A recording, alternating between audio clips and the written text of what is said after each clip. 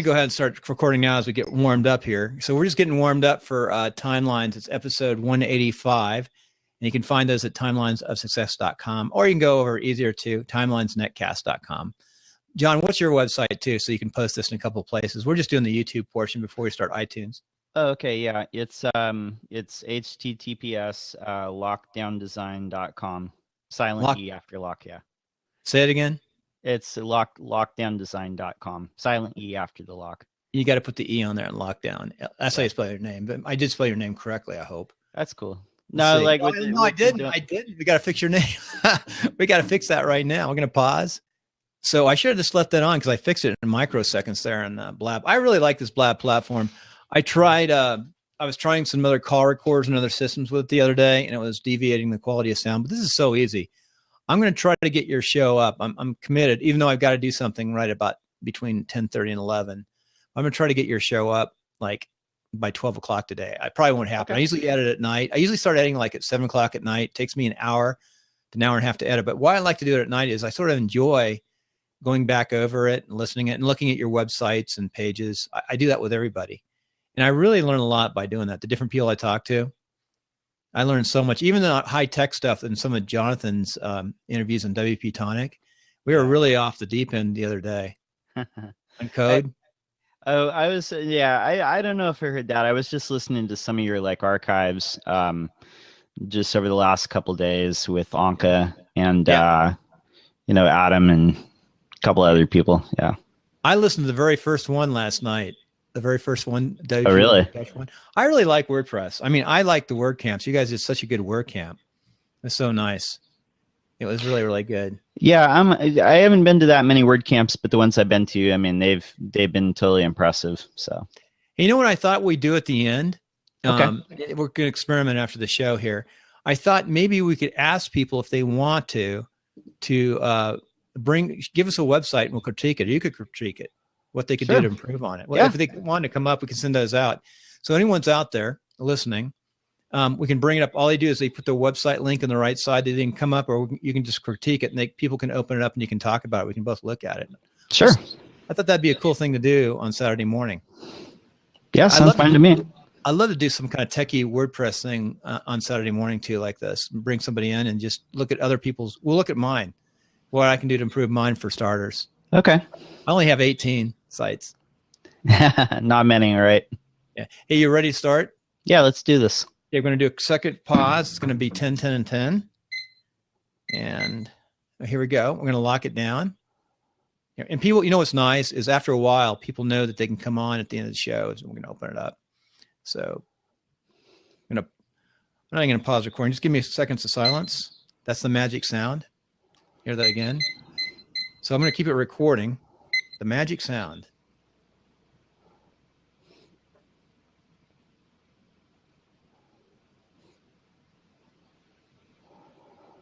Welcome to Timelines, episode 185.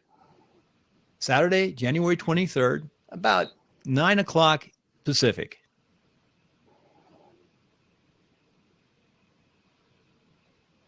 Now, John, just a heads up. I actually usually go back and I read in your information and background. So I'll probably do that. So all I'm going to do is go in right and ask you, hey, John. So we'll start. Okay. Hey, John, welcome to Timelines. It's good to have you here. You're one of our regulars on WP-Tonic, which is, one of the top shows in WordPress. And it's nice to bring you back on my little humble timeline interview show. So thanks for coming down to this level. Well, no, thanks for having me, Bill. It's good. So you're over in Sacramento. You're coming to us from Sacramento. I'm in Reno. Supposedly there's a big storm between you and me. There's supposed to be blizzards today. That's what I saw in the news. Yeah. Yeah. Bad day to go skiing. Like we're on both sides of the Sierras. I'm on the east side. He's on the west side. And we have real high winds and a lot of snow. It was supposed to actually be blizzards down here on the valley floor. I'm just at the start of the foothills on the east side. But you're getting a lot of rain over there, right? Yeah, we've been getting a lot of rain the past couple of weeks, but we definitely need it. So yeah, we need those reservoirs up in California. They're hurting so bad over in the California side. Yeah. So anyway, how does that affect your business in WordPress? Does the drought affect your business? That's my first question I'm going to ask you. Not really. And I actually have one client who is in the agricultural business, And and I asked them, and they said they were actually business hasn't been down during the drought. So, And the ag business, huh? What type of business are they in ag? they sell like farm equipment and stuff like that. So, are you building a shopping cart for them? not at this point. Yeah, they just have like a basic site. So, okay. Hey, so going into your background, how did you get into being a WordPress? Now, would you consider yourself a WordPress developer, or what would you actually title yourself? Lockdown design, definitely a designer, right? Yeah, I would say WordPress developer, though. There's definitely people who are more advanced than me, but there's definitely people that are less advanced as well. So how do you make money being a WordPress developer and designer? The biggest thing is going in, meeting clients, finding out what their problem that they're trying to solve with their website. Most clients have a website already, but there's usually a way that it can support their business better. And once we determine like what we can do to support their business better, go in and implement those changes on their website. Sometimes it's redesigning for mobile. Sometimes it's adding a cart. Sometimes it's adding different internal features. So basically running your business, and we're going to go some techie stuff too, because I love WordPress.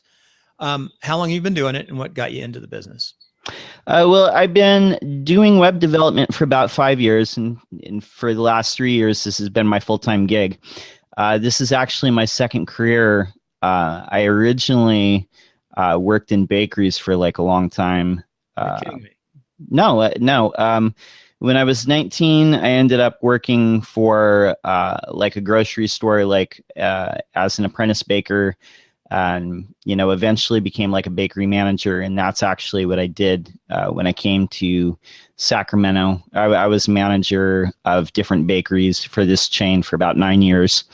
Then I left that job and I ended up going to work for a commercial bakery factory. And it was during that time, like I was starting to have like physical problems from a repetitive motion. Like my back would go into spasms, and this had never happened to me before in my life. So I realized between that and just looking at the baking industry overall that I needed to find like a different career, something that I could be passionate about and something that I could do for the rest of my life. And I chose web design. And so what I ended up doing was going to online school, and it was a really expensive way to kind of get into web development, but it kept me on the path for 2 years. And I also learned like a lot of stuff like on my own. And I started building sites, just the ugliest, like, old timey looking sites at first, but then I started building sites for friends. I was researching like different platforms, like, what do I want to expand into? Because I was just doing like flat HTML at first. And WordPress was one of the ones that it was either going to be Drupal, Joomla, or WordPress. And I just basically found WordPress, found it really easy to work with, and I've been with it ever since. So, John, you said a lot there. I'm going to go back. Where were you before you came to Sacramento? I was up north in Mendocino County. Nice. I love Mendocino. Yeah, a little town. Ukiah is like 15,000 people. Not a lot of industry there. Not a lot of places you can go to advance or anything like that. So, I know Ukiah. It's beautiful. It is. Yeah. It's nice. It's nice. Do you go fishing? No, I'm a terrible fisherman. Terrible. I love it up there. Hey, I grew up. I'm down in the Trinity and Eureka. All those areas. My grandfather was a surveyor, and I loved going up there with him. Cool. So anyway, going back, I think it's really neat what you did. So do you still, first I'm going to ask you about baking. When you baked, did you like the baking business? Yeah, it was something I kind of fell into, because before that I was working at like restaurants and stuff like that. I'd work in 2 jobs and like 2 different restaurants. But I ended up getting a job, doing the baking, and I ended up being really good at it. My dad used to bake at home too, so I think maybe that had something to do with it. Like maybe I picked something up there, but it was just something I was really good at. So, I just stayed with it. So, there is, you get I built, and there's like a love for what you do. And do you still like to bake? Not so much. I like to cook. I don't really bake so much, but I cook. So Really, that's yeah, interesting. I guess you baked yourself out. You're baked out. I'm done. Yeah, I'm done. So good. So driving on, you said, and then the other thing you said, it's really neat is in today's world, today's economy, the way we educate ourselves is training. You said you went on an online course. What were Yeah. the steps that you did to become a programmer, developer that anyone can do? And what would you do better? Nowadays, and I think at the time, like the only thing that was out there was Linda, but I would probably do more like that now because like since I came out of that school, there's definitely more. There's Treehouse, there's Code Academy, Code School. There's all these different programs that you can do to learn web development and get that foundation going. But like once you get that foundation, the biggest thing you can do is just build stuff. And that's what I did to get better was just build stuff. So you started, what courses did you take again? What was that considered? It was expensive. Yeah, I actually went to University of Phoenix. I actually have like an AA in web design for whatever that's worth. It just kind of laid the foundation. It wasn't, anything like special or anything like that. It just kept me on the path. So okay, to get that AA today, I have a BS already. I'm an engineer. If I want to go back and pick up the AA in web design, what would you suggest I do? I would find like a local community college and see if they have like courses like that. I think now it's becoming more of a thing. I mean, obviously like people have known that computers are the way of the future since I was like even a teenager, but I think because education like moves really slow, like they have to approve like the courses for accredited classes, so that takes a long time. So I would find if you can find like a local school or something like that, that would probably be easier. Well, you did a lot online. I would think just opposite that. You'd focus on an online element to take the courses and train. And I love Zoom. I loved going up one-on-one with like an instructor and people on the board and showing examples. It's so good now. Yeah, definitely. But go ahead. Oh, no, there's just so much interactive stuff. I mean, like I said, I did Treehouse for a while too. Code School, Code Academy. I've done all those, like early on. So yeah, I definitely recommend each of those. We've had Treehouse people on the show on WP Tonic, of course. And of course, Zach. Yeah. Zach. Shout out, Zach. Yeah, Zach. Yeah, he'll see that. We'll send this out to everybody. It's really good. Hey, folks, hold on. We're going to go to break in a second, but we're going to do 2 more sections of the recording for iTunes. But for those on live today, if you want to, after the show, we're going to stay on live and recording for YouTube, but we're going to ask you if you want to drop your website in. John is going to give a critique of those websites and what you could do to do better or some of the things that you might want to do to improve on your website and get some free advice if you want to create a cart, some forms, things like that, best plugins you might recommend, John, frameworks, things of that nature. Okay. So we're going to come back after the break, go to your success principles, and then we'll drive from there. So here's a break. We got to pay for the iTunes here.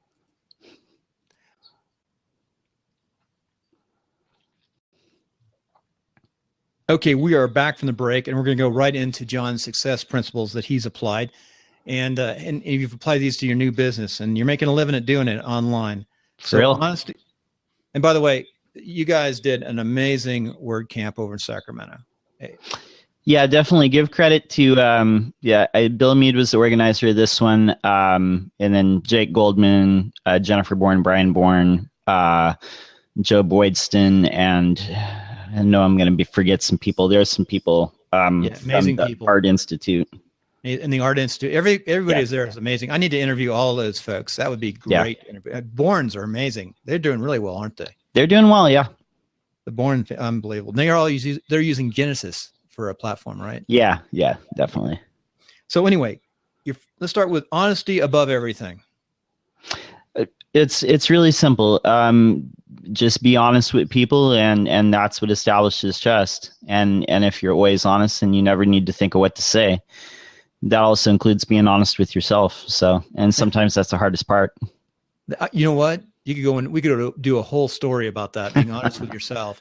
Yeah. And that's really judgment. Like you want to really do something. Maybe it's not just happening. So you got to be honest with yourself. What do I do? How do I do it? Do I need help? And that can be at all different areas of life. Oh yeah. Big People time. Drinking, from business, do you name it? It's out there. So communicate and build trust.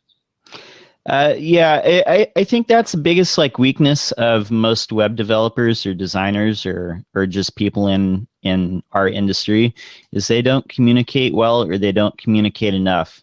And web development for the people who are hiring you is a scary thing. It's intimidating. They don't understand it.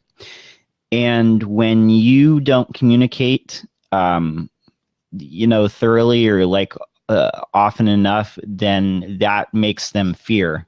So you want to do everything you can to kind of like explain things out as best you can and allay those fears and let them know that you're an ally and not part of this thing that's making them feel fear. So, yesterday I looked at a marketing program for someone who is delivering a really nice looking modern website for about $1,240. And basically you fill out a form and then you got one review with them and that was it. That's not much communication. Yeah, but it's only $1,240 too. Yeah. So that's hard to sustain.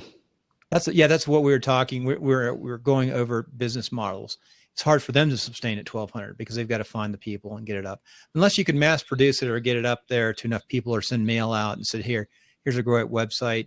We're also going to put in maybe WP 101 on the backside to teach them how to do it. But you're right. To really do a great website, there's so much more to it, isn't there? Yeah. And the biggest thing that you can do for your clients is actually stay in business, because it's so hard to find a good web agency or web developer or someone to consult with you. And when you go out of business because your rates are too low, that does no favors to your clients because they all need to go find somebody new.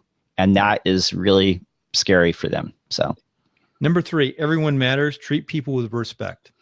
It's pretty simple. I mean, it's just, remember where you come from, and just everyone has value. You just treat people with dignity, It's pretty basic. Setting boundaries is important for doing good work.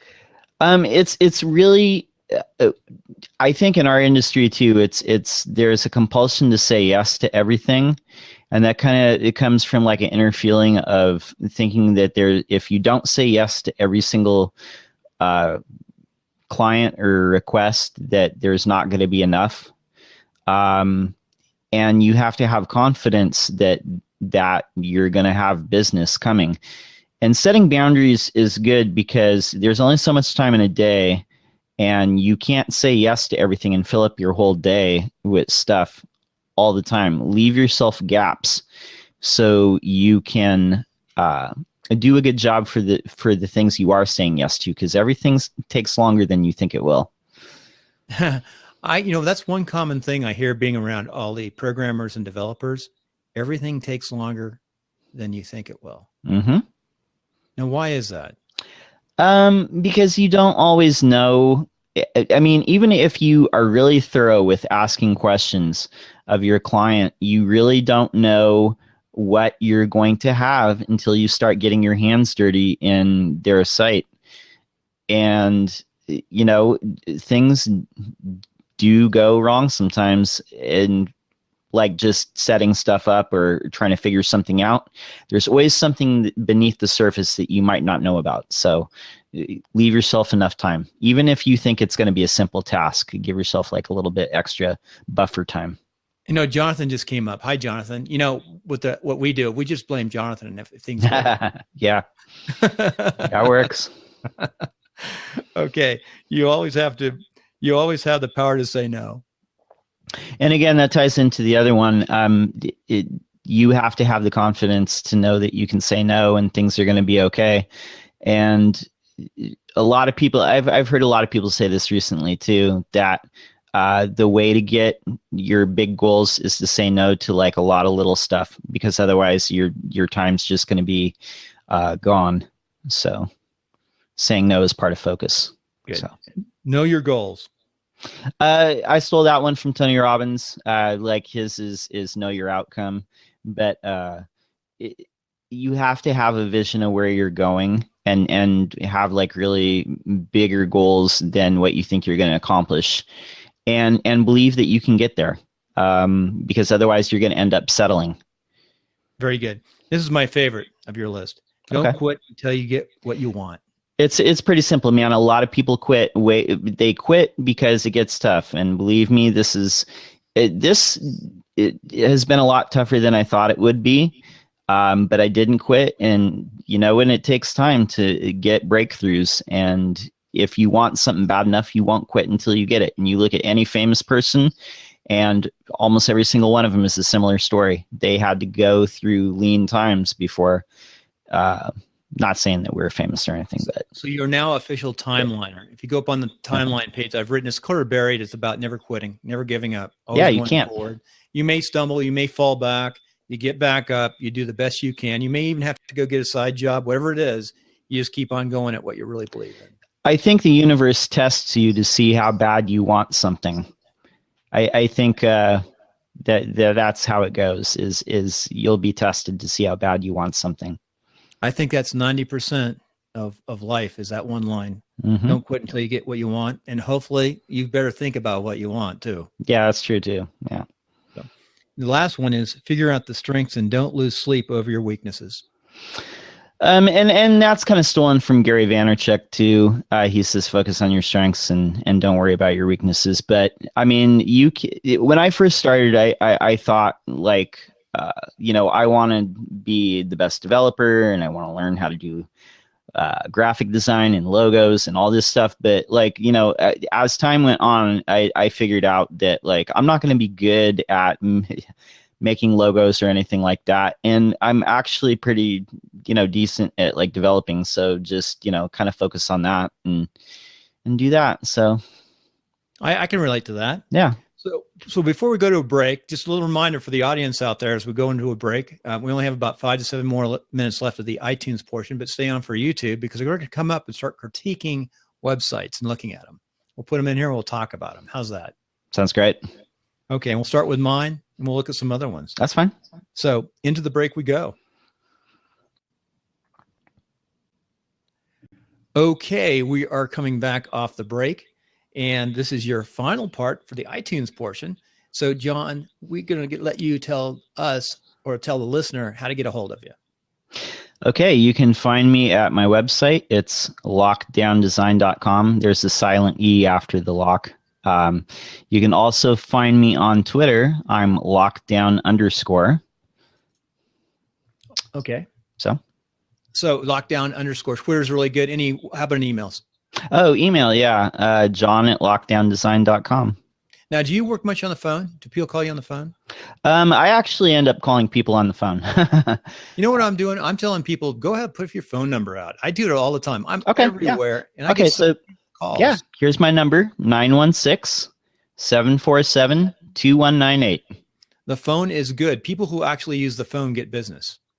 No, that's true.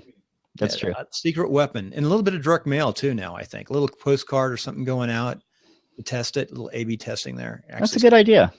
Yeah. It's cheap too. Go overnight prints, make postcards, just put a postcard stamp, send it out, test it. Just get like 500 cards, pretty darn cheap these days. And send them to your ideal clients. Yeah. Get on their radar, outbound marketing. Right. And then call them. Hey, did you get my card? Hey. That's a good idea. Mm-hmm. We do that. We used to do that in real estate. They don't do it now. And that's why not? I don't know. I used to run a design, build, construction. We had real estate and we had marketing in between. It supported both companies. I ran the marketing division, but I did have a draftsman who did a lot of the work behind the scenes in the marketing. And that seemed to really work. You send a postcard, give a call, go see somebody because the postcard warms them up. So I think that would work too in this business. So good, John. And I'll tell just folks out there, if you want to know one of the nicest people in the world to work with is John. He's well liked by all WordPress folks, did a great job at WordCamp Sacramento. And he's passionate about what he does. So we're going to do one last question, John. Okay, and one last question. We're going to go and ask, what do you do for a hobby when you're not programming and doing all the hard work? Well, actually, I play guitar. There's probably not a day that goes by that I don't pick up my guitar and play. A long time ago, like when I was in my teens and 20s, I used to play in garage bands and write songs and stuff like that. So we should have had you play a few tunes right now. Is the guitar closed? No, it's like out and that would have been good. We should have had you playing. I tried to get the ambience of of Starbucks, but he wouldn't do it. Jonathan wouldn't come up. He's too. Ask him. Oh, Jonathan, we do have a question from the audience. One last question for the iTunes. Ask him what. Oh, ask him what is his development tool? What's your development tool? Basically, pretty basic. I mean, as far as like development tools, I just usually if I'm doing like a blank theme or something like that, I just use something like underscores. I just use a text editor. I use Sublime Text, Photoshop, Illustrator. Pretty basic, just code right in the browser. So you like to go right into coding. Yeah. So what we'll do on the other side, I'm going to ask you some questions about WordPress and some of the themes, and we're going to look at other themes. So with that, thank you everybody for tuning into iTunes. This is episode 185. You can get full show notes at netcasting101.com. Actually, you can get links there. It's better to go right to timelinesnetcast.com, timelinesnetcast.com. So thank you, everybody. Take care. And until tomorrow, hang in there, enjoy. And it's the weekend. Stay out of the Sierras with the blizzards.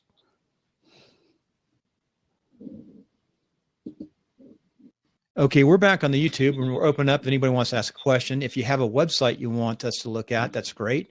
Since no one's up with a website, I'm going to put mine in right now. So the first one we're going to go to is Netcasting 101. Netcasting, I'm going to put in here Netcasting 101. In fact, I'm going to do this differently. If you want us to critique it, either come up and talk to us, but go up into the questions. It's /Q on Blab. And I'm going to type Netcasting101.com. And let's see if this brings it up. Yeah, it does. So I can stick this in here. So John, go ahead and open that up and look at Netcasting 101, and let's start breaking down that site. That's my site. So we can do this about a half hour. If anybody else has a site, that's great. We'll put WP Tonic in it next. Okay, so I'm looking at the front page. So that's my basic site. And what you can do too, if you want to open another browser and just drop that in that browser if you want to see it still. I did. Okay, so up top we got home resources, course, about, links, podcasts. That's cool. Okay, let me tell you what it's built on. It's Genesis Dynamic. And what I do is I've got 18 sites. So I just play around with trying to keep it simple. Of my 18 sites in the last 2 years, I've only busted 2. That's not bad. And they were both a Bluehost. And all I did was have Bluehost reset them to the next day. I mean, I call Bluehost and have them reset them. I do backups too. So that's my basic blog. This is a new site. If you look at it, that's home is just my blog. So I'm having fun blogging there. So I wrote about something that I like to do. I'm learning to like the blog. So that's my basic blog. And I'm trying to make, and also everyone, I think everyone, if you're going to start doing this, not to get rich, but you should have like your affiliate accounts, make a little bit of money. So that's my blog. And then what I've done is I thought maybe if I take these blogs and turn them into something, I haven't done this yet, but I can make a link on that blog. For example, if you go to About, hit the About. Okay. So that's just a blog comment that I put in as a link. Oh, okay. And so I'm not. So I need to get into graphics. What would you do next to make this? What do I need to do to this site? Well, check one last thing. Check out the course, the Netcasting 101. Okay, let me look at the course, Netcasting 101. When I came back from LA WordCamp, I decided on these colors because I went to the handicap accessible and some of the new federal laws that are coming in for websites if you're going to do work with the federal government. Okay. Okay, so the course is like it just goes to an Infusionsoft form. Yeah, that's all. Oh, okay. That's all it's doing right now. I'm just setting it up. I was testing that. I sold like 16, and I've got an ebook I'm writing. One thing like I might do is like have like a page that describes like in a lot of detail, as much detail as possible of what they're going to get, and then send them to the forum. Oh, ahead of time. So it'd be double click. He said, "This is what." Yeah, I have like here's the form, or like have the form be a page like order now, and have the Netcasting 101 link like be a full description like of what they're going to get and how it benefits them. The story. The whole story, so they know what they're going to get and they know what the benefit is, and sell them on the dream of like what's going to happen to them after they get it. Yeah. The first thing they're going to do is they're going to get the ebook. And then these are the things that they can build on, and we'll take you through that. I'm actually going to eventually have that course be like, $700. But it'll be like you learn to do basic blogging and a real simple site. For a podcaster, most of them use Genesis Dynamic. So what else would you do on this? Okay, so like when I first come, it says like Netcasting 101, WordPress podcasting and webcasting. It's not really, I mean, I see that, but it's not really clear like that this is like a blog, just a blog. So maybe like make that clear, like say like a blog about. Oh, I love it. Just put blog after it. Just say like a blog about WordPress podcasting and webcasting, so they know that that's what it is, like for the most part. Because I mean, to me, it's like when you tell me it's a blog, it's like apparent. But like if I'm just like landing here, it's like, okay, what is this? Is like a product site or is it a blog or what? So it's really a blog. I want this to be a blog. Yeah. I want really to be a blog. Really all my stuff is blog. So without that, I'm going to hit the resources page. Okay. I probably should get some visuals in there, right?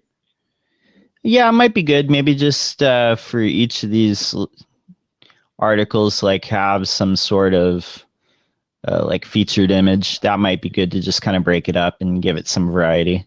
Yeah, maybe the problem is when you get to like the code links, I guess take an image and then hook it into something. But I sticking code into that Bluehost, it would just drop it behind it. I don't know how to wrap around it like a code. Put a box. What's it called when you put a box into your sites? Oh, like an embed? Embed. Well, I can embed a image with a, hooked to a link to a site. I can do that. But normally you get the code from the affiliates. By the way, you notice I do have my affiliate disclosure at the top. You're required to have that. Yeah. Affiliate links. And then you go down and you got, the equipment for netcasting, the basic equipment. Like you have the top two things. You have exactly all you need for what you do. And you sound really good now. The only thing I'd add is maybe add this thing right here for $3. Oh, Amazon. I have a pop filter, like just the kind of like the big one. You just like like that. You just want this $3 and okay. You get on Amazon. Easy enough. If you buy it when you buy the mic, they deliver at the same time. It might take you a while to get this, but it's $3. You can go down to Guitar Center, and they have perfect. $3. Bring your mic into Guitar Center and they'll find one for $3. You must go to Guitar Center a lot with what you do. Not so much. You know what? I used to be really, really into music when I was, like I said, when I was in my teens and early 20s. That's like all I did, because that's it kind of like a lot of people around me, we all had aspirations of being like professional musicians. So, but, later I got married and sold off like a lot of that stuff. So, hey, Jonathan, I know you're listening. I think this is a great idea what I'm doing right now. I don't know if you've ever seen anybody doing this. Oh, short code. Jonathan's talking short code. Oh, cool. Yeah. Okay. That makes sense. So, you have to, I'll remember that short code. So I just put in another site. It's, let me put it in question form. We can pull it up, and I think this is a blast. I think we actually, when people know that they can get their sites critiqued, maybe get a couple of us on here Saturday morning and do like a WordPress design thing like this. I think we'll start getting people to show up. Does he want me to do WP Tonic? I just stuck it in there. Okay, you want me to do that one? Yeah, let me pull it up. Okay. Wait a second. I put in a question, didn't I? Maybe I didn't do that. No, I changed the topic. I didn't want to do that. I did not want to do what I just did. So let me go up and fix that. Let me go. I meant to put questions. So I'm going to do this again and go up in the question for. I hit topic instead of Q. I use the shortcut buttons. Oops. So let's critique this one. There it is. Is there? Yeah. So we're up to WP Tonic. Well, you do that. I'm going to change the title back. Okay. So WP Tonic. Okay. So this is, so I'm landing on the homepage. It's pretty clear. Yeah. Imagine never having to deal with the WordPress problem again. That is really super clear. And that speaks to probably a ton of site owners right there. So they're like, yeah, I never want to have to deal with that again. And, then it's like goes on. We offer truly boutique WordPress maintenance service, updating customizations job. So that's awesome. The one thing I might do here is like at least on my laptop, like the where the sentence is, it's kind of long. I would maybe make that like a little shorter, just keep it centered. Make it a little easier to read, not so long. You know what I'm saying? Just shrink down the container a little bit. I might change that background photo. The retro kid with the futuristic robot. Yeah, I understand that's kind of like tied to like WP Tonic, but I might find something. I guess that I don't know, just something that's more closer to speaking to like WordPress problems, I guess, because it's yeah, just something a little more topical. So scroll down. We also give you advice every month. So Hey, we're scrolling down, right? So yeah. Oh yeah. Okay. Okay. So the next section beyond the banner there, we also give you advice every month on how we can improve your site. Okay. So there's a thing.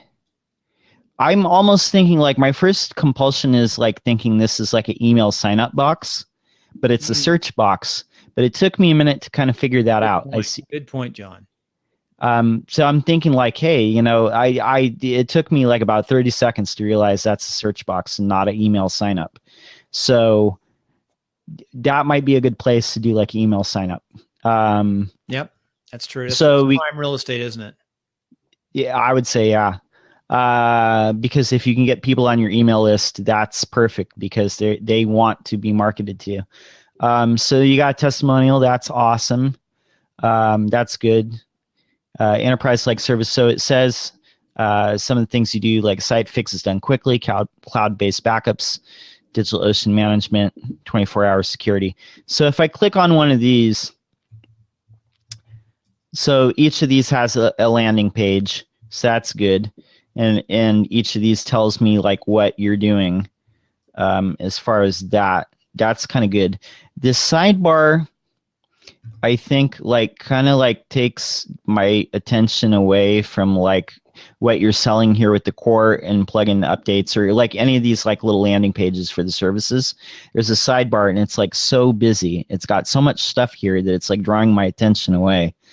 You know, we've got all these kind of basically like ads and then it's like the archives. So I would maybe like rethink that. Footer looks good. Latest from the blog, latest podcast. The footer's like awesome. That looks fine. Let's go back to the homepage and we scroll down. There's like from the blog. This looks fine. It says, you know, what it is, blog. So are all these like here? These are all like, let me click on one of these and see what it is. So, okay, so it is just a blog. Oh, it has the reader in it too, I think, doesn't it? I'm pulling up one too. It should have to me as a podcast, it should have the readers up on top. You see the reader, you see the RSS feed on top where you hit it. Oh, okay. I think we need to add a little color into that, which we can do, or a little something. Yeah. So it draws attention to playing the actual RSS feed. That might be good too. Yeah. Can we go back on that? I do have a question up on the top on this sure. site. So we go to the top of WP-Tonic.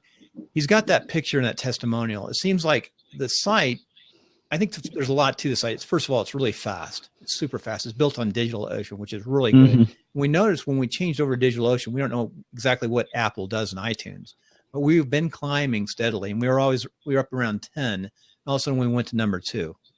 Have you been getting lots of reviews? No, a few. I mean, it's up 58, 56. I think the reviews help, but some of the very popular shows and numbers are climbing steadily. It's been a good show. But as you go on here, and I know Jonathan started, and we're putting commercials on too, but I don't it was color. I think he needs to cut down, keep it black and white with very little in red, and keep the color, even use it more sparingly. And he did put a black and white picture of this guy over here, but I think the picture is too big. It's like pulls away. Oh, on the testimonial. It needs to be smaller. It just pulls away from me because it draws my attention to his face. I mean, the big thing I see on there is the guy's face. I guess to me it's like fine, but I mean, yeah, I mean, I could see why that would like draw attention away. Like maybe fit it within the box, like with similar padding to the block quote there. Yeah, maybe that might padding would make it a little smaller in there, and yeah, make it kind of like align with the like the block quote. So like some top and bottom padding. in enterprise-like services, I love that portion overall. The colors. Yeah, and that sells it really good. And like I said, these landing pages are like these are fine. I just did hot links. I really like that. Yeah, and I like this part where it highlights from the podcast. These are like nice. These are clean. Like these. This is good. So like these top links, it's a little confusing to me. Like I'm on the homepage, but this sign up today is like highlighted. Yeah. So it almost makes me think like I'm on the page sign up today, but I realize that that's just what you want them to do. Where are you? Right? Where are you? Like on the home. Like on the homepage, but like if you go to the very top now, sign up today is the orange. Yeah. Yeah, you don't want to sign. What am I signing up for? Oh, I see. It goes right to the page. It's nice. That's a nice looking page, though. Overall. Yeah, let me take a look at that. Sign up today. Yeah, I like that, and that's a good job with the 3 options. That's perfect. That's exactly what you want to do. Is give them options and point them toward the one, in the middle. Obviously, that's where you want to put them in. And then I love the DigitalOcean on top. I just saw that for the first time. Yeah. Slider.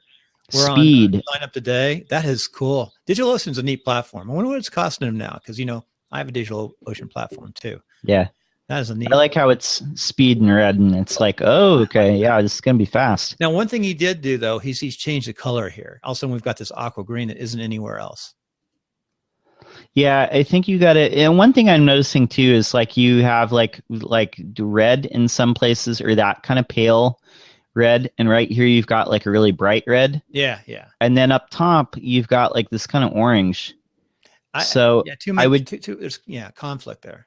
I would kind of almost get it to like maybe get more uniformity, like on the colors, like just decide which colors you're going to use, and maybe just either go where there's like that kind of like muted red on the homepage, just use that here, and in the call to action box or in the main navigation, or just kind of either go orange or go red.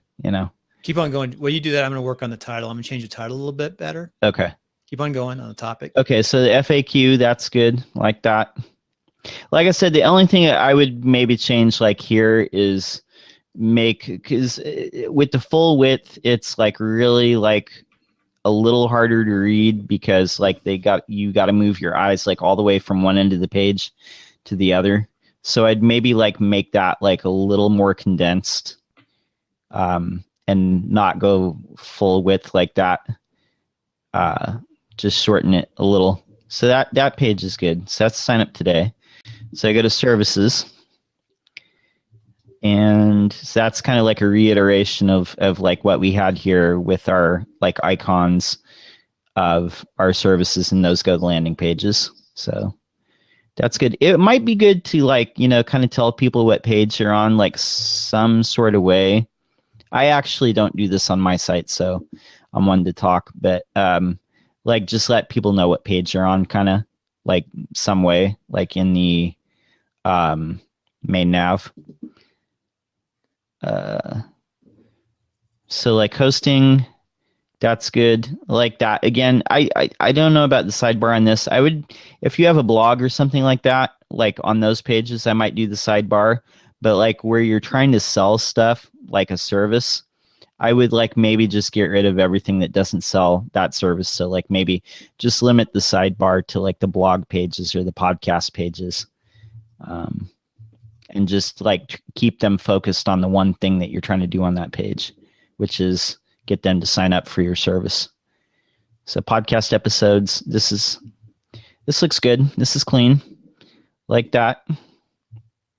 So I'm going to the blog page. That's fine. And notice like here where there's a big image of the Genesis framework for a featured image, it looks a little distorted. Let me get caught up with it here because I just thrown this. Okay. And I want to see this. Yeah, no problem. I'm learning a lot from just listening to you. Where are we? Blog. Okay, we're going to blog. Okay, blog. Yeah. Yeah. Blog. So this URL, like blog is 2 G's. It's blog. Blog. I don't know if that's intentional or what. Where are we seeing this? On. Oh yeah. There's an extra G on the URL. That can be fixed. So yeah. So I don't know what's going on here. Like so the featured image where it's the first thing, like WP Tonic review, the Genesis framework.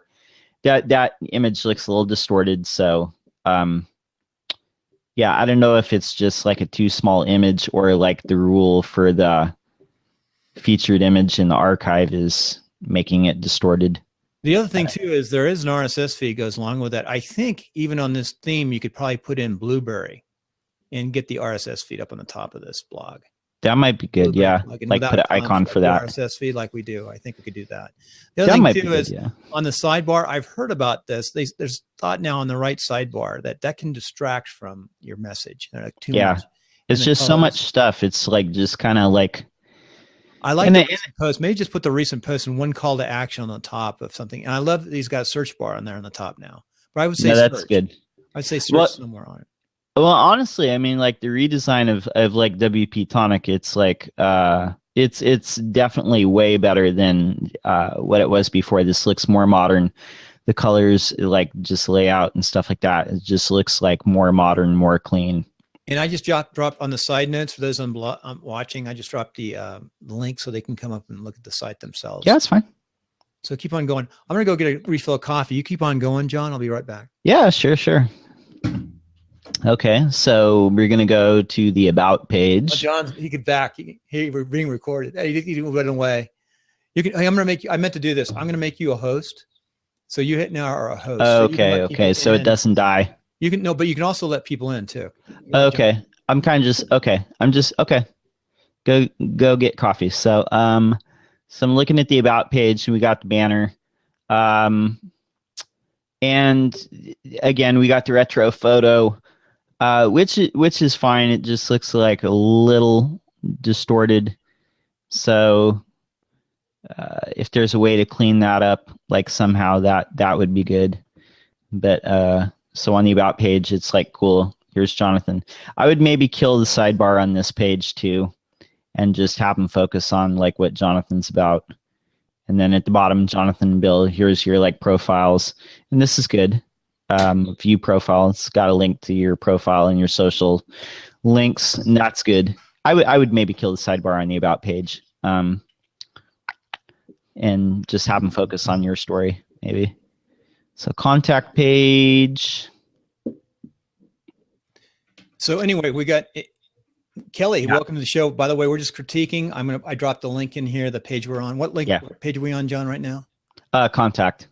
Okay, the contact page. We're critiquing websites this morning. Yeah. So this is really good. This is WP Tonics, and I tell you, it's gone a long way. And I know it's one thing I would did. I'm a firm believer in this, and you're not the only ones that I've seen do this. But I definitely think like any contact page should not have like a sidebar unless it's like contact information or like, an address or a phone number or something.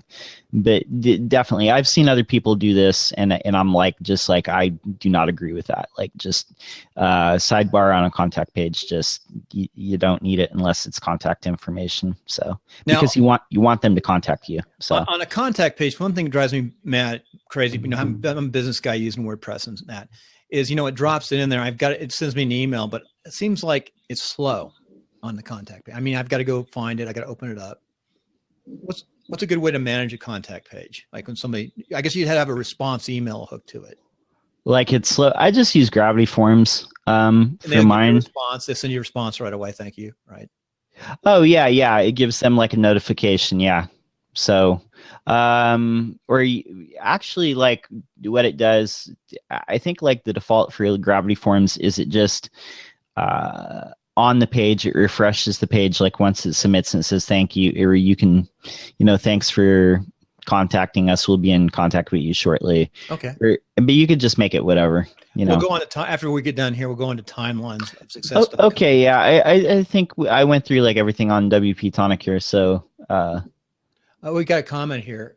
This is okay. I think the sidebar should only be on blog pages, posts, unless it is a custom sidebar. Yeah, I'm thinking more and more of that. And we'd love to have you get your comments. And thank you, Kelly, for the comments. We'd love to get this critique and information, and we can put other people's pages up there and critique them too, because then we can send them out to them and say, look, we critiqued your page live. Yeah. I think this is good. I'm going to do this every Saturday morning. I'm going to get one of our WordPress friends. How's that, John? Okay. Let's look at one of your sites for next. And then we'll look. Okay, whatever you want. Let's look at the timelines. This is my very first, actually, it's my second WordPress site I ever built, and it's still out there. It's still on Bluehost. So it's time. This is a big long name, but it's timelines of success. Way too long. So timelinesofsuccess.com. So if you click that and you paste it on over to an open form, we can start. This is really, it's a blog site. And my business is really, netcasting, which is a video, podcast, a blab now. So there's the site right there we're reviewing. Okay, cool. And yesterday's show was put up last night, 11 o'clock. So that's my basic. Here's where I'm really blowing it. I need to start making some money other than just affiliate accounts. I need to do the ebook and start teaching and training. So I need to think, how do I do this with this kind of a blog? Well, have you thought about like having tried to sell like sponsor ads, like on the actual podcast itself? I knew I could draw John. I knew I could draw Jonathan into this. John. Hey, John. I knew I could do it. Hey, Jonathan. I did it. We were trying to find this page. Can you do us a favor? Do a on the WP Tonic. Do a 404. It's got a video of Bill on it. Okay. Yeah. Let me. Oh, we'll have to do that. So Jonathan dropped the address in there. Oh, you left. Let's hit a W again. Okay. No, I seen him put that. Let me go look. I'm really not quick. We'll drop in the code so we can actually drop it. This is going to be 404. I haven't seen this yet. It's the Screaming Sheep. Let me see. WP. We're going to do this every Saturday morning now. We're going to review websites every Saturday morning. I'll get a group of people to come on. You can come on. You want to be a regular on Saturday morning to review websites? That's too much. Yeah. So what do I dropped in the link here. Drop in /404. Yeah. I see what he did. Let's see. This. Let me drop this in over here. I got to play this thing. This is good. That's great to do on a 404 site. Something funny. But now, would that help him? Does that give him leads and stuff? Let's see. No worry. Let's see.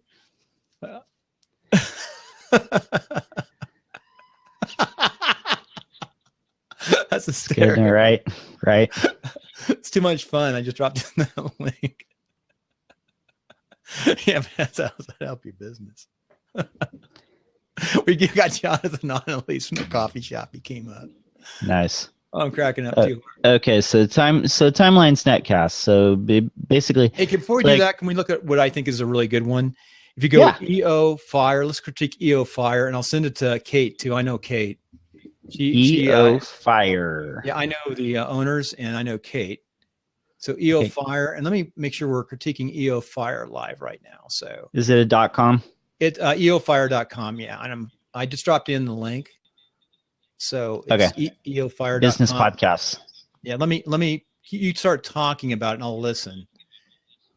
Okay, so I'm on the home. Let me tell you what he's using for that welcome gate. That is opt-in monster, and that's a welcome gate he's got right there. Smart. So that's good. They're trying to. So this is obviously the background photo. It's obviously like them. So I would guess that's the hosts. When you change pages, drop the link in down below on the right side. Drop the link in. Oh, okay. When you go to a different page as you talk about it. This is really good. I think we can really get good at figuring out what do you think are good websites, bad websites. Yeah. And then I'll email this out to them and say we did a critique of your website. Oh, perfect. That's a way to get some some publicity. I'll invite John on. Maybe we'll critique his website and have him on or something. Yeah, so okay, so I'm going to eofire.com. I see the sign up portal here. And it's like, right, so there's the background photo. It's like the two hosts, I'm guessing. It says ready to ignite your entrepreneurial journey. So you're speaking directly to the user. That's good. You're defining like who you're speaking to. It's people who want to be entrepreneurs. And then it's like a little sign up box. Join Fire Nation. We'll provide the tools, resources, and roadmap. So you're answering the question, and you're providing, you're showing like what your value proposition is, like right off the bat. So there's a little sign up there, and then if you want it, if you've already signed up or whatever, you can skip and continue to site, and that's cool. Like when you hover on skip and continue to site, like instead of it just changing color, there's like a little fire icon that comes on the How button. do you think he does that? It's probably about. Well, let me look. I can look really quick. Let's see. Figure out how he does that. Well, yeah, I love this page. By far, it's my favorite podcasting page. The way it's laid out. He's using Genesis, and I think he's using Genesis as a framework. In fact, he is. I've looked that up. Yeah, it's so there's a background. There's a background modal that comes like on top of it. It's just an image. What do you think he's using Genesis as a framework? What's he using to build the site? Hold on. Let me go. Okay. What's that site builder that they use? You got Dynamic, of course, and there's that site builder. What's the site builder? What's the name of it? There's a site builder that people use. Jonathan, what is it? Help me out. Put it Beaver Builder. Beaver Builder, yeah. Let's see. Let's see if I can find out. I don't know that he's using Beaver Builder. He might just be using the just standard Genesis. Let's take a look at his theme. In hooks? Yeah, probably. I don't see any. Oh, wait a minute. Thrive Leads editor. That might be. Yeah, I'd have to kind of looking at that. I'm not. Nothing's jumping out at me that like he's using like a drag and drop, though he might be. But Kate, I think it's Kate. Kate just said she's going to Genesis. I mean, I'm the business guy newbie, but I've got my sites. Yeah. I love Genesis. They just don't break. They seem simple. I'm learning all my WordPress based on Genesis hooks. I'm getting code down a little bit. It's a wonderful way to go. It looks like Visual Composer like is installed like here somewhere though. It does look like that is somewhere in here. So that might be what they're using.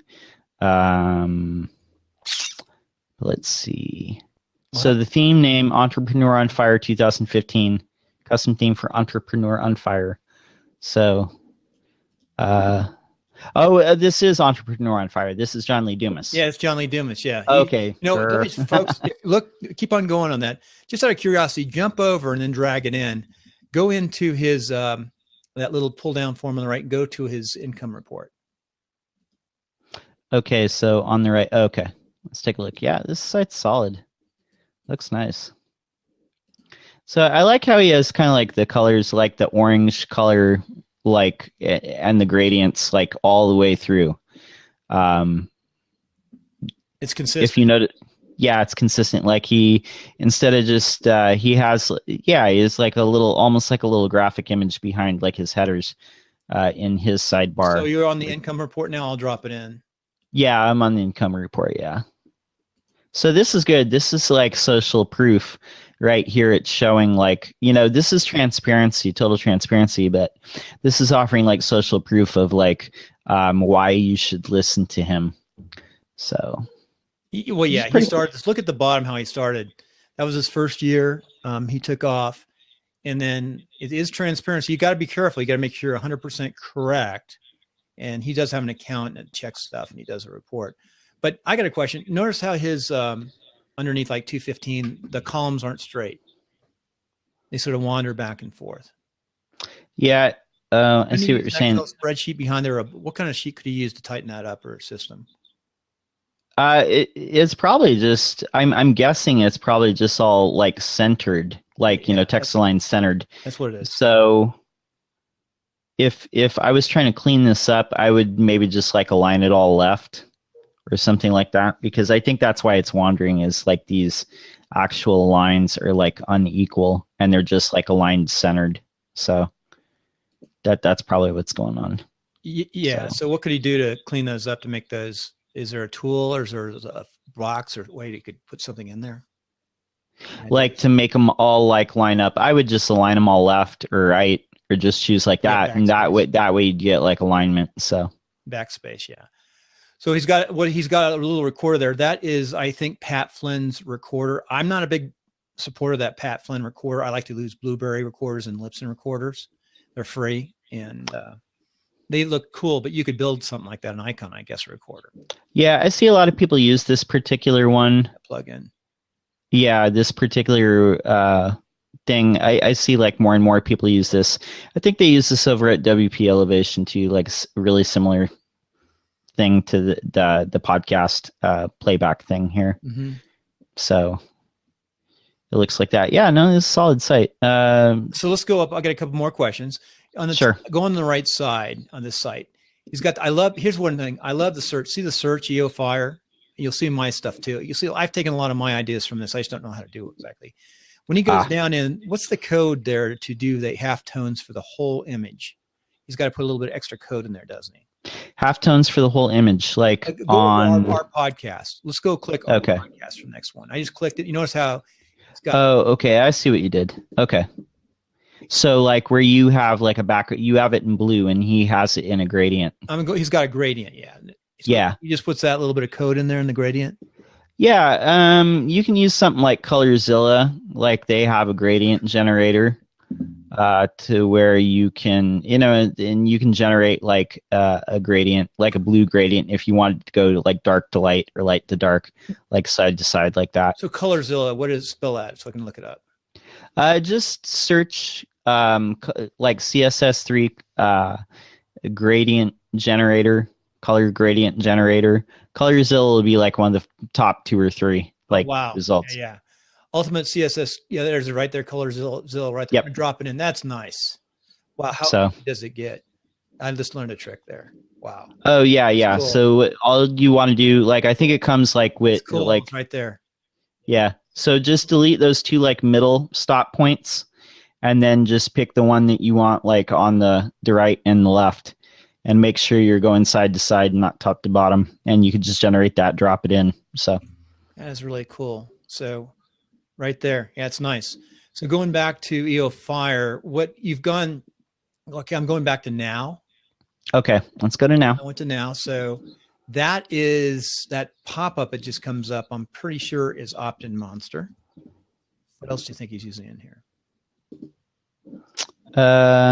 Okay, so if I do inspect element, it's like TVE, like everything is like, so I don't know what that is, TVE. Anybody else listening out there know what that is? I appreciate, we've got some real experts online right now, which is really nice. So not sure. I don't know that that's Opt-in Monster, but okay, that's what I think it might be. Anyway, I just shut that down. So he's got a search again on each side. So go to Start. When you go to Start, it says, welcome to Fire Nation. Everything's consistent. I really love like when you do the hover, or like when you're on like the current like page, like that little like muted fire icon like comes up. That is so cool. How does he do it? It's putting like, say you've got like your link element there, and normally like say it's like transparent background or whatever. When you hover on it, like it shows like the background is like the fire icon. Mm-hmm. So, and that just slides up. Basically, it's like when you hover on it, like it shows it. It's just probably just a CSS rule. So. Wow. Okay. Yeah. So, okay, so we're on now. I'm listening to you. I'm going. Or we're on Start. Yeah. And then, I'm sorry. So his blog. Let's look at his blog. Okay, let's look at the blog. Okay. Okay. So he's got like here's like the archives, and like at the top of each one is the player for that podcast. So you can just stay on this page and just listen to all the podcasts like archives. And I notice here too, like the income report is like, it looks a little different than the ones where it's just the regular flow of the iTunes. Mm-hmm. So Yeah, I don't know how he's doing that. Oh, and I noticed here behind the scenes is like in red too, so those are like different. So there's kind of a code here, a visual code. So if you wanted to skip to like certain types of the podcast, you could just skip. And you could like stay on this page and listen to like 10 podcasts. So that's pretty cool. And I like how he puts in like these images, the featured image for each one of these blogs. So those are like really professionally done.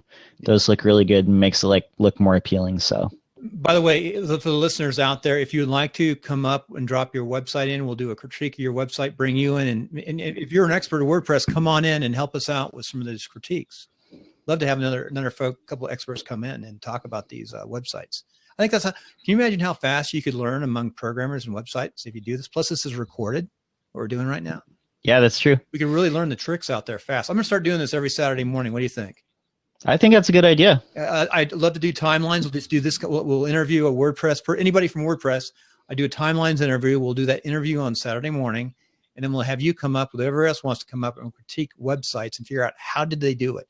What are some really successful sites? I love podcasting, so I'm looking at podcasters. Let's go ahead. First of all, let me go into my site, which is crappy. We'll look at it real fast. And I'm going to go at Pat Flynn's unless someone else has a site they want us to look at. So my sites suck, folks, but I'm only 2 years into WordPress. So we're going to go into timelines of success. Let me put it in timelines of success. I'm going to drop it in over here on the right side. And one thing that I have tried to do is I've tried to go to ADA or compliant colors with federal government, slowly but surely trying to go that way. So here's my basic, I do a daily podcast. It's actually a netcast because we do it on YouTube. We do it on Blab. We put it on the blog, and then it goes into iTunes last. And it's up every day on iTunes. I think I'm probably one of the only guys that puts it up every day on iTunes, literally every day after we do it. We don't wait 45 days. We do it right away. So what do you think of this site? This one looks, it's got the same scheme of the one that we looked at like previously, the Netcasting 101, right? Mm-hmm. But this one, I like it because it's very similar, like laid out. The sidebar, you got the search, you got like, you can subscribe on iTunes or Stitcher, and your Facebook stuff, your podcast links, and then your recent posts. But really, it doesn't seem too distracting. Here's the archives. You have the actual podcast like module like right at the top of each one, so they can look at the title, see who's on it, and just play the podcast, and then kind of a summary of like who that is like below that. So looks fine. That's fine. I like how it has like a branding consistency between this and the Netcasting. So that's pretty cool. So what I just did though, just for you to refresh it, I just put blog in. That was one of your ideas. I really should put, because it really is a blog, right? Yeah. It's a blog. Yeah, really is.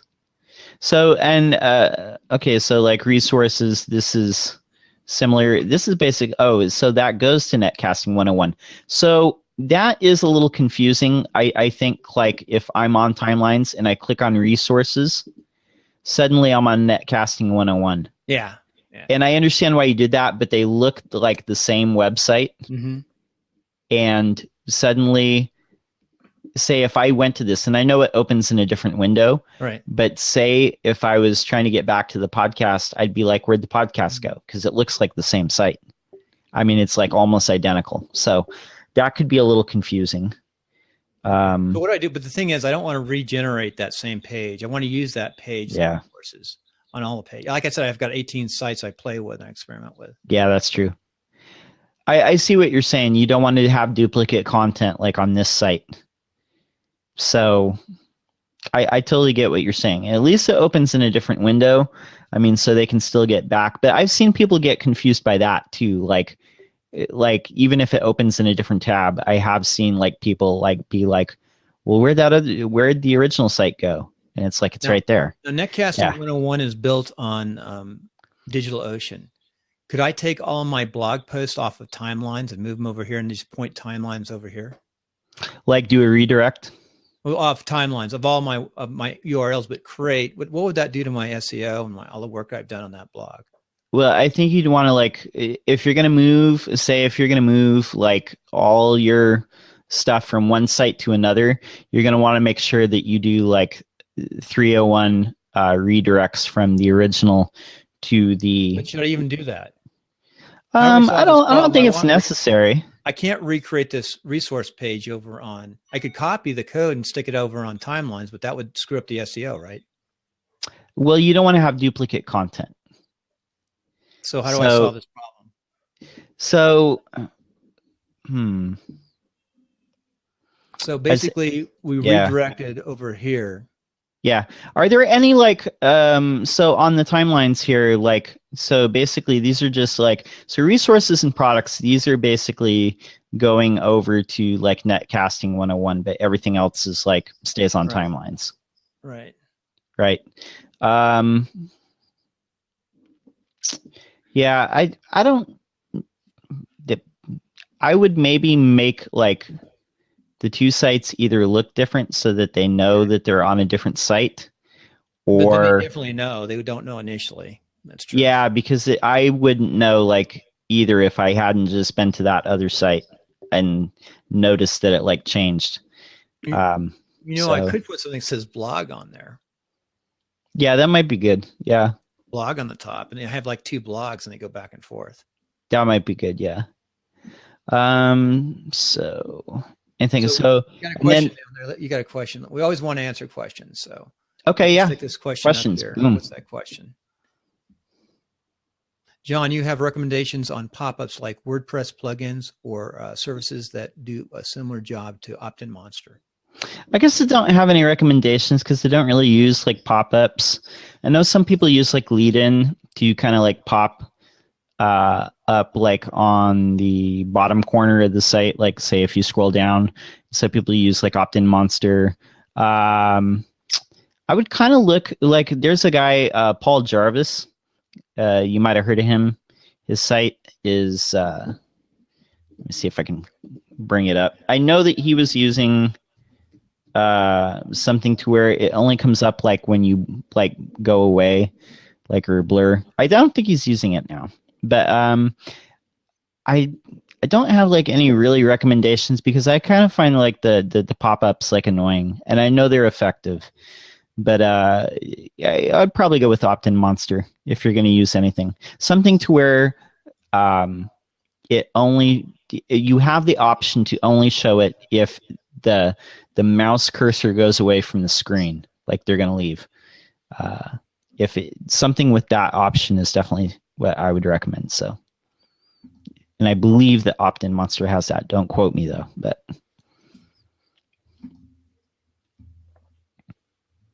Okay, what else? Go back to that page. Just finish up on mine, and we'll go to another site. Sure. Okay, so timelines. So netcasting, I mean, that's obvious. Like, okay, so we'll look at netcasting. Yeah, we're on netcasting. Okay, so we're back on netcasting? Yeah. Okay. So we got course. I think we did that about.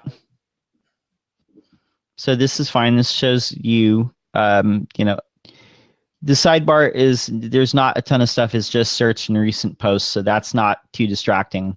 There's no like ads there, so they can just focus on your story here.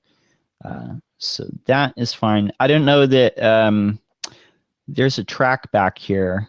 I might delete that because but I don't know. That would be just me. What would you delete there? What's like at the bottom? There's a track back. You can usually just delete trackbacks like in the admin, like on a one by one. Could you explain that?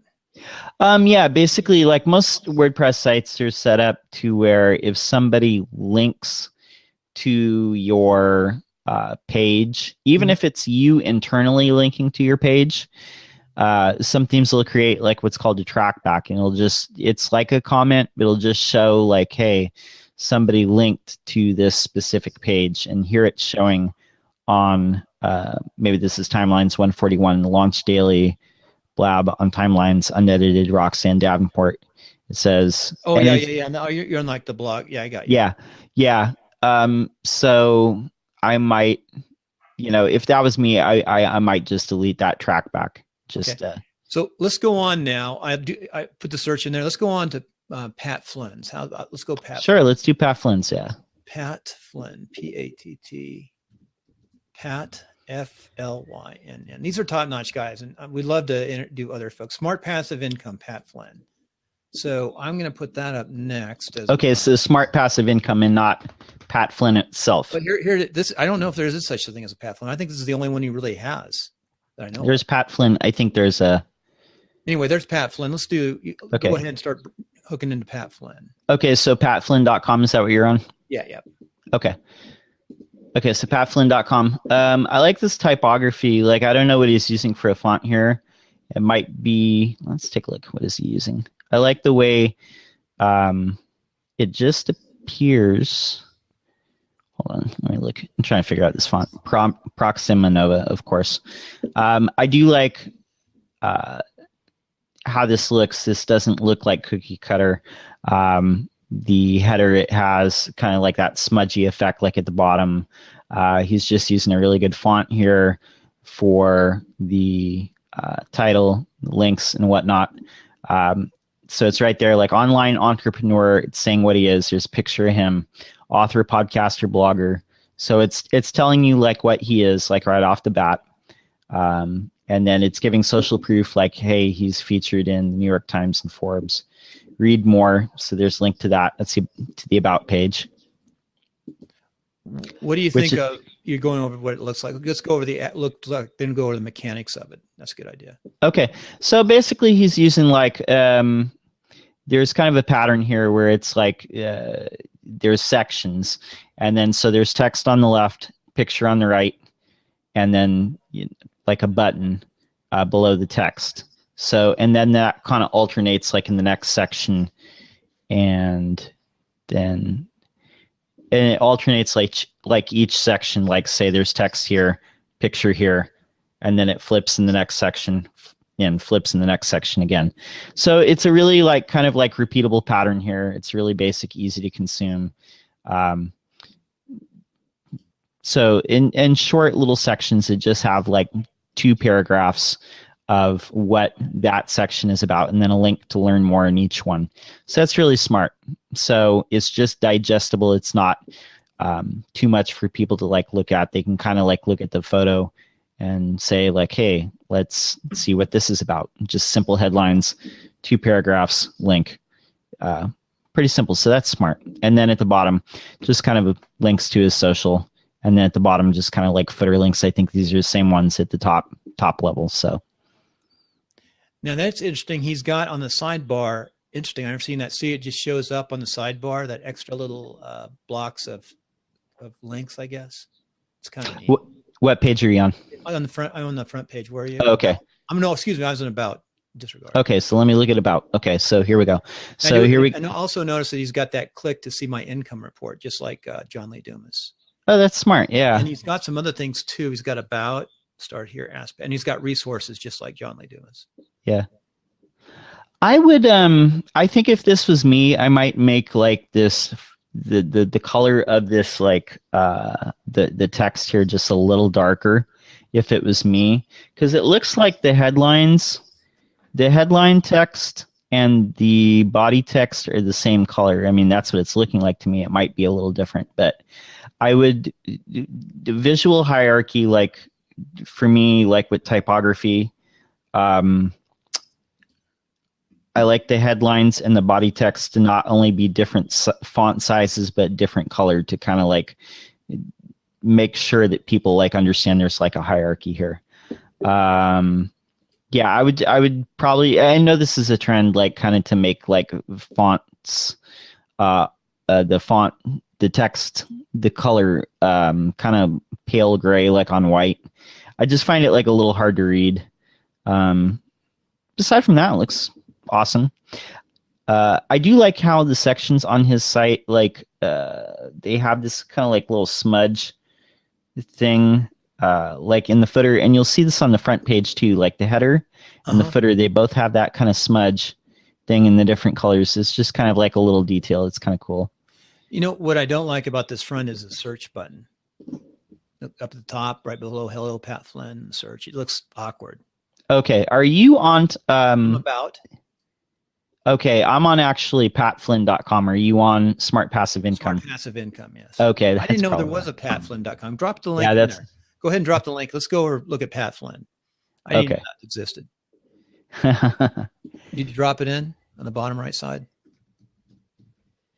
Just Me? Cut and paste and drop it in so we know the page. Yeah. Okay. All right. We're in. Let me do. That's what I've been. Okay, so we've been looking at something different. Yeah, I was confused. Like we're looking at two different things. We are looking at. John, I know that you're on Blab. You're new on this, but if you go on the right side, you can drop in what we're looking on. Got it. So, well, no, I've been dropping on the right side. So that's on the right. I've never seen this site before. I was wondering what you're talking about. Yeah. Sorry. So you know, I'm dropping whatever we're talking about. I'm dropping it on the right side and put it in questions. So Pat Flynn. Now we're up on Pat Flynn. Boy, that's it. Okay, so that's okay. Do you want me to go back to Smart Passive Income? No, let's look at this one real fast. 2 seconds. So this is just like one big.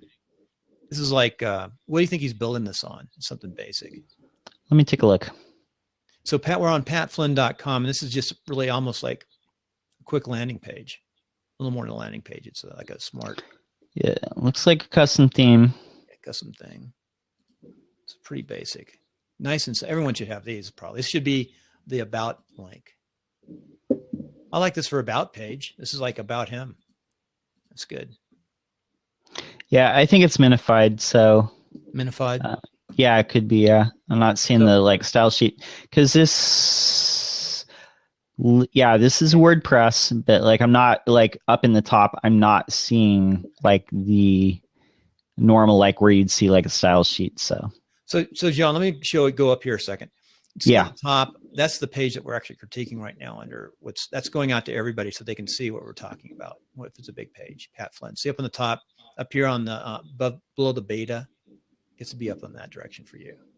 There's a little red dot where it's recording. Okay, yeah, and got it. That's what we're. Okay, we're on. got it. So got it. There, and then down below, we're on there too. Okay, yeah, I'm just like, I'm totally like full on like looking at the what do you call it? The actual page. So I'm not even looking at Blab now. I know that I know for a fact like Smart Passive Income. This site was designed by Chase Reeves. Do you know Chase Reeves? I don't know him personally, but I do know of him. He seems to be a pretty cool guy. I do listen to the Fizzle podcast. Oh, Fizzle, yeah. Yeah. So he, if you sign up for Fizzle, there's like a whole thing where it breaks down like his session of, there's a video of him going through this whole breakdown of the initial designing this with Pat Flynn. So I do like it. It's red and green. I mean, those are like opposite colors on the color wheel. So that's cool. Like that. I like the typography. It's smart, not cluttered. Hey, also, Jonathan's come up the line. Also, you can see I'm putting up the question on the front. It's built on Thesis. Who is it? Thesis? It's Thesis. It's built on Thesis, John. Okay, cool. Just and then he's gone. And then he's gone. It's hysterical. This is fun. So that's really good. So Mr. Wonderful is up too, and Mr. Wonderful, which I think is good, is actually got his website up. So we'll go to Mr. Wonderful's website next, and we'll look at his site. Okay. Because he's got his site right up on his page. And if you don't mind, Kelly, we'll put your website up after that and we'll look at it because it's beautiful.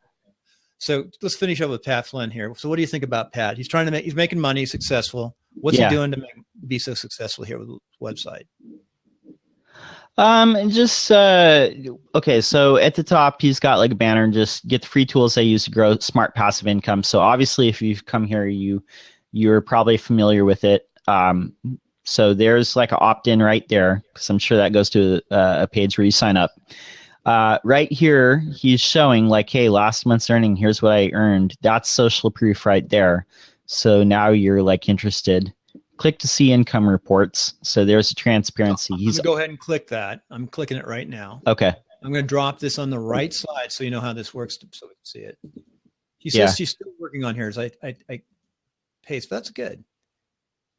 Just did a theme change. Okay, so we'll put it up. Okay, there we go. So I just brought it the income report. Okay, so I'm there. Yeah. I can't stand his search block. I mean, he's got all this nice stuff, and he's got this crappy looking search. Oh no, I see what you're saying. Yeah, that can definitely be improved. Be above the hello too. I think I really like nice, clean search. That's like that is definitely the standard WordPress search, and definitely I don't know why that wasn't styled. That's terrible. Yeah, that's the only thing I see really negative on the page. Yeah, I mean, he's got all his income up there, not quite like John Lee Dumas. Now we don't know if that's gross or net on the income. It probably says so in the notes. Yeah, maybe. Gross. Yeah, I might say so in the notes, but it doesn't really. Because we don't have the net, it doesn't really. Yeah. So. I like how when you get far enough down, there's these kind of graphic links. Oh yeah, that's what I was talking about earlier. Remember when that's what we figured out where different pages going? What? Because I was doing some other stuff. Yeah, it kind of fades in. Yeah. What do you think he's using to do that? So normally, something like that, you could do something like that with jQuery, like waypoints. Say if you scroll certain point down the page, you have this stuff set to display none. And then if you get to the point where you're almost to that part of the page, it appears. So it could be something like that. That's definitely one way to do it. So, so anyway, let's look. So this is another thing. He's got click here to subscribe. He's got a line underneath it. Do you really think you need a line underneath that? At the bottom. Okay. Click here to subscribe. Where is that? The very bottom of the page on his income report. Okay. So yeah, probably doesn't need the line. Yeah, probably doesn't. Yeah, I think that's one of the things I changed to clean it up. So maybe he'll get his search cleaned up. And what do you think of his colors? I think they're good because like I said, you've got some basic colors. You've got the red and green. I'm guessing they're exactly opposite on the color wheel. And then you have kind of the darker brick red, which is probably just a desaturated version of this red. For links and the footer there. So it's really basic. He's just keeping it super basic, just one palette. So, and red is a good color too, because obviously that's a color that draws attention. Green represents money. So it's pretty smart, We got a comment. It feels gloomy from the people watching. Thanks. Feel gloomy colors. That's interesting, Kelly. That's good thing. It does feel that the black in there does feel a little gloomy on this site. Now we'll do one more page. We'll do two more pages. Let's go to start here. Everyone click start here. I just dropped the link in here. We're going to start here. One thing I noticed in start here is the top doesn't say start here. It says passive income 101. That's interesting. 101. I've got netcasting 101. Interesting. So passive income 101 is the link up above. And that what he's doing right is he's taking out the side now. So it's just, he's got a nice simple page. He doesn't confusing with a sidebar. Yep. Which is good. And so go ahead. Yeah. Oh yeah. Yeah. So all the distractions is just digestible chunks. Here's the first section. Welcome to Smart Passive Income. And just 3 short paragraphs, photo, and then another section, the types of passive income. Here's the little image of the podcast. And a smart thing you notice in his podcast thing too is he's looking his art for it's his eyes looking up at the smart passive income. Oh, nice. That's really good. Yeah, it's design psychology. Yeah. That's really good. It's pointing like they do. That's really, I should do that. So. Nice. Yeah, so and he's saying, okay, so here's what's really smart about this is he's picking out 3 episodes that are kind of primers of what to expect. So he's saying if you're brand new to this, here's what you should listen to first. Oh, great idea. Good idea. We could do that in WP Tonic. You say, hey, go back and listen to one. One's kind of fun to listen to. I listened to it last night. We could do that in WP Tonic, same thing, or even timelines. That's a great idea. I never remember this. And then, then once you get through that, he's showing you like, here's like a video of the passive income business model. So it's cool. He's kind of saying like here, just here's the steps 1, 2, 3, 4. And then it's saying like, here's what not to expect from like passive income. So this is good. It's really good because it's content rich and it's setting your expectations like totally for what you should be doing. Obviously like people who come to this site, they're wanting to be entrepreneurs. They've heard about passive income. They want to like learn how to generate it. So he's kind of like just saying like, here's a primer, here's what to expect, here's what not to expect. And then he gets it more detailed as you go down. It's like domain and hosting strategy. And then I like that opt-in, get started the smart way at the bottom of the page. Yep. I like that a lot. The bottom like that, and I appreciate. It's just simple. Just the only things you need: name, email, address, just the basics. I like the colors around it too. So he just made a block on the top and dropped it in. Let's see. How do you make that? That block. Taking a look right now. So it looks like it's just like a drop-in like it just looks like it's just drop in like form from like his email sign up. So it's nice. I like it. It's nice. I like it. Says, well, it's got a name on it. This is powered by ConvertKit. Yeah. ConvertKit. Oh, that's Nathan Barry. Say again? That's Nathan Barry. Nathan Barry. Who's Nathan Barry? He's a guy in the WordPress space. He's a guy who built like ConvertKit. He used to do like more like WordPress design and stuff like that, and he still does that. But he's venturing more into the product space. So he's definitely more of like a WordPress entrepreneur at this point. So what strikes me about this page though too is like each like little section is no longer than like 3 paragraphs, and they're very short. Like each headline, maybe two or three paragraphs, easily digestible. Just like chunk, like all the way down the page. He's got a video up there too, which I like. That. So let's do a couple more of his. Do we do resources? Let's do resources and call it a day. Okay, sure. Another one. So I just went to resources and go ahead and start. One thing he's got Bluehost up there a lot, which I started with Bluehost. I wouldn't recommend it anymore. I like SiteGround. Yeah. I don't know if you like it. Yeah, I don't know. I mean, so how do you feel? I mean, I understand. Like, so obviously this is an affiliate link. I'm guessing because he's got this disclaimer here. So how do you feel about that? I know. So here's a question. I do like how these are like here. Are these my most recommended? I'm guessing if all these are like affiliate links. So these are resources. Yeah, you have to. There's a law. You have to disclose that some may be affiliate links. I forgot. These are all affiliate links. Yeah, there's 3 different federal government agencies you have to deal with to do affiliates. You're supposed to put those on. These are all affiliate links. So I can tell you everything on this page is an affiliate link. But so how do you feel about that? And I understand that there's like a lot of people in the WordPress economy. I mean, just people in just the overall online business economy overall, where strategic business alliances and affiliate links are maybe not like their main income strategy, right? But it's definitely like a portion of their revenue. So as far as like affiliates, how do you feel about that? Do you just partner? Would you just partner with like anyone, or would it have to be, just someone that you have a good working relationship with, or? Let me talk about that for me, because I'm learning too. I've been 2 years, and our main business is real estate. Yeah. But I love WordPress, and I love the people around WordPress. I love to go to WordCamps. So if you want to make money online, you're going to have to do several things. You create a product. That's the big way to make money. You're going to have to get followers. It's going to have to be a good product, but that's a lot of work creating a product. Yeah. If Kim was on today, she could talk about that. She's doing the learning management systems. So the big thing is create a product. That's like the boulders. And then underneath that, you've got the sand that fills it. And that sand can be very profitable at times. I used to have Bluehost on mine, and I did 7 or 8 last year. So that's $60 a pop.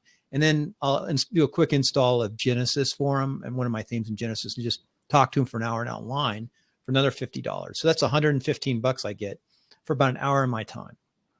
And it's nice. I get to meet people and they get to follow you. But by the way, most of those people I did that for, I'd say only about 20% stick with it. Now, why do you think that is? And I own not quite the white label, but I own WP 101, and I plug that in for them and tell them to go through it. Well, all business people, if you're going to spend thousands of dollars on websites, I think you should create your own first, just your basic blog, and get to understand it, understand security, understand hosting. I can't tell you how many people have come to me and they don't control their own domain name.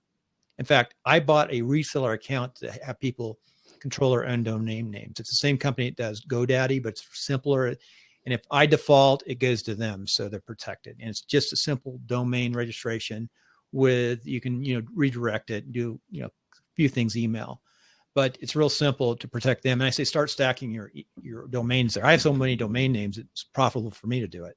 And I charge $10 or $9.99 a year for the domain registration. There's no gimmicks. But why do people do that? I think you have to have affiliate. Everyone should have affiliates, but they should only be things that they actually use and trust and really like. I've got Bluehost up on mine because so many people like Bluehost, and I use Bluehost, but I also have SiteGround. So I would recommend SiteGround over Bluehost right now. Now, the negative on SiteGround is it's not a US company, but they do have a server in Chicago. Yeah, they do. Yeah. But their customer service is second to none. So that's why I like SiteGround. And Jonathan, I think, used to use SiteGround too. We're not talking about Reno. I'm looking at Jonathan. We're talking about Reno people. Yeah. That's funny. Anyway, going down, he's got lead pages, step-by-step how to start a podcast tutorial. That's probably a freebie. Yeah. These are all affiliate links, by the way. You can always tell, like, when you hover on the link, if it's, say, the site title, it's like Smart Passive Income, and then it's, say, like, just like the name of the product, and then if you click it and it goes to the actual site. So and I've done a little bit of this. I mean, honestly, all the affiliate sales that I've ever made have just been like person to person, nothing like through clicking links, but I have done experiments with this before. But most sites, they have like either some sort of thing like, here's the site name, and it'll either say recommends or go, and then / and then the product, and then it'll go directly to that product page. That's an affiliate link. But on this one, there's no like prefix. It's just Smart Passive Income, Zippy, goes straight to Zippy Courses. That's an affiliate link. So Sumo Me apparently must have affiliate now too, I think. 99 Designs, absolutely. Those are his sponsors. Those are sponsors that he has on his podcast. Yeah, and see, but see, like with podcast sponsors too, I mean, and I understand, like, I don't know that I would be able to like have something like 99 Designs be a sponsor. And I understand why people do that. It makes it really tough, I think, when you start getting like sponsors like that, it becomes a slippery slope. But I mean, I'm sure that it draws a lot of money, but I guess you have to decide like who you want to partner with, but it's something like 99 Designs. It doesn't sit right with me because it just. Yeah. You don't like 99 Designs? I've never used them. I don't know what they call it. Let's not say anything negative about anybody. We say no. I'm just saying that it's like probably something that I would never like personally like endorse. I mean, there's lots of people out there that use it, and I'm sure they have no problem with it, and that's fine. I'm sure there's a segment of the market that's perfect for. Yeah. By the way, Jim Cullison is on right now, and I almost always catch Ask the Podcast Coach on Saturdays mornings. In fact, I recommend everybody go over there. It's wonderful for podcasters, the tech. It's a wonderful show. It's my favorite blab right now. One of my favorite blabs. I like some others too. But I missed it this morning. I had to help my wife because, in fact, I got frustrated. She didn't get her work done last night. She's got an open house today. We put up a blog. We make a multi-PDF. We put it on Amazon S3. We put it out all sorts of different social media places to help her in real estate. And it really does make a difference. Mm-hmm. And she goes in videos and does some other stuff too. But I had to help her this morning. We had an open house. So I had to get that stuff up. We should have done it last night. So going on, let's go do, let's jump out of here. We've had enough of Pat Flynn. We're going to go to Kelly's site. Kelly, we're going to do your site if it's okay, if you don't want us to do your site. So let me drop this in here. And I copied it. And Kelly says she's working on hers, but she's been giving some really good feedback. So Kelly, here's your site, and you can come up if you'd like to. I'd love to have you come up. Okay, You get a chance, but we understand if you can't. Okay. KA Styles. Thanks, Kelly, for letting us come up, and we'll go critique your site right now. So go ahead. Okay, cool. I like the so it's got some really soft colors. So this, my impression is, okay, so this is probably aimed toward women. So that makes sense.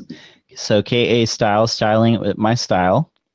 So the menu button, okay, so like if I hover on it, there's some stuff. I barely saw that menu button. So I don't know like how important like all these links are, blogging, WordPress, Kelly's Crafts, printables. But I barely saw that. Like when I hover on these links in under the hamburger button, like they turn kind of blue, like that turquoise blue, and against the gray, they're really hard to read. So if it was me, I might make the background like the LI like turn the turquoise blue and just keep the A element white to make it more readable.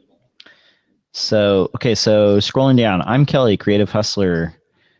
I'm here to share all the goodies I know, teaching people to take charge of their WordPress and brand with style. That's cool. Mason jars, right on. So, okay, so the middle has got to be the blog here, things to do before changing your WordPress theme. I guess it wasn't really apparent to me, like that this is like a blog, like right away. So the keep reading, that's cool. Okay, so then it breaks out into like more here. I do like the soft colors. That's perfect. I mean, so I'm assuming like women entrepreneurs and like business owners is kind of like your target audience. So let's take a look here. So let's look at about. What is the theme? Okay. Did we go to the theme? Yeah, let's take a look. Let me look at the source code really quick. Kelly can drop it in. Okay, yeah, drop it in. Tell me. It's Smart, right. Smart blog. So smart blog. Let me take a look. Let me go back to Blab tab. Smart blog. Okay. Smart blog. Okay, cool. All right, you got it. Good guess. Yeah, well, I just look at the source code. That's all. Okay. Are you just doing? Okay. Yeah. So, so about page. Okay, so good. You're telling about yourself and what you do. When you get this together, I would just like maybe just lead with like what your selling item is. Like the most is okay. So KA Styles, here to share mason jar crafts, DIY painting tips, design, WordPress SEO goodies. So that's like a whole lot. And I, you know, maybe that's what your site is about, but I would kind of like pick like a few things and like kind of focus, because that's like a whole lot to try and like tell people like what you're about, because there's like crafts and then there's like web design. So I would maybe like pick one of those, and if you're going to do like WordPress, maybe do that like on a different like site, so that people like know what to find. So when I go to blog, okay, so that's basically the homepage. So that's cool. Okay, so now it makes sense. Like I see the mason jar crafts and stuff, and the minions, and this gradient one with the turquoise and the pink. That's awesome. So, and that makes a lot of sense now. John, now that's about like mason jars. John, yeah, no, the main problem, no phone number. There's no phone number. Does she need a phone number? Well, she wants to get people calling her. Yeah, I don't. Yeah. Oh, okay, well, okay, so let's go to contact then. Phone's a great thing. Not many people use the phone. I have my phone all over the place, and hardly anybody calls me. I can see why. Maybe that's something to say. Okay, so no need to contact me for image use to share on your blog or social media. Just link back to the original page. So contact form. Again, like really soft colors. Soft colors are good, but I know this is like a design trend. Some of these I can like barely like see, like the the Pinterest, Instagram, Google. And like the form itself, I can barely see. I know this is a design trend. I work with all kinds of different people. This is something I see a lot. Yeah, just the form I can barely see. That's all. Maybe it's just me. Yeah, the phone number might be good. Put that up there. So like on the blog, see, here's a question too. Like one thing that might be good to like kind of grow this. Let's just go to like the first one here. Things to do before changing your WordPress theme. There might be, let's go to the bottom. Okay, so there's like your, okay, so pin it, we can pin these. That's good. That's exactly what I was going to look at when you hover over those. But like on the main image, you can't pin that. But like if I go all the way to the bottom, okay, so the ones inside I can pin. But the ones at the bottom I can pin. But that main featured image, for some reason, I can't pin, or it doesn't come up. Yeah, I would. The one thing I would say is maybe just I like the soft colors, but maybe don't make them so soft that like people can't read the site. That's okay. So let's look at services. I would maybe tighten up like, and I know these are single sentences. Frustrated. What's a plugin? How to set up my sidebar. These are single sentences. I guess it's just nitpicky. I would. These are like centered, and then these other ones like below are like left aligned. So maybe I would just pick one, like pick either centered or left aligned, and go with that for like a typography on the site, just to keep it like uniform. Sign up bar at the bottom's fine, and then at the bottom we have like the photos. It's like a grid of like a photos. It's like so this is your Instagram. Okay, so that's obvious. That's good.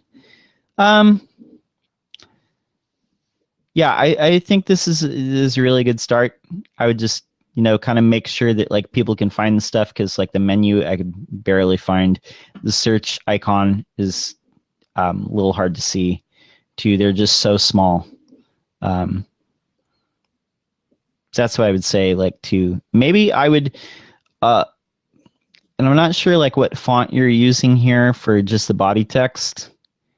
Let's take a look. Let's see if I can find it. It's Open Sans. I might pick like a different font just for the overall, for the body text, something more unique than Open Sans. Like maybe just like browse Google Fonts.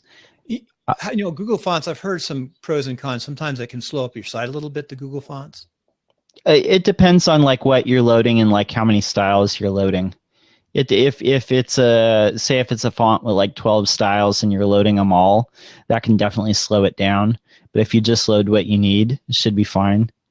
I'm just saying like, maybe I would choose like something. If for something like this, I might choose like something, just throwing out like a font, like maybe like that Bitter is like a serif font that maybe would give this like a little bit more personality than Open Sans.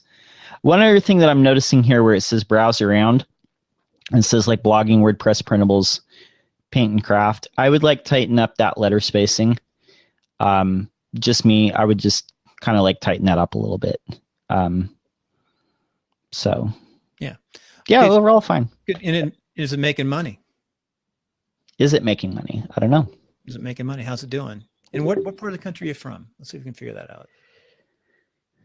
Contact real fast. Okay, so it's too tight. Yeah, I see what she's saying. It's too tight. So for the fun, that's why she placed it. Okay, that makes sense. That's nice. Easy site.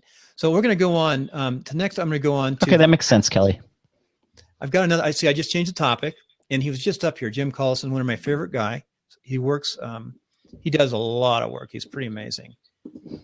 He's out of Omaha, and it's the average guy TV. I've always wondered about this site. He's got a lot of stuff going on. Hey, thanks, Kelly. That was really good. You're welcome to come up to anytime. Okay, so the Average Guy Network. Okay, so just put it up there, and let me stick it up. Yeah, here. I like the colors and the visual hierarchy here. okay, so the navigation's really clear. I go to the top. Here's navigation. If Jim was just on here, she's on, he could come up. But yeah, he's got a lot of stuff going on here. How's he do so much stuff? Notice the top, he's got each of those tags is like a different podcast. Yeah. Oh, Kelly, right on. 30,000 views a month. That's really good. That's really good. Kelly, you're doing well. You're doing awesome. You should be doing a podcast, man. Yeah. Drive that into there. So I like, podcasting. So okay. So like one thing I like about this is like, he's got kind of the subject areas like color coded. So Home Gadget Geeks is like the turquoise, Cyber Frontiers is the kind of, what would you call that? Like almost like a salmon orange. Home Tech Tips is yellow. The review and how-tos is like that kind of maroon. Yeah. So it's all color coded, so that's good. I can read like the font like fine. Just looks like just a basic like kind of like magazine like kind of like layout, like blogging layout. I do like this. I like how you can go to each like, well, I'm clicking. Okay, so yeah, so you can go to each like kind of category like just in a snap, and so that's good. So go to each category, and then boom, there's all the blog posts in that category. There's a bunch of stuff in the sidebar. I guess I'm not really like paying attention to too much of that. I see there's like some podcast stuff here, so that's kind of interesting to me. If you do want to follow him like on social, it's like pretty simple to like find that in the sidebar. Big RSS button. So that goes, okay, so that's subscribe. Where does that go? Interesting. That goes to another page with. Is that like an email? It's not an RSS feed. It just goes to a bunch of other. No. Yeah. So these are all RSS feeds. I guess they are. Videos. That's a lot of feeds, man. That's all. It's a lot of feeds. I guess that's good, but it's like an awful lot of feeds. I guess that's fine. I would almost put the social stuff like below the feeds, because if they're clicking like a RSS like subscribe button, seeing the social like icons at the top of the subscribe page kind of throws me off a little bit. And then I scroll a little bit and I see like, okay, here's all the RSS feeds. So I'd maybe move that down to the bottom. So you have an email subscribe, so that's good. So, okay, so that's cool. So let's see. So let's go to about contact. I do have. Let's see what happens there. About contact, okay. We just did about, and I'll put that link in right now. It's Jim. Okay. He works. Okay, so about on the Average Guy TV.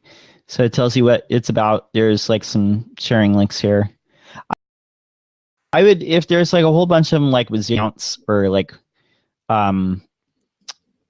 or get rid of this, like either like hide the counts or put that somewhere else.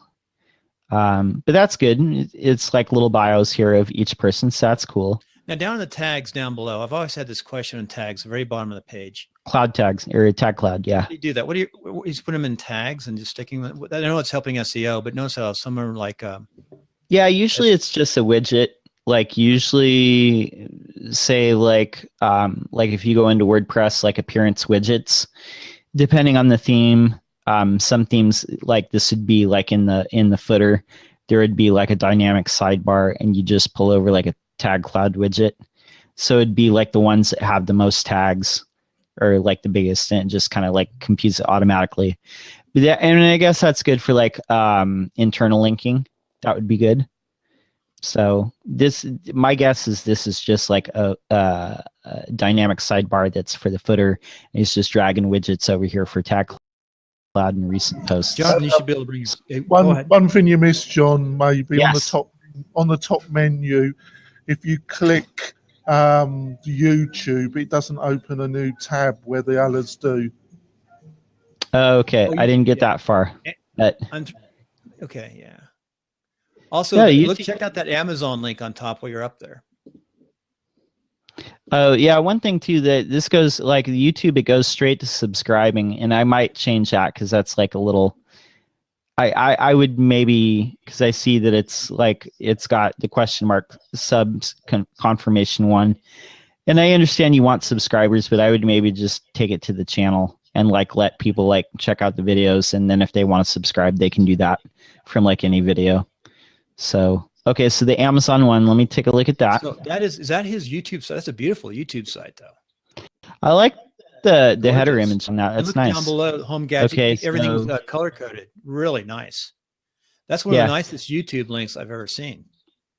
You need to do a little bit of padding on his around his picture, and maybe change his picture to match more of the site. You know, maybe. Yeah. So the Amazon, like when I click the Amazon, it basically goes to like what's recommended for me. Is that like what I'm supposed to be seeing? Let's see. Let me go back. Let's see. I think that's just. I can't go back because. Yeah, let me go back button here. So I'm guessing is that some sort of. So he goes to Amazon. He hits Amazon. It does open another link. That's just his affiliate link. Yeah, I see it. Yeah, so it's have stuff from the A20. So that's an affiliate link code right there. So it's got a picture of me on there too. It's got a nice little setup. It's pretty nice little whatever he's using. It's nice there. You got to be real careful with Amazon. I've lost my account 3 times. They get something. You got to be. They just have so many rules. It's not really profitable in Amazon. I think he does pretty well because he gets a lot of traffic. But so anyway, let's one last question on this site. I mean, it's a neat site, and this is what I wonder. If you go right below the average guy.tv, and you've got those different channels, those are like separate blogs. How's he doing that? Each one is a blog. Categories, probably. My guess is categories. And these are just linked to the each category, or they could be like custom post types. But let's take a look. Let me take a look really quick. I'll tell you. So let me look at the source code. So what are they separate blogs? No, it's category. Yeah, we just by the way want to thank. I want to thank for being good sport, Kelly, for coming up. We critiqued your site. Where are you from? You know, come up someday. I do a timelines of success interview. You're welcome. I think I'm going to start doing this every Saturday morning, and I want to try to focus at somebody building a website on Saturday morning, like yourself, you know, someone in the business to come up and critique, because I think you learn so much from the critiques. Okay. Let's keep on going. I'm going to put in a quick link for anybody in the WordPress community here. Or wants to come on Saturday morning. I think that's okay. Do we got anybody else like up? Yeah, we do. Okay. Who else we got? Okay, average guy. Site's good. Yeah. Let me put this down. So how do they do those? Did we ever figure out how they do those links on the average? Yeah, it looks like it's category. It might even be like a custom post type on top of it, but tag podcasts. So the category, I mean, there's category in the URL, so it's category. So tag podcasts. Let me take a look. Let me look at the source code really quick, and I'll tell you if it's even a custom post type, but it's just category.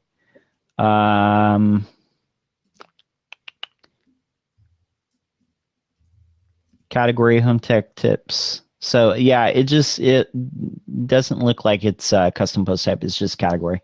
So that's all. So next, I put the next link in. I'm going to go ahead and post that. We've got, I've seen him up there a lot, and it's Mr. Wonderful. Mr. Wonderful. What I like about Mr. Wonderful on Blab is he's got his website right there below it, so it's easy to get to. Internationally beloved, award-winning art director, illustrator, disruptive artist. So I put his site up there. Do you see that Mr. Wonderful one? It's on the bottom. Okay. Just click that and then move it over to another site. There. Okay, hold on. Erosner. Illustration. So it's loading a little slow. That's the first thing The I saw on it. Is that what I'm looking at? Erosno. Yeah, you were on the same page. Yeah, that's right. Internationally beloved art director, illustrator. Yeah, that's what I'm looking at. Okay. Okay, so this is cool. So obviously this is art. It's illustrations. I can see it say illustrations right there. Typography is fine. I don't know that I would space out like the internationally beloved art director, illustrator. and then his web address or his email address. I don't know that I would like letter space that so much. That's probably just me. This is all his art, right? Yeah, so I like this. It's like a grid of like the different art. So like this is visually cool. It is visually stimulating. It looks like he's a pretty awesome artist here. So let me click one of these random ones. So, okay, so then it just shows me like just shows me one of the illustrations in the bottom. There's like a whole like little tiny grid of like the thumbnails of all the different arts. So that's good. I like that. So it looks like there's a little spot here where I can close that out. So, and then it takes me back to the home page. So then so that's cool. I like this. So it looks like I'm on art direction. Okay, so that's a home. So if I click New York City. Okay, so here's some like illustrations. So this is like one post. Here's like some different cool illustrations. So these might be like categories or something like that. I don't know that this is this WordPress or is this something totally different? Not really sure. So each one of these up here is like categories, it looks like. I got a way to check if it's WordPress real fast. Yeah. So that's cool. So flowers, jewelry. This looks cool. This is neat. So so how do I get, so there's the email address, but aside from that, like how would I get in contact with you if I wanted to hire you? Oh, it's Squarespace at the bottom. Oh, Squarespace, okay. Yeah. Okay, so yeah, so if I go so if I happen to go all the way to the bottom, I see all the links for like Twitter, LinkedIn, YouTube, Dribbble, and whatnot. But like I almost didn't go to the bottom there because there's like an ad below there. So I was like, yeah, I don't want to scroll down there. But at the bottom, there's like the different means. So it would be cool if there's a way to contact this person besides just getting the email address there. That would be kind of cool. Because if I was looking to hire someone like this, or if I was looking to hire this person, that would be something I would look for like right away. So there's he's got a little shop. That's cool. Like that. Ask me. So ask me is the contact. Okay, so I would maybe change that from saying ask me to contact, because ask me doesn't necessarily mean the same thing to me. I would definitely change that link to contact, because if someone's looking to hire you, that's the link that they're going to be looking for. So blog, like the blog. I put a phone number on there too. People aren't going to bother you. You might as well. Yeah, that would be good. Yeah. So that's cool. I like the blog. It's cool. Hey, yeah. The next one I want to go on is Kevin from Kevin, and he's got great things going on. Scotland, right? Is it Scotland or Ireland? Bonnie Tours. Bonnie. Yeah. Bonnie Tours. Check that out. Okay. I can't remember. Is that Bonnie Tours? So okay, so this is a podcast. I look at it, it's very good. We can go back to a podcast. Yeah. So so Passing Places travels around Scotland. So that tells me like right away. Okay, so it's about Scotland. So we got. I look over here. So there's subscribe links at the top. That's cool. So that's iTunes. Good. So here's all the links. So I'm just gonna look at like the banner. Its latest episode. Why did we visit Scotland in the winter? That's cool. Subscribe iTunes, Stitcher. So it's obvious to me right away. It's a podcast. To get in touch, click the title of. So I'm scrolling down now. To get in touch, click the title of any podcast episode to reach its own dedicated page and the ability to leave a comment. Okay, but there is a contact page. So you can leave a comment. That's a little confusing, I guess, to me. Then I scroll below that, and it's obvious. Okay, so now it's a blog, and here's like the podcast episodes. I don't know that would be necessary to say like click the title of any podcast episode to reach its own dedicated page, because I think most people like understand that. and if they were trying to get in touch with you to like have, say, like their stop in Scotland featured, they might want to go directly to your contact page. That's just something I would think. So, because I think most people understand like leave a comment. So on the individual like blogs, this is good. Little summary. There's the sidebar with the donate and social, and then there's Passing Places Insider Club and newsletter. I would determine like there's a lot of calls to action here. So it looks like there's some Amazon affiliate links here too, maybe. I'm I think guessing it's better to put all your affiliates like on one tab, and those, because Yeah. they're all call to actions, and put them on a separate page. I think with the sidebar here, I would almost determine like what you want to be like the main thing. Is people donating the main thing you want them to do? Or do you want them to like be on the newsletter? Or do you want them to join the Passing Places like Insider Club? I would determine like what is the main thing and put that at the top. Because here's the thing, I'll say this, like when you ask for donations, when there's like what they call like, and I learned this from the Sean West podcast. I don't know if you're familiar with that. This guy, Sean McCabe, he's a young entrepreneur, kicking ass out there. He talked about the rule of reciprocity. And when you put the donate button like there, you're giving value to people by like having the podcast and sharing information with them. In this case, it's about where to go in Scotland, all these different places they can go. So you're giving them value. But when you put the donate button there, so let me just click it. They might give like $1.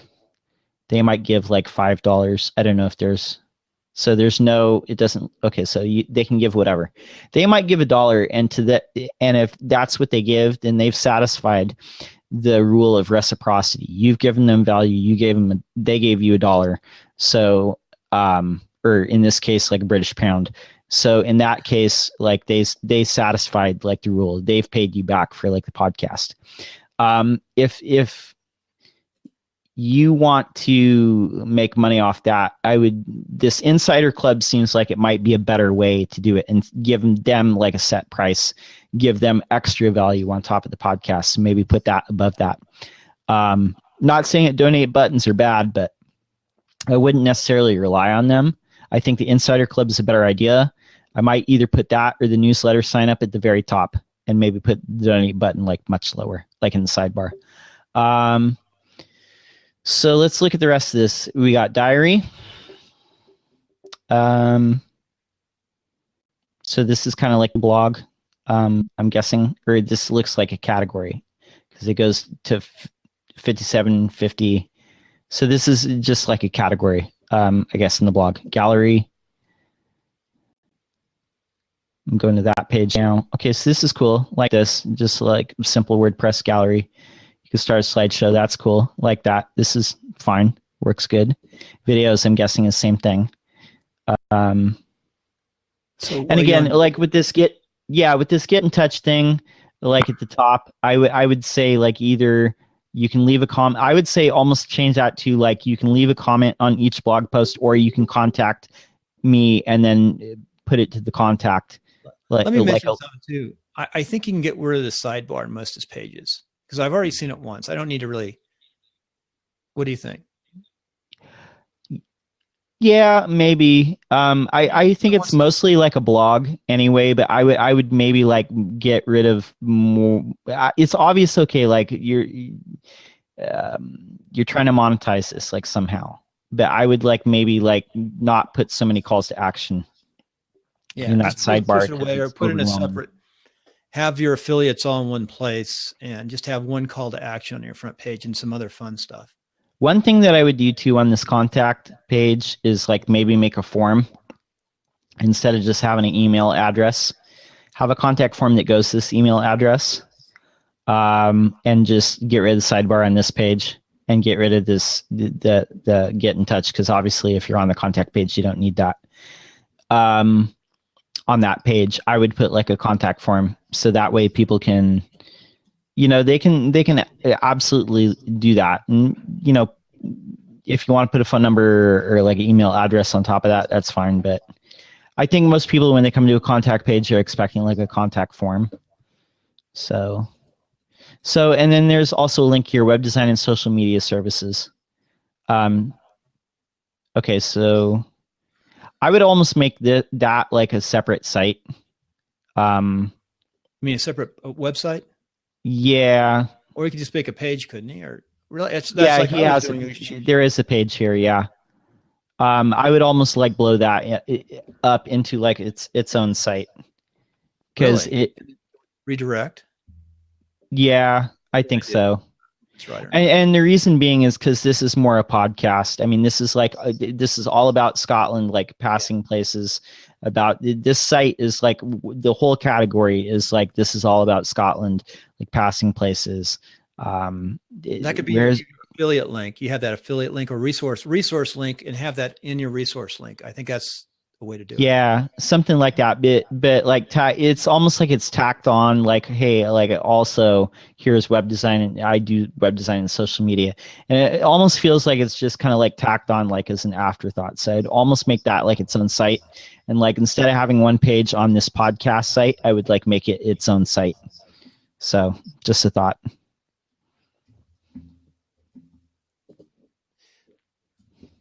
We got Mike Howard on too. I'd love to review his site. He's a big Mike's the sound guy. Okay. So let me flip that. Any other ones you'd like to review out there that you think are really good or good examples, John? Let's go to what you think is really good practice. And what do I think is really good practice? Yeah. Oh, I don't know. I thought Pat Flynn's is tough. I thought his was fine. Yeah. Oh, excuse me. I thought it was disregard. I know. Okay, JPEG to RAW. Let's check this out. Oh, photographer. Okay. Let's go ahead and. Boom. Okay, so let's take a look. Okay. That's another Mike Howard. Okay, so. Sorry about that. That's cool. Okay, so. Loaded fast. It loaded fast in my system. Yeah. So what? Okay, so this is a blog. Okay, so. This is a blog. There's a lot going on here. Okay, so the content is in the middle. That's cool. And then you got a left sidebar and a right sidebar, which is like, it's almost like, where do I click first? Because we've got like the actual blog content, and then we've got, I can subscribe. In the left, I can subscribe to our podcasts. I can follow you on social. And then in the right, I can search, subscribe to the newsletter, or I can click on these Amazon links, or, any of these other ads. I think it's like a real case of like banner blindness. It's like too many options. I would like kind of like prioritize what's the most important and like simplify it out.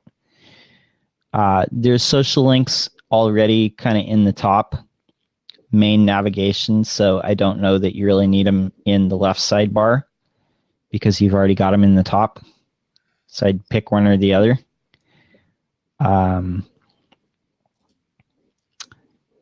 So JPEG to RAW photography podcast. I would almost put this kind of like left aligned.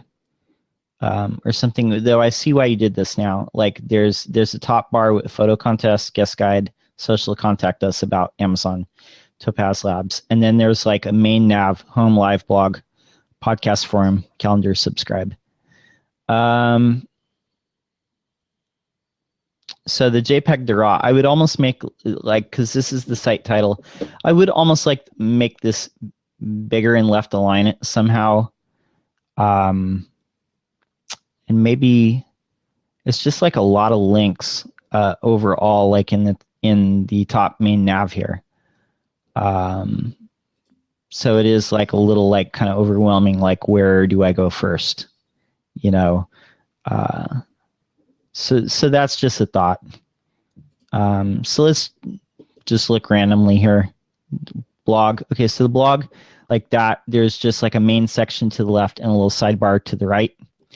I do think this could benefit from some padding here because the sidebar seems to go right up against the right-hand side of the page. I would definitely put some padding between these two sections. This looks a lot cleaner. Actually, like this layout, like a lot better than the home page. It's just kind of, the home page is just like so much going on. So let's go to podcasts. And again, we got like the left sidebar back. I don't know that you necessarily need the left sidebar. But, you know, maybe that's just me. So let's go to individual podcast. See, that's clean. I do think this is clean if you could like get that sidebar to not butt up against the right-hand side of the screen. This is a lot cleaner, and I do like that like a lot better. I think most of the pages would benefit from having like it be like this. Where are you? What tab? It's actually episode 159, Karen Hutton. So it's just like a podcast, like an individual podcast so page. You clicked. Okay, that's very good. Podcast, and then just a random.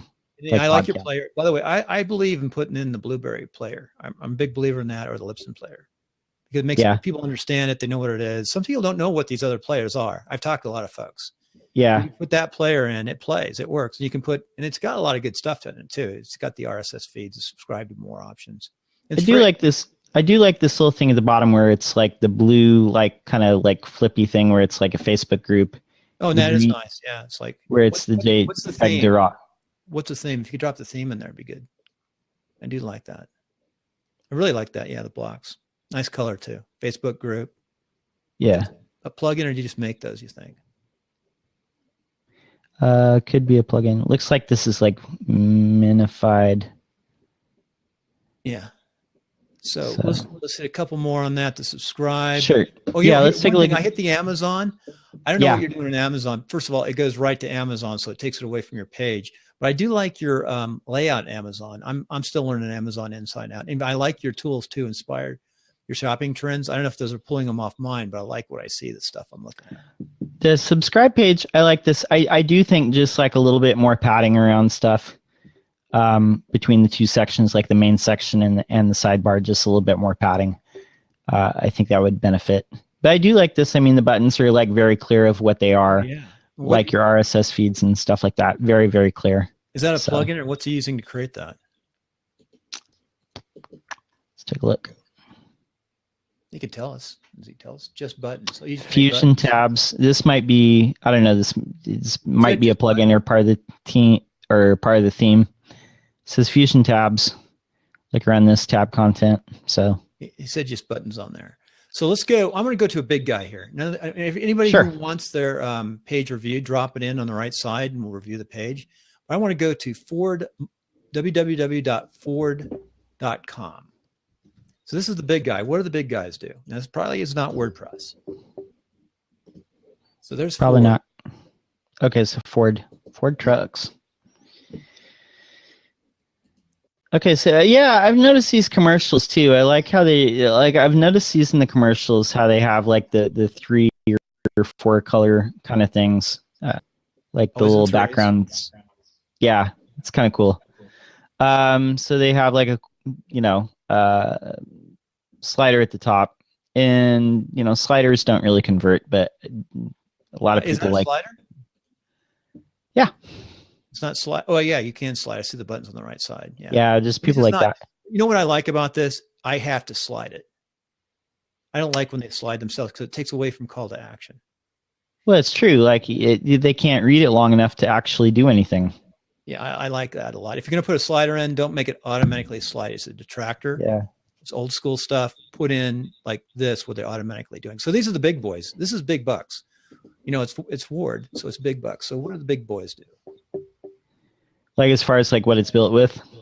Well, I'm looking at that. I'm looking up. Oh, just overall, this is like kind of like more like the Apple style, just like really like kind of like clean, just like uncluttered. There's like really clear like navigation. There's only there's top level navigation. There's only like 5 main links here, and then find the dealer saved items.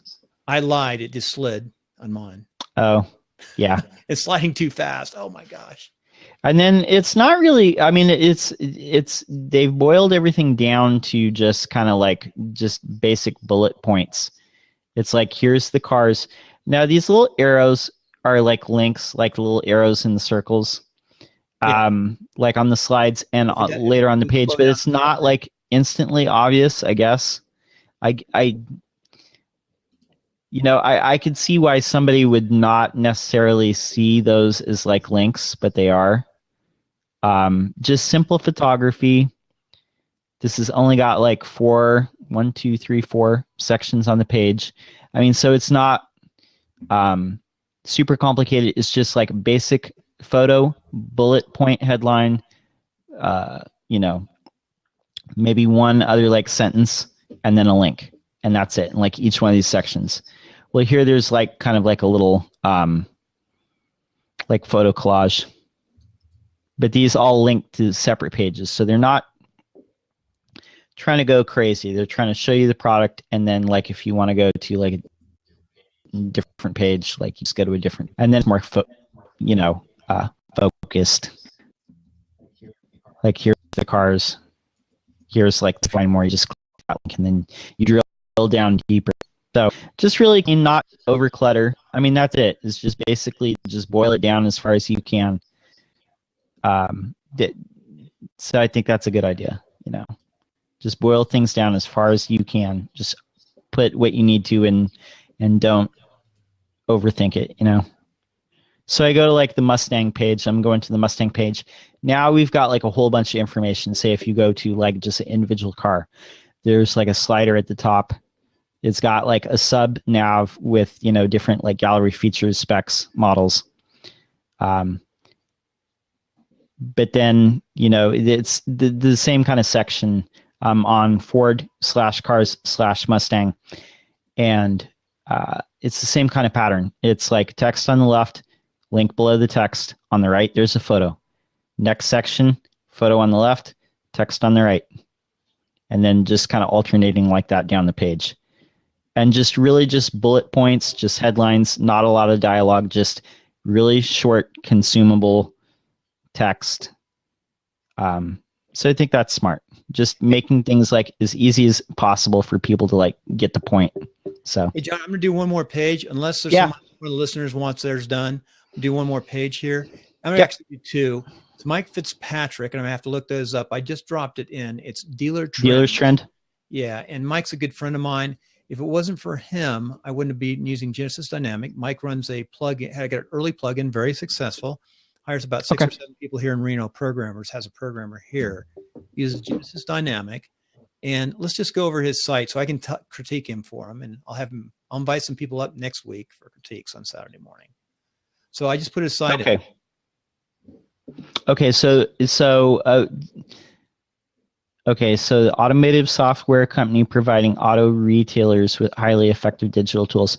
I'd almost make like that the headline, like it would say on the homepage, it's Dealer Trend, the logo, and then there's a sidebar on the left, and then it says Dealer Trend. I would almost make this like where it says the automotive software company providing auto retailers with highly effective digital tools. I'd almost make that like its own section. Like maybe at the top, just saying, so when people land on this, they're like, okay, that's what this site is about. Just, kind of just like a banner just with that headline, and then put the rest like down below. Yeah, but John, don't you think there's just too much text there? His target is really. No, there's just a bunch. There's just a bunch of text in that second paragraph. I think it's really confusing that I guess to me, there is a lot of text, but it's like you want. I think like if it was me, I'd kind of just tell them like, hey, like what this is about, to where they could just glance at it and like in a millisecond, like know what this is about. Because for a home page, I think that's much too much text, but that's just my personal. Yeah. That's his old style. I think he's evolving from that, but he's targeting that towards people buying plugins, and he's successful. Hey, let's drive on real fast. Well, that all that matters, doesn't it? Yeah, I think the astronaut thing is like a little confusing to me too. It doesn't. Go and have a look at my other site then. Go to MailRite and have a look at that. Jonathan, we'll look at MailRite. Let's finish up real fast. Go to cardealerpress.com and we'll go to MailRite. Maybe Jonathan will come up. So Car Dealer Press, that's one of his more recent sites. Now that's a Genesis with a child theme on top of it. And see, this is much better because it's like customize your story with Car Dealer Press. This is kind of more what I'm talking about, like, because it's like in the name, Car Dealer Press. Okay, so it's about cars, car dealers, customize your story. So that's like more to the point. So that like kind of tells them like right away, there's no astronaut here. There's a picture of the Model Ts or whatever in the background. So learn more. That's good. Awesome. I want to look at that. So keep on going. Yeah, this is better. Mobile responsive. And believe me, this is really important to like anyone who runs a business. People are very well aware of this now. Like, believe it or not, a lot of people are only like figuring this out like in the last year or so that like sites need to be like mobile friendly. So search engine. Yeah. Everybody. And so search engine optimized. I like this. So I think I know what theme this is too. I've seen this theme before. So on Genesis, this is like one of the kind of basic themes. So this is good. Mobile responsive, cool. So people are like, yeah, cool. I want it. Yeah, I want a site that's mobile responsive. Parallax Pro theme. Yeah, yeah, I've seen this before. Yeah. So search engine optimized. Yeah, people are like going, yeah, right on. Yeah, I want SEO. I want to rank high in Google. Because believe me, that's the other thing that people do know, like in businesses. They absolutely like do know that SEO like matters. Do you like for somebody in politics, would you use this theme? I would probably trick it out like a little bit differently. Yeah, okay. I just quick question. The reason why this is Studio Press is a Genesis framework, and they're using Parallax Pro theme, which I love. I love that. I mean, it's a nice, stable platform. Yeah. So 5-minute install and setup. I don't know that I would put that there because now you're setting an expectation for people to like, this is going to be, all the work's going to be done in 5 minutes. So I don't know that I would put that for this section. Manual entry and automatic inventory import options. Okay, so that's talking more their language. Are you sliding down through the page? Yeah, I'm sliding down through the home. Okay, so, yeah, I love it. Yeah, the cars. Yeah. So yeah, this is good. I like this. This is awesome. Logo looks really nice on the bottom. Powered by Dealer Press Trends. On the and then it kind of reminds me of the Ford logo, like the Car Dealer Press. That kind of vaguely reminds me of the Ford logo. I think this is a home run. It's a little dark. It could be a little lighter. The black. It's fine. Like this Parallax Pro. Like if you look at like their demo theme, it's pretty much like it looks like that anyway. Like with the black and white. I think that's one of those packages when you buy the entire package, you get that in there, don't you? Parallax Pro. I think. Maybe I don't know. So let's go to home. Oh, another thing too, just on the front page when I look at this, real simple fix. His favicon. He doesn't have a favicon. Oh yeah, easy fix. Yeah, easy fix. Put anything up there now, especially with the new WordPress systems. We're gonna so hit home. We're on home now, folks. Yeah, we're on home. We were on home, so we're gonna go to features. Features. Notice he doesn't have that side. There's no side bar on here. Side. Yeah, he's just straight into selling. Yeah, it's not. This is a good sales page. I like this. You want to get a point out. I like this page a lot. I would almost though too, like I would get rid of the stuff where it's like Parallax Pro theme on Genesis framework in the footer. Oh, we can do that easy. There's an easy plugin called Genesis Simple Plugin or something like that. It's free. It's simple footer for Genesis or something like that. It's free and it's easy to fix. That's a no-brainer. I would just say like copyright 2016 Car Dealer Press and just leave it like that. Yeah. And then log in. You can have the login down there. It's kind of nice. Now it's a little bit wordy on that one page. Responsive car dealership word plugin. That's his plugin. That's his sales piece for his plugin. I think some graphics. Oh, okay, cool. In there. Some graphics, some screenshots. I would almost look at how they do it in the free repo, like how there's like frequently asked questions, screenshots, installation, or look at like some of the other sites, like how Pippin does it. Or just some of any of the like successful like plugin shops, and just notice like how they kind of sell stuff. I do like how this is just focused on selling though. I do. I mean, overall, I love this. It kind of gets me excited. Frequently asked questions. What's he using? Is he using a plugin for that? Let's take a look. I'm looking at his plugins right now. What's he's got? He's got S3 Media Maestro, ET Shortcuts, Campaign Tracker, and SEO. SEO is very popular. None of the other ones are. Yeah. He's running this on WP Engine too, his site. Yeah. I can tell you because I'm not super familiar with Genesis, but I don't know. This might be something that's built into this. Who knows? But it's simple, just like accordion. I do like it a lot, though. Sliders. That's good, though. I like that. Yes. I like his page. I mean, I love the colors, simple. And so frequently asked questions, same thing. Pricing. Okay, pricing. You got to pull it down, which is nice. That means you just made a follow. So okay. Automatic import pricing. Oh, I love that one. That looks nice. Go in there now. Love his pricing bar, folks. This is nice. So that's smart. Yeah, that's smart. He's not here, but I love this. This is what's right. If you want to build a simple site now, could I do this with a blog site? Yeah, I mean, basically, you're just setting up like just basically. I'm sure there might even be like plugins that'll help you do this, like set up kind of like a grid here. This is nice. Yeah. So PTP CP3 price holder. So that's got to stand for something. Price table pro CP3, maybe. Yeah, well, some kind of. Okay. These are plugins. Yeah. I guess I think he's very successful, folks. This guy's good. No, that's smart. You want to, for like different packages, you want to point them toward the one that you want to sell them on, but show them options and kind of point them toward the one that you want them to buy. John, you may be interested in contacting him. I'm just thinking out loud because I know what he's trying to do.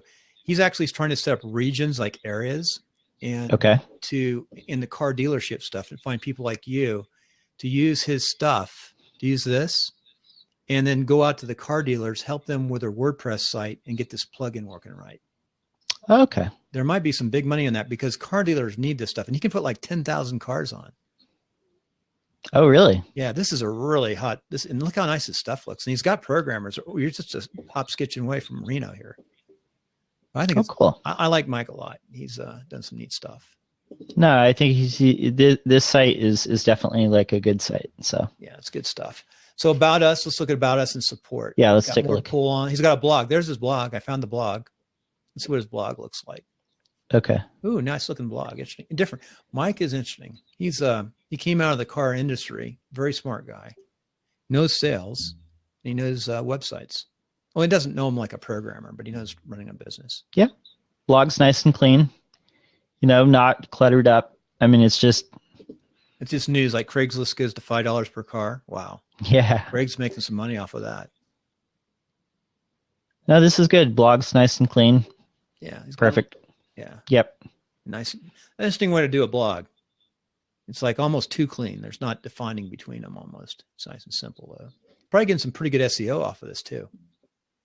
Yeah, it could be. I would say though he's like by judging by this though he should probably like write more often because it looks like this blog hasn't been touched in a while. He's using a lot of video too. I just went to learn more down here.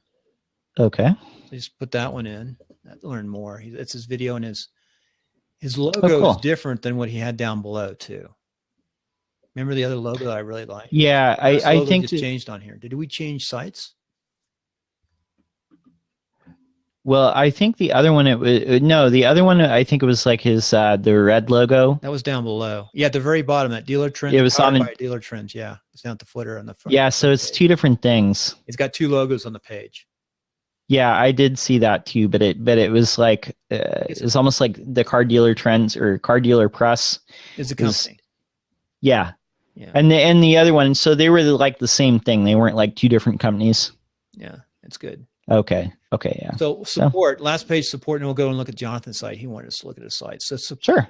Okay, so support. Yeah, there's a lot there in support. WordPress basics training. We got to check that out. Okay, so here we go. So this and us dealer trend. So that's you get it down below. Okay. Yeah. So that's what that is. Hold on. Let me open this up again. to, or open up another block. So dealer trend, and then there's car dealer press. So that's why he had. That's the relationship. He's got 2 sites. That's the back site. That's his company, which is is it? But his sales site's right here. That's a sales page he sends out. Yeah, I think the support is all like Zendesk. Or wait, no. See, if you go to WordPress basic training, because some of these are Zendesk. WordPress basic training. I'm looking at Word, so it's white labeled. Yeah, Zendesk is basically like a third-party service, like for ticketed support. So you'll notice like support, knowledge base is support dealer trend. Okay, so that's a different site. Community forum is Zendesk. Get support is Zendesk. Well, tell us about Zendesk a little bit. So I don't know like a whole ton about it, but it's basically like it's basically like a lot of companies use it for ticketing. Like WP Engine actually uses it for ticketing. I've been working with some businesses that use this for ticketing. Basically, if you're like a registered member, you submit a ticket, it notifies the admins, and somebody's dispatched to take care of your ticket, and then either it gets closed or resolved, and it's just a way for people to get support and have a way to keep track of it. So, but there is a plugin that integrates with WordPress to where if you're like a registered member of a WordPress site, you can submit a ticket just logged into WordPress and just automatically go to Zendesk. So add a new page. I mean, there's a lot here. It says add a new page. So did he write this himself or no? Where are you at right now? Okay, go. I'm on support. Go to support. Okay. It says WordPress basic training. Okay, I'm gonna go there. And then that's what I thought you were. Okay. That's okay. So it's teaching you how to do stuff. So is that white labeled stuff there? Let me take a look.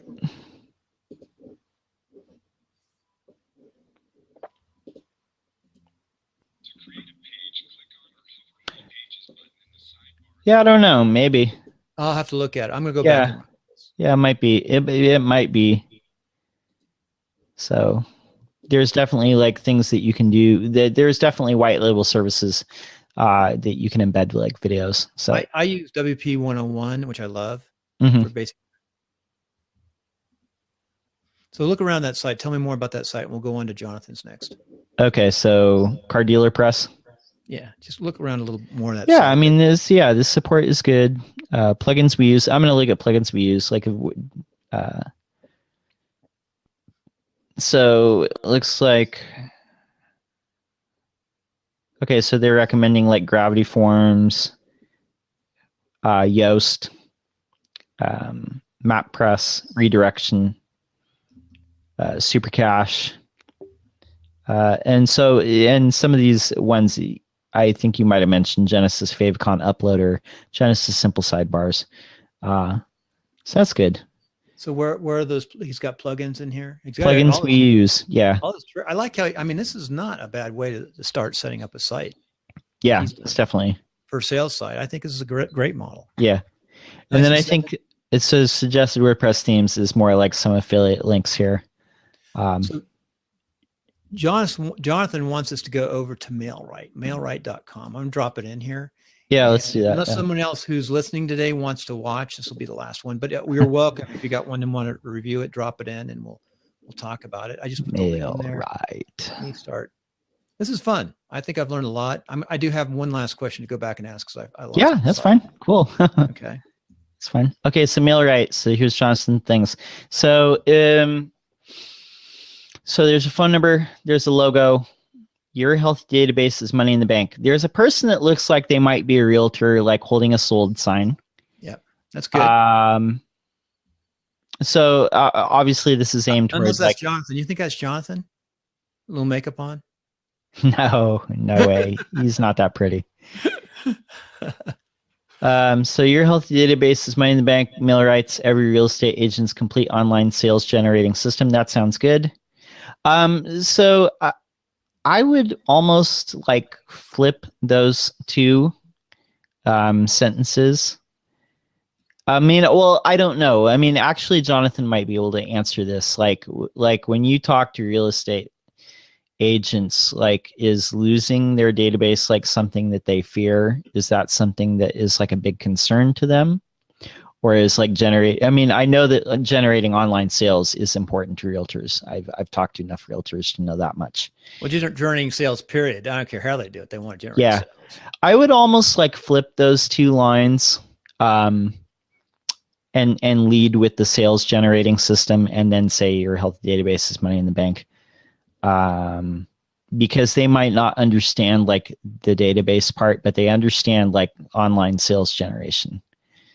So that's good. See features.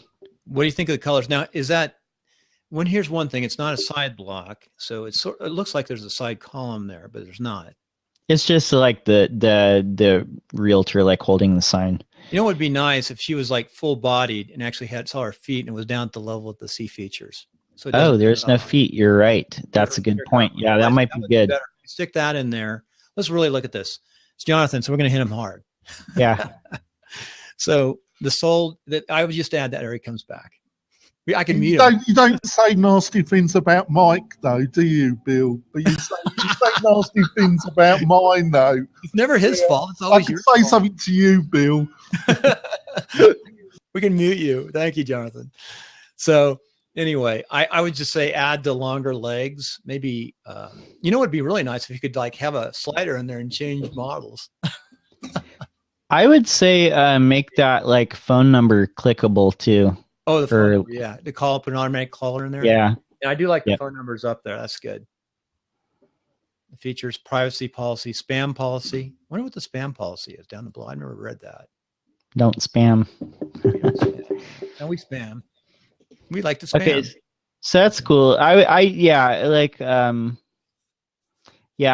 said, I would just make it clear that it's real estate agents by flipping, because like healthy database, money in the bank, that's like kind of like your lead headline there. And I would flip those two, because I would make it. Yeah, I think that's a great point, John. Crystal clear. I probably will do that, thinking about it. Thanks for that. No problem. So, okay, so you go to features, agents with strong online presence make more sales. So, okay, so now it's totally clear. Okay, so professional website, social media updates, reputation management, and email marketing. We have it all. So, okay, so that makes sense. Like, I know a lot of real estate agents are looking for someone to build them like a professional site, take care of social media, and take care of email marketing. So that totally makes sense. You've got like the 3 columns with what they're about. So that makes sense. On there? Features? So I am on marketing services. Oh yeah, I guess it is features. See, that's kind of weird. Just tell me so you're on features right now. So I hit the top tab, features. Okay. Yeah, but it says like marketing services. So yeah, and that's one thing I like to try to do. I'm trying to do that at my sites, is try to line up as much as possible the buttons. Sometimes that's hard to do though. Yeah, sometimes like to make the URL and the button like seem the same. Yeah. What's weird is like on the like one thing here too. Like I noticed like you might have an unclosed like italics tag, because your footer and stuff here on the other page were not italic, and they're italic here. Interesting. Yeah, so it's probably unclosed tag. Okay, so we got website, social media, reputation management, email marketing. You've got like 4 things that you're calling out. We got like 3 columns. So how's that? Let's do like an effortless email, automatic social media, and improve your online reputation. Where's the 4th? Yeah, the 4th would be professional website, because I just don't see that. It's just kind of nitpicky. So plans, go to plans. Go into plans. And one thing I want to mention here, because I do know a little bit about product, improve your online reputation. To me, that's something that every real estate agent really should use. And the other thing I like is there's a lot of mail stuff out there, not a drip mail. But I like the real basic, simple stuff of just having content delivered to your Facebook and Twitter accounts automatically, especially each day, to at least keep that going, especially on their Facebook professional site. That's a really good thing. It's not expensive, and it's a great service. So I think there's actually too much. And I'm personally not in the big drip email. but I think it's too hard. You got to get stuff simple for real estate agents for this level. Mm-hmm. They don't want to do anything. So Jonathan, is there a reason why like you're not pointing people toward the middle, like on the plans? Is there a reason why you're not pointing them toward the middle right now? Now, what we want to do is when we go to another tag, is make sure we drop it in the right side. I can drop it for you. Okay, I'm sorry. Yeah, I'm just jumping so quick. There we go. I just dropped it in. Okay, thank you. So we're on his money site. So it's not in the middle. It should be in the middle, right? Well, I'm just like trying to figure out, like, I'm just asking him, I guess, like why he's pointing him toward the cheapest instead of like the middle. The premium. Because it's normally that's what you see.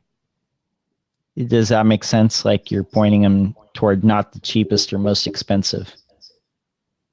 So I'm looking at this too. Email marketing up to 500 contacts, automatic Facebook, Twitter, that's the thing. I think that's a great little service, that automatic Facebook, Twitter, and monthly contacts. That alone is a good product, I think. So it looks like the difference between the standard and the premium is you're going up by like 5,500 contacts and you're getting a Facebook paid advertising campaign. That's big. I think that premium would be that's a good deal. I could point them toward that.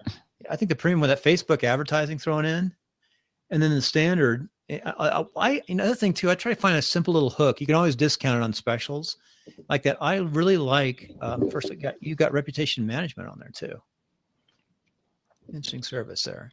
Yeah, so that would be okay. So let me go ahead. I'll drop this in. Talking about real estate, Karen is up right now. We could put your website up if you wish. So we're reviewing. Okay, so I'm gonna drop this in. So I'm gonna go to the next tab. So comparison table. Okay, go ahead and put so that in. So now we just looked at like something before, and I guess this is cool. This is really sharp. I love like the green, yellow, red, whatever. Okay. But so MailRite outbound engine reach 150. I do like that. It's nice and bright.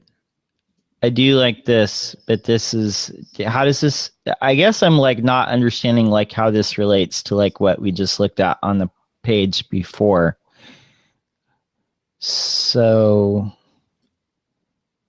yeah, I guess it's not, I guess I just don't understand. I don't think it is. I think it's different. I think they're two different things. So I guess to me, it's like, okay, so MailRite, you get everything. Oh, wait a minute. So I'm looking at this, like MailRite, you get everything. Wait a minute here. MailRite, you get everything at $34.99 a month. But Outbound Engine is $149, and I'm missing reputation promotion, IDX integration, and free setup and training. And then if I start at $36 a month for Reach 150, I'm missing, isn't it? I'm like, why wouldn't I go with this cheapest one that's like $34.99? Yeah. Well, that's the point, isn't it?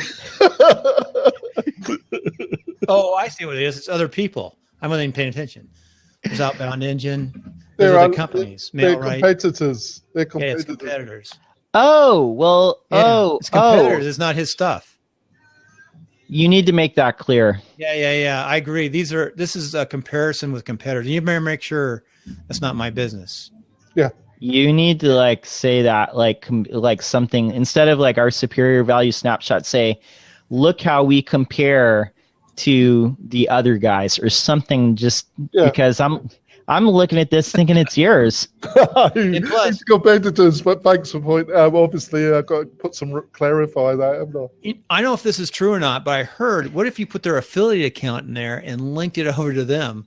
I'm not doing that. Well, one thing you do maybe get a little SEO coming back the other direction.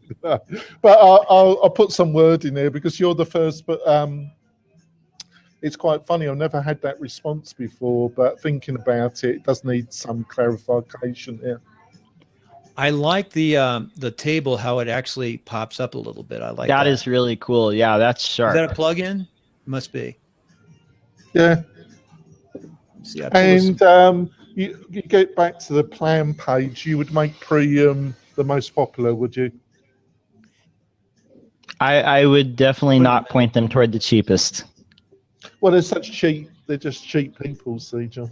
You've got agents on right now watching. You got a real Okay, estate well agent then on. don't go by most popular. Go by best value. Yeah, Karen. yeah, Hi, Karen. yeah.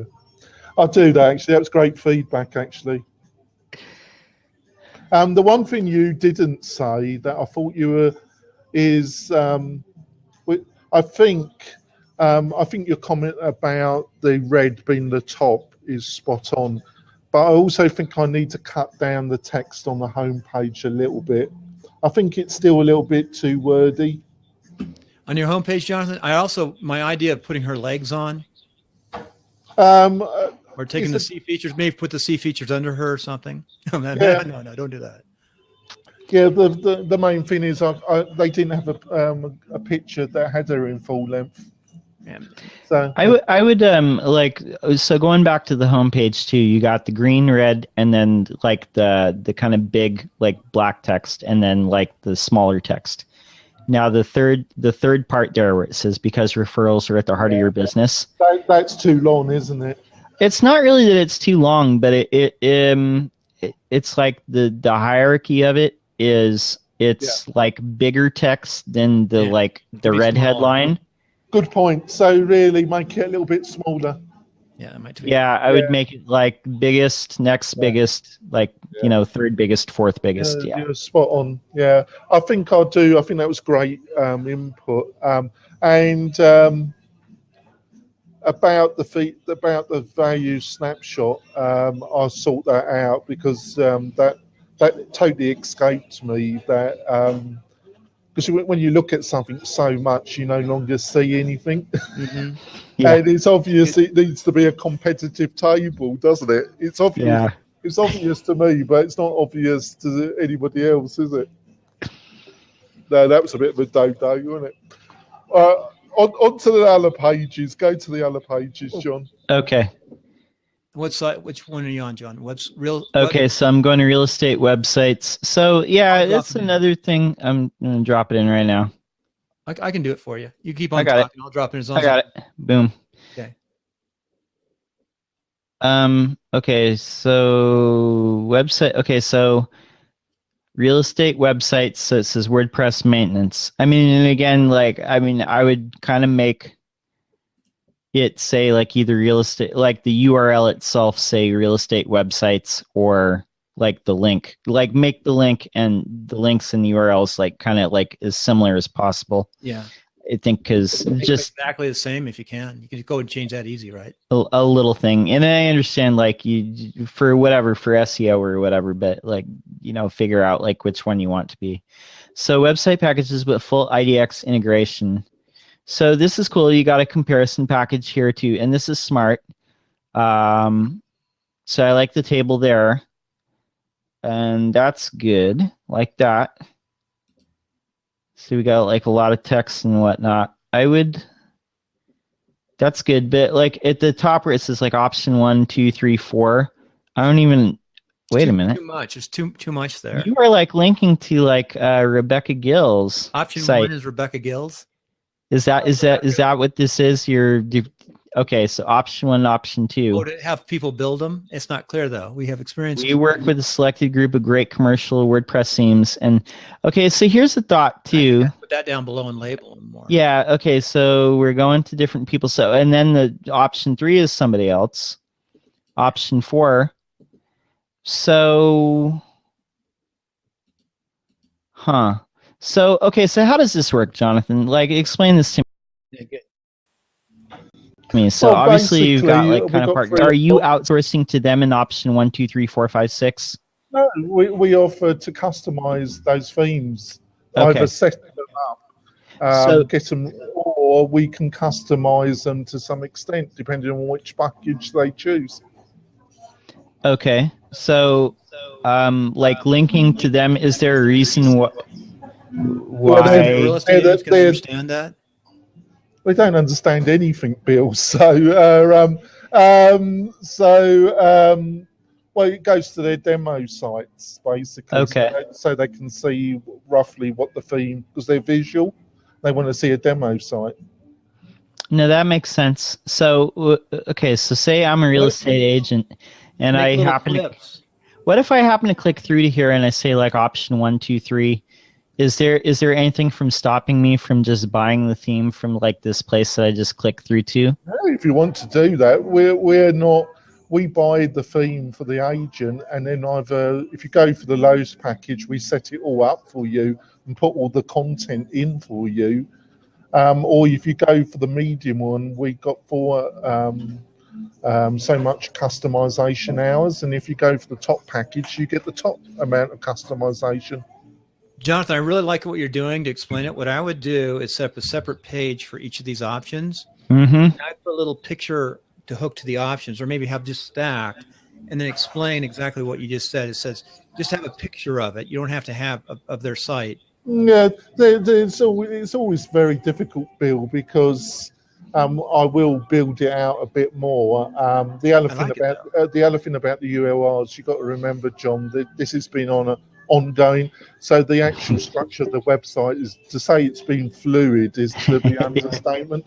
Yeah. So I've got to the stage where I'll be sorting out the URL structure in a little bit more detail next week, because it's settled down what precisely.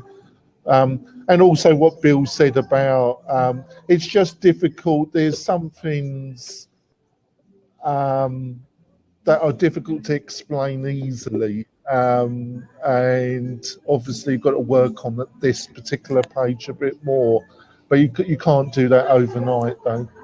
No, I would almost like lead with the table to like the price table, and then say like here's the options, and then and say like option 1 is like this will customize this theme from 1 and 2 from Rebecca Gill, and then 3 from the other WP Casa, 3 and 4 and 5 and 6. So just like let them know like here's like what we'll do. Here's option 1. Like here's the table. Here's how much, and then so they understand like they're not just getting like a full blown like theme, like and just not scrolling like any further. Yeah, I think that's great input. Yeah. Yeah. Yeah, I think I do that, actually, thinking about it. Thanks for that. So that's what they're getting. If they go for the top 1,400, we're taking a good quality commercial theme. Those 2 theme shots, I checked over the code, and they're both pretty good. And we're if they want IDX integration, they've got a selection of providers there, and we're providing a customization service. No, I think that's really valuable. I think it's actually like that's very valuable. I would almost like say it's more valuable than like you're giving it to them for. But oh no, they're very competitive prices, but we make it very clear, John, that you get 4 hours where we help you lay out the content, and you get 4 hours, and that's it. And after that, you're done. You're done. If you can't answer the emails or phone calls, and the clock stops, and we have to talk about some more money, we make it. Hey, Jonathan, you've got the Power Hitters Club. Is that John Loomer on the right side? Yeah. How's that? That's the WordPress advertising, isn't it? No, it's Facebook. Excuse me, I did not. I'm going to say Facebook. Facebook, yeah. They say some people are hitting it out of the park with Facebook and real estate right now. Yeah, they are. So yeah. But it's quite funny. So it's been fantastic, John. Thank you so much. Because no problem. I think you've pointed out some things that I hadn't even seen. Because, like I say, folks, having an experience I, like John, look over something. I've been doing this for a long time, folks, but if you look at a site long enough, you don't even see the things anymore. Because you've pointed out 3 things so far that I hadn't even seen, it hadn't registered anymore. Jonathan, I'm going to start doing this on Saturday mornings, I think, is start do the timeline and then the review of websites, because I like it. It's fun. It's more interactive. Quickly go through the other pages, John. Quick question, Jonathan. How's this? I wanted to ask him while he was up, how's this grabbing your free reports doing? I know he's got about a 3,000 person list. I just wonder how that's going for him. Anyway, go ahead, John. Which one are you going to stick in, and I'll stick the link in. Go in the Well, blog. his blog page looks fine. Okay. I think it's fine. Yeah. Blog page basic looks blog. good. People FAQ. ask questions. Yeah, FAQ is good. It's got like a little accordion that looks sharp. Totally One sharp. thing So I'm getting, I think we need to get the sidebar. I'm not in so much sidebar. Okay, wait, we're gonna do Karen's. Lovely. We got two more. okay, let's do that. Yeah. No, we're gonna do before we do theirs. I promised. Let's see. Did we get E-Boy? We got to do E-Boys next. Let's do E-Boy, and then we'll get Karen. We already did podcast. So let's go. Go ahead and pull up E-Boys, and I'll work it over here. Okay, what's his? We'll go up to his thing. His picture. If you go to his picture. Okay. There he is. Thanks for coming up. This is what we like to do. We'd like you to come up and talk to us. Hello. Yeah, E-Boy. How are you? What's your name, Mr. Wonderful? Eric. Eric. Okay, I like it because you've got nice your to meet you. website hooked right into the bottom of your. We went into that. We did that. Oh, we did this one. Yeah. We'll go over it. Did? We'll have you up though. Yep. We must have missed you. Let's do it again. Do it again. real Okay, fast. we'll do it again. Oh, I guess I missed it. Go ahead. Go ahead, John. Take it away. Okay. So the illustration site, this Squarespace one. Right. I really like the grid layout here. So the links up here, they're kind of like categories. I'm guessing like art direction, New York City, flowers, Right. jewelry. So those are all really sharp like that. The one thing that I really saw was, say somebody wanted to hire you, Mhm. like the Ask Me link, like I think that would be better as contact. Okay. Because like it's Ask Me is kind of ambiguous. And I think if it was just labeled contact, like people say like, okay, I want to hire this guy, like where's the contact link? Okay. That's kind of what I did. Okay. And then I think the email, your email, like in the top part where right to the right of where it says internationally beloved art director, illustrator, I would maybe not like letter space that so much. So people like can instantly see that that's like an email address in case they want to just directly email you. Okay. Does that make sense? Yeah, definitely. Okay. Everything else looks like really sharp. Everything else looks really good. So It's built on Squarespace. Yeah. It's like you start with a template, and then you could change it up. You could add, you could customize it. Now, I'm not a big Squarespace guy. I like WordPress in the long run. Have you played with WordPress? Only on the iPhone. I guess to be honest, I don't know much about WordPress. I mean, obviously I hear about it, but I've been using Squarespace for like 6 years. It's been very easy to put together, and it gives you good analytics on the iPad, on the iPhone app, and a whole bunch of other stuff. Is there any reason? Do you not like it for any reason? What do you think, John? no, definitely. I've pointed people towards Squarespace before. So when should a person use Squarespace? When should they use WordPress? I think that you would want to use WordPress if you need a greater degree of customization. Mm-hmm. If you want to have like really granular control. Yeah, I don't need that. Yeah, Squarespace is fine for a lot of people. So the one question I had, I obviously have a lot of visuals, and the visuals don't.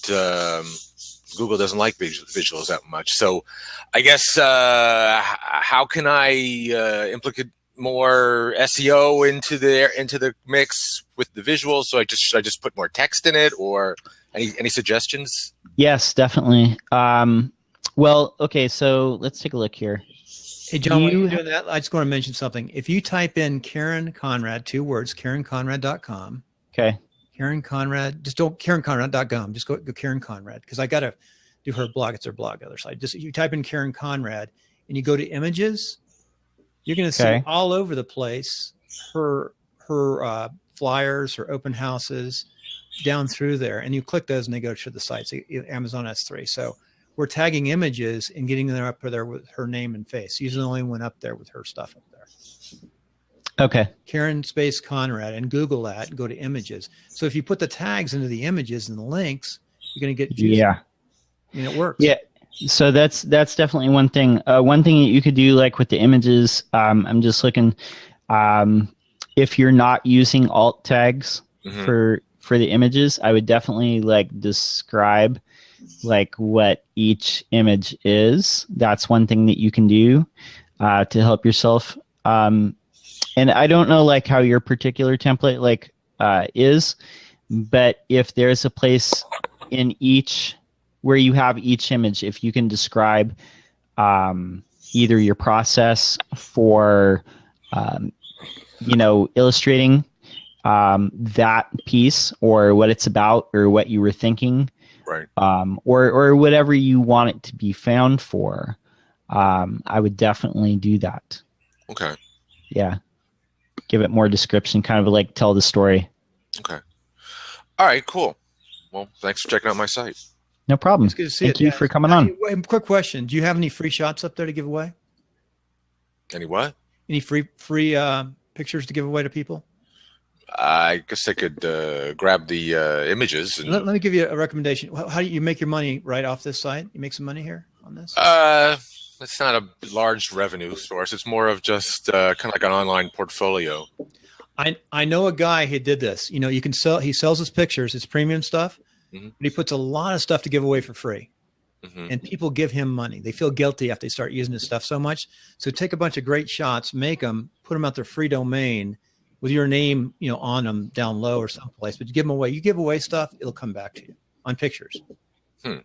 That's a trick. Not many people do that. And then you can also have premium where you sell, and then ask for donations. So just say, like, do a separate page like free stuff. Something. I wouldn't say free stuff. I'd say, you know, I want to prove the quality of my work or something. Have a little story, and then say, I want you to use this stuff. And if you like it, give me a donation down the road. Don't give it to me now.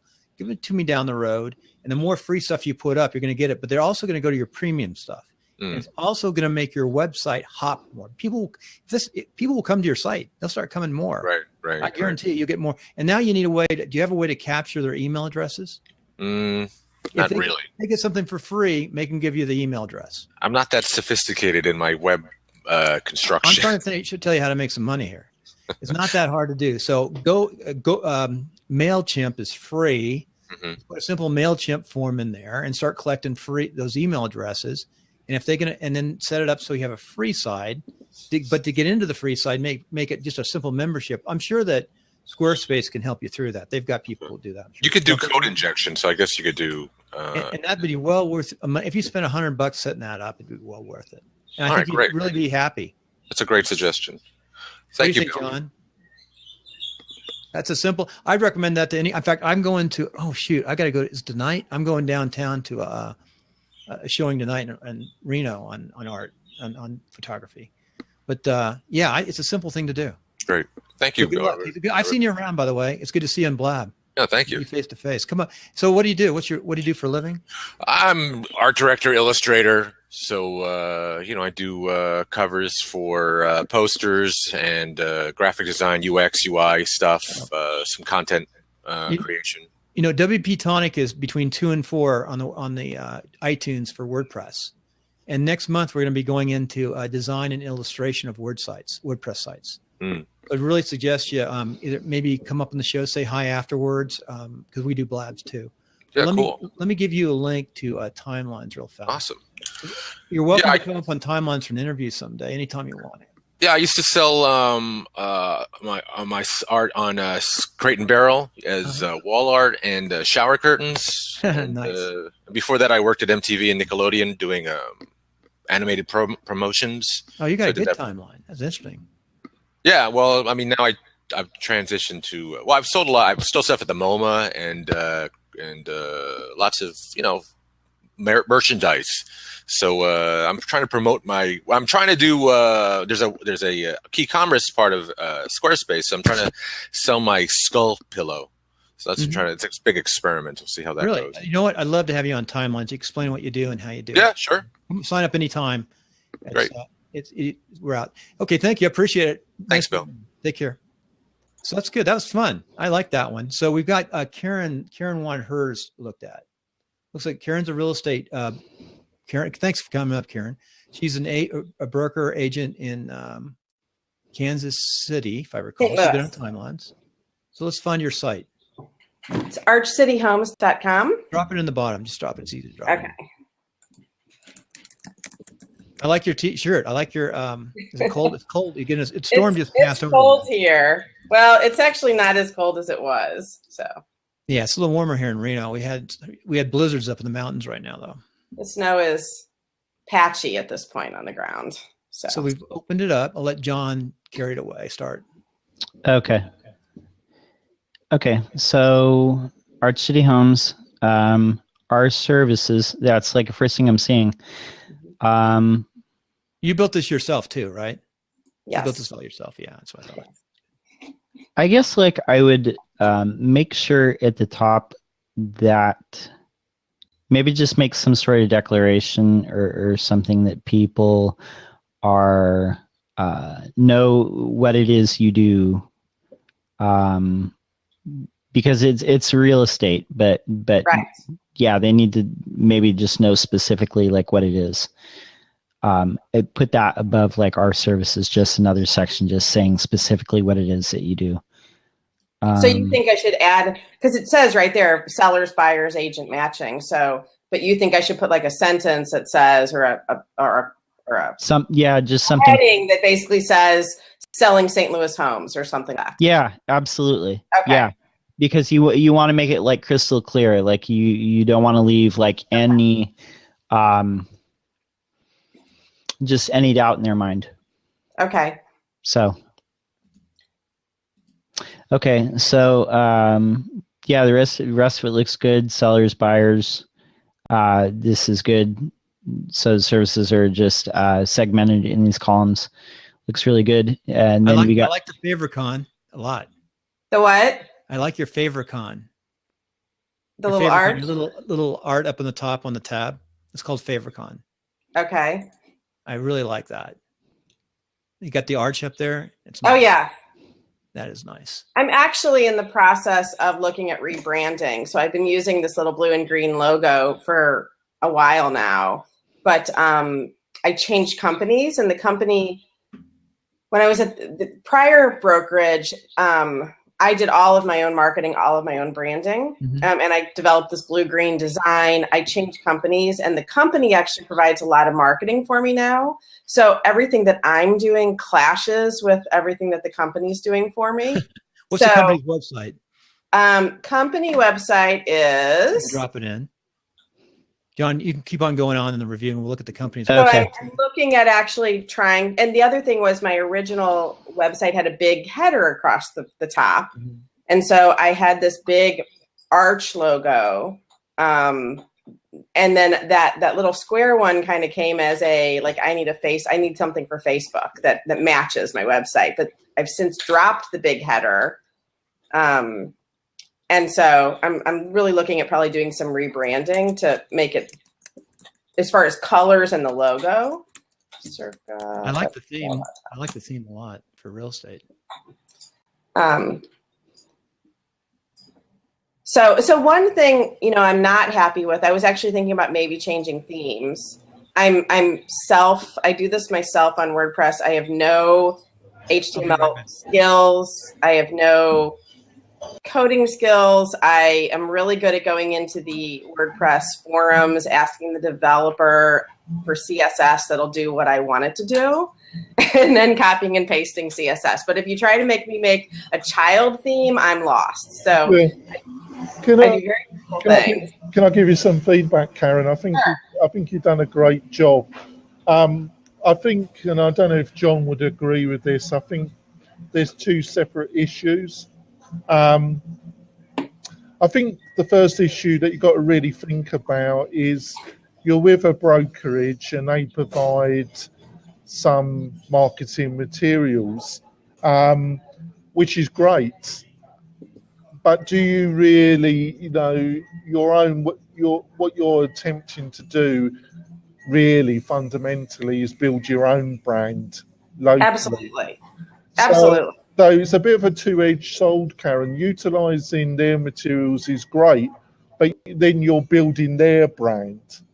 So, so there's a middle road, obviously. But when it comes, and the one thing, and I don't know if John would agree with that, looking at your site, I think you need to invest, and you know this anyway, you need to invest in a much better logo. Right. But the other thing, that my impression, there wasn't much about, I think people will want to see a picture of you on the front page, and it should really be about Well, it is you. there, but it's not at the top, because I think people want to know more about what they can get. Everything I've always heard and learned is that it's really about them and what they need, not about you. So if you scroll down just a little bit, I mean, there's my picture and there's all kinds of information, but I didn't really want to be the Karen Goodman, photo business card at the top, and you got to make a choice about what goes at the top. So I made the choice, but what I do for them rather than it's all about me. But I hear what you're saying, and if you go into any interior page off of the home page, my photo is right at the top in the sidebar.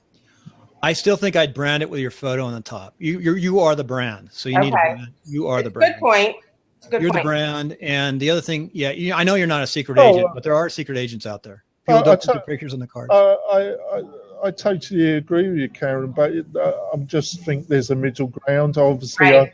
I think if the whole website was just about your achievements and how great you were, I don't think that would do you a great service. But on the other hand, they really want to also know that you have achieved sales and how much production you did last year and how effective you're going to be. So you've got to go for the medium road. So that's all. I mean, I hear what you're saying. I'm not trying to be argumentative because I'm curious. I mean, I'm curious what you think. I mean, I thought I was dealing with that by the fact that I've got a whole about section with like 3 pages. Mm-hmm. And so that's when I go to a website and I want to know more about the company or about the people, I immediatly go to the about section. That's where I go. I would take the sidebar. Well, that's the point, see, Karen, because John pointed out with 2 websites that I own, and I've spent hundreds of hours on them. And John, he's a very experienced web designer. And I've got a number of years as well. And you presume things, and those presumptions aren't totally correct. Okay. So you are totally correct. The research I've done when it comes to real estate websites, that the About Us page is one of the biggest pages that people check out. But also, I would agree with Bill. It really needs to be marketed around you. I think John. I want to thank John. He just had to leave. He was a Timeline interview today. I'm going to be doing this every Saturday morning, bringing in a WordPress section. No, stay on here, Jonathan. Stay on. Keep on going. Finish up the review because John had to go. I'm just curious because obviously in a vertical. So it's interesting because. Oh gosh, I just forgot his name. The guy that just left. John. Okay, Jonathan and John. Okay, that's what threw me off. He's from Sacramento. He's from Carson City. Okay, so what John said was it wasn't clear at the very top what I do, and that I needed to add something above the buyer, seller, and agent that basically says like selling real, St. Louis homes. Something's got to be at the top, and I'm open to changing it around, but like I either have the services at the top and what I do, or I have information about me at the top, but both can't be above the fold right at the top. So, you know what I would do in this vertical, this new kind of style that everybody's doing with these vertical websites. Yeah. You got to pick something because there's no longer you go left or right, and especially if you're on a mobile phone, something's got to be at the top. And so, seemed to me that it would be better to be what do I do at the very top and then go into me, which is what, if you scroll down on the homepage, but you know, I'm open to. You know what I do on that? I just make a real skinny bar. Now, why did that work in echo also? But I'd make just a skinny your bar on top and not have a big hunk of green up there. And maybe our services is the first thing you see, or something about you in the very That's the theme I'm using, and there's only so much customization. I'm thinking. I think it's Can't squash it. It loads slow, so I'm thinking about looking for a new theme that kind of has the same look, you know, same general concept, but it loads better, faster, because I think it loads slow. Mosia. The other thing, the other thing, Karen, is that before you got to make I think the theme with a bit of adaptation would be fine. Okay. I think when it comes to the speed, I think people do. In my experience, there's two things. It's probably not. It can be the theme, but it normally isn't. It's normally either some kind of rogue plugin, or it's basically the hosting that you're using. And having really cheap hosting will. I don't have cheap hosting. I'm using hosting. So I use Liquid Web, so I pay 3 times what most people pay for hosting on a share. Are you check? It's shared, is it? It is still shared, but I'm not gonna. Again, I'm like you were saying. I mean, as a real estate agent, I pay for everything out of pocket. So there's only so you have to make choices. So I'm not going to have, I'm not going to do dedicated hosting. I'm just not. I don't have the traffic. DigitalOcean is like $10 to $20 a month. What's that? DigitalOcean is $20 a month. It's less than that, Bill, because you had a secure socket certificate. That's right. I really like Liquid Web. I got hacked earlier 6 months ago, and they spent 3 days figuring out what the problem was. I had terrible customer service. I've been at Bluehost. I've been at HostGator. There's no service that would it's terrible. I'm sticking with Liquid Web. They've spent hours and hours. Bluehost and HostGator is bad customer service. That's totally your decision, Karen. Yeah.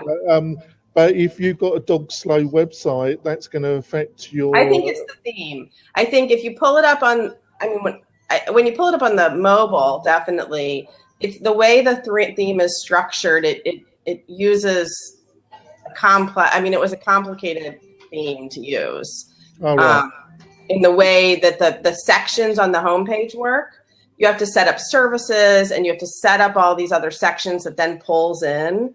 And that's the stuff that loads slow. So I think it has to do with the theme. Well, it might but you could be totally correct. I'm just basing you on experience and utilizing hosting that's ineffective.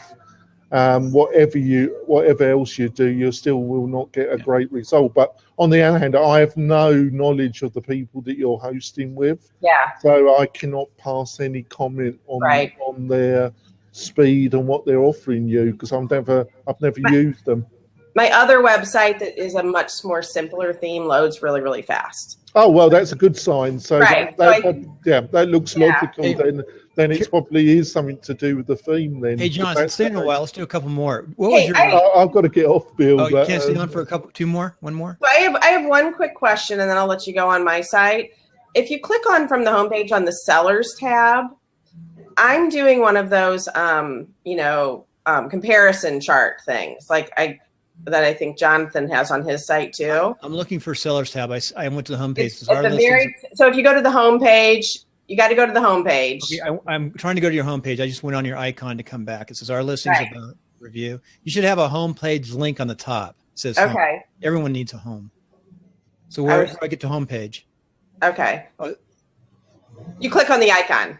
But I did. I'm on the homepage. Okay. So if you click on Sellers, which is should be the very first thing at the top. Oh, I see. Down in the buttons. I was looking for a link. Yeah. So I've got this comparison table that I actually kind of like, but my concern is that it looks terrible on mobile because and is there any version of these kinds of tables that work on mobile? If you have more text than just a 2 or 3 word thing in the description. there's a number of table plugins. In my experience, I can't just ream off the ones that are best. But if you do a Google search, in my experience, though, you're probably going to have to pay for the ones that are most effective. They do offer a free version, but normally they this are. is a paid one. This is Compare Ninja, I think it's called. I have no knowledge of that one. But you normally, it's best to do some detailed research. But I know that there's about 2 to 3 that are responsive, but they are on the commercial side. Okay. So it's best to do, at least spend an hour, 2 hours doing some reading and see if they do have the feature set that you really, because some do give a cashback, but most plugins you buy and you can't return them. Right. So, but there are a number that do those. How does it look when you take the because right now what it does is it takes all the columns and it just makes them really skinny. Mm-hmm. It's not responsive. Well, when it is responsive, what does it do? It normally does it vertically. It puts the columns vertically. Yeah, it stacks them. So it puts one column and then it does another. Okay. Yeah. Depending on your screen resolution, but basically with most, depending on the screen resolution, if you're talking about mobile phone, they will go vertical. That's how it normally deals with that. But okay. One last quick question that I really am going to jump off. So I created a header company site again. Drop that in. We'll look at it. So that I dropped in for. You just drop in your company site again at the bottom. Facebook. Mm-hmm. But I'm wondering what you think of doing something like this as the header. Because it does get my face. Like if I did something like that. Yeah. It's homes up there. It gets the company name up there. It gets. Good. I like that. Actually, it's a beautiful. You've done a great job on that Facebook header. That was just, I just did that in Canva, but really nice. You did it on Canva? I personally think you just need a professionally done logo, and then you need some customization of the first part of your homepage, where you have a balance where where it's more about you, but also the actual wording is focused towards what your clients want to hear. So you have the balance, you have the personal branding of yourself, and the core message is about the one thing that you think that your local clientele are really interested in. And that's that. And then if you have a professional logo, I do think you've done a fantastic job, but the first thing that kind of my focus went to was that there was a mismatch in quality between what you had done with the logo. The logo really wasn't effective. Well, like I said, I'm in the process of redoing the logo. So I hear what you're saying. I disagree. I mean, I agree completely. I had a header that was a big full header that was a professionally done header. That was I need a square avatar for my Facebook page that reflects the header. And that was kind of what I had made just for the little square avatar. When I changed websites and I was no longer doing the full header, I didn't have anything. So that's what I've been using. Well, I found your company's website. Yeah. Mm-hmm. Yeah, you do the best you can. I think you've done a great job though on this. But yeah, so yes, yeah. And to the point of branding myself versus the company, I mean, the company marketing is so good, but I'm doing more than the other agents even at the company. So I do video, I do some things the other agents don't do. So, but I think it's more important that when they get my weekly reports that are update, everything doesn't suddenly mismatch. Yes. Everything else that they're seeing, so that the flyer sitting on their kitchen table that looks beautiful, that's orange and black, and then I'm emailing them stuff that's blue and green, and it just looks completely different. And what I want to do is still have it be Arch City Homes, but use the same colors and the same kind of design. Karen, I know you're a good agent. I know you're one of the agents we like to see out there because you're using social media, you're using YouTube, you're using all the things you're supposed to use going out there, getting Yeah, Karen, I put a link into Curator. Yeah, I'm familiar with Curator. They're great. They're out of my budget. What if you spent 1,000 if you made 10? Can I butt in and finish this conversation? Go ahead, Jonathan. I was not suggesting that I was suggesting you look at a couple of their client websites and see how they cope with and get some design clues from a couple of their websites, where especially the home page and the About Us page. And if you get some design clues, because they only supply one theme to all their clients, but they have analyzed which elements of the theme that they're supplying actually got the most results. So I'm not suggesting you just copy it, but what I do suggest is that especially the home page of a couple, on their website, they have about 4 or 5 demos of active agents. So you just look at especially the home page and the About Us page and try and adapt some of those clues. I'll definitely look at that. That's a good point. The goal of the Curator clients is a little different than my goal. They tend to be a bigger teams, and they're looking for big lead generation. They're looking for lots of leads coming in, internet leads. I totally disagree with you. Oh, okay. I'm sorry to be blunt about it, but what you need, I presume, is to get more quality leads and to get more production in 2016. Well, I need quality leads, but I don't get them from random internet searches. My business is a referral-based business. So my website is not about getting people to search for homes on my website. But I don't think Curator are fundamentally about that either. I don't think they sell their packages in just getting random leads. How they suggest that they get more pre-qualified people to the website and then get them to join the email lists. And also when they do get somebody phoned up, they almost pre-qualify themselves before they even ring you. I hear what you're saying. I'm not disagreeing with you about what they do. That's not the way my business has generated business in the past. So I'm not looking for the person that calls and then I pre-qualify and then I put them on a drip, and that's just not what I'm trying to do. I do it differently. So I hear what you're saying, and what they do absolutely works. Bill and I talked about this before. One of my wife's friends actually uses Curator. But what I think, where I think, and you just have to think about it, is that, and I might be totally wrong with this, it was just my impression by the words you're using, you're kind of separating your face-to-face communication with the people that you build that refer to you from what goes on the internet to some extent, where I don't feel in some ways there is any diversion.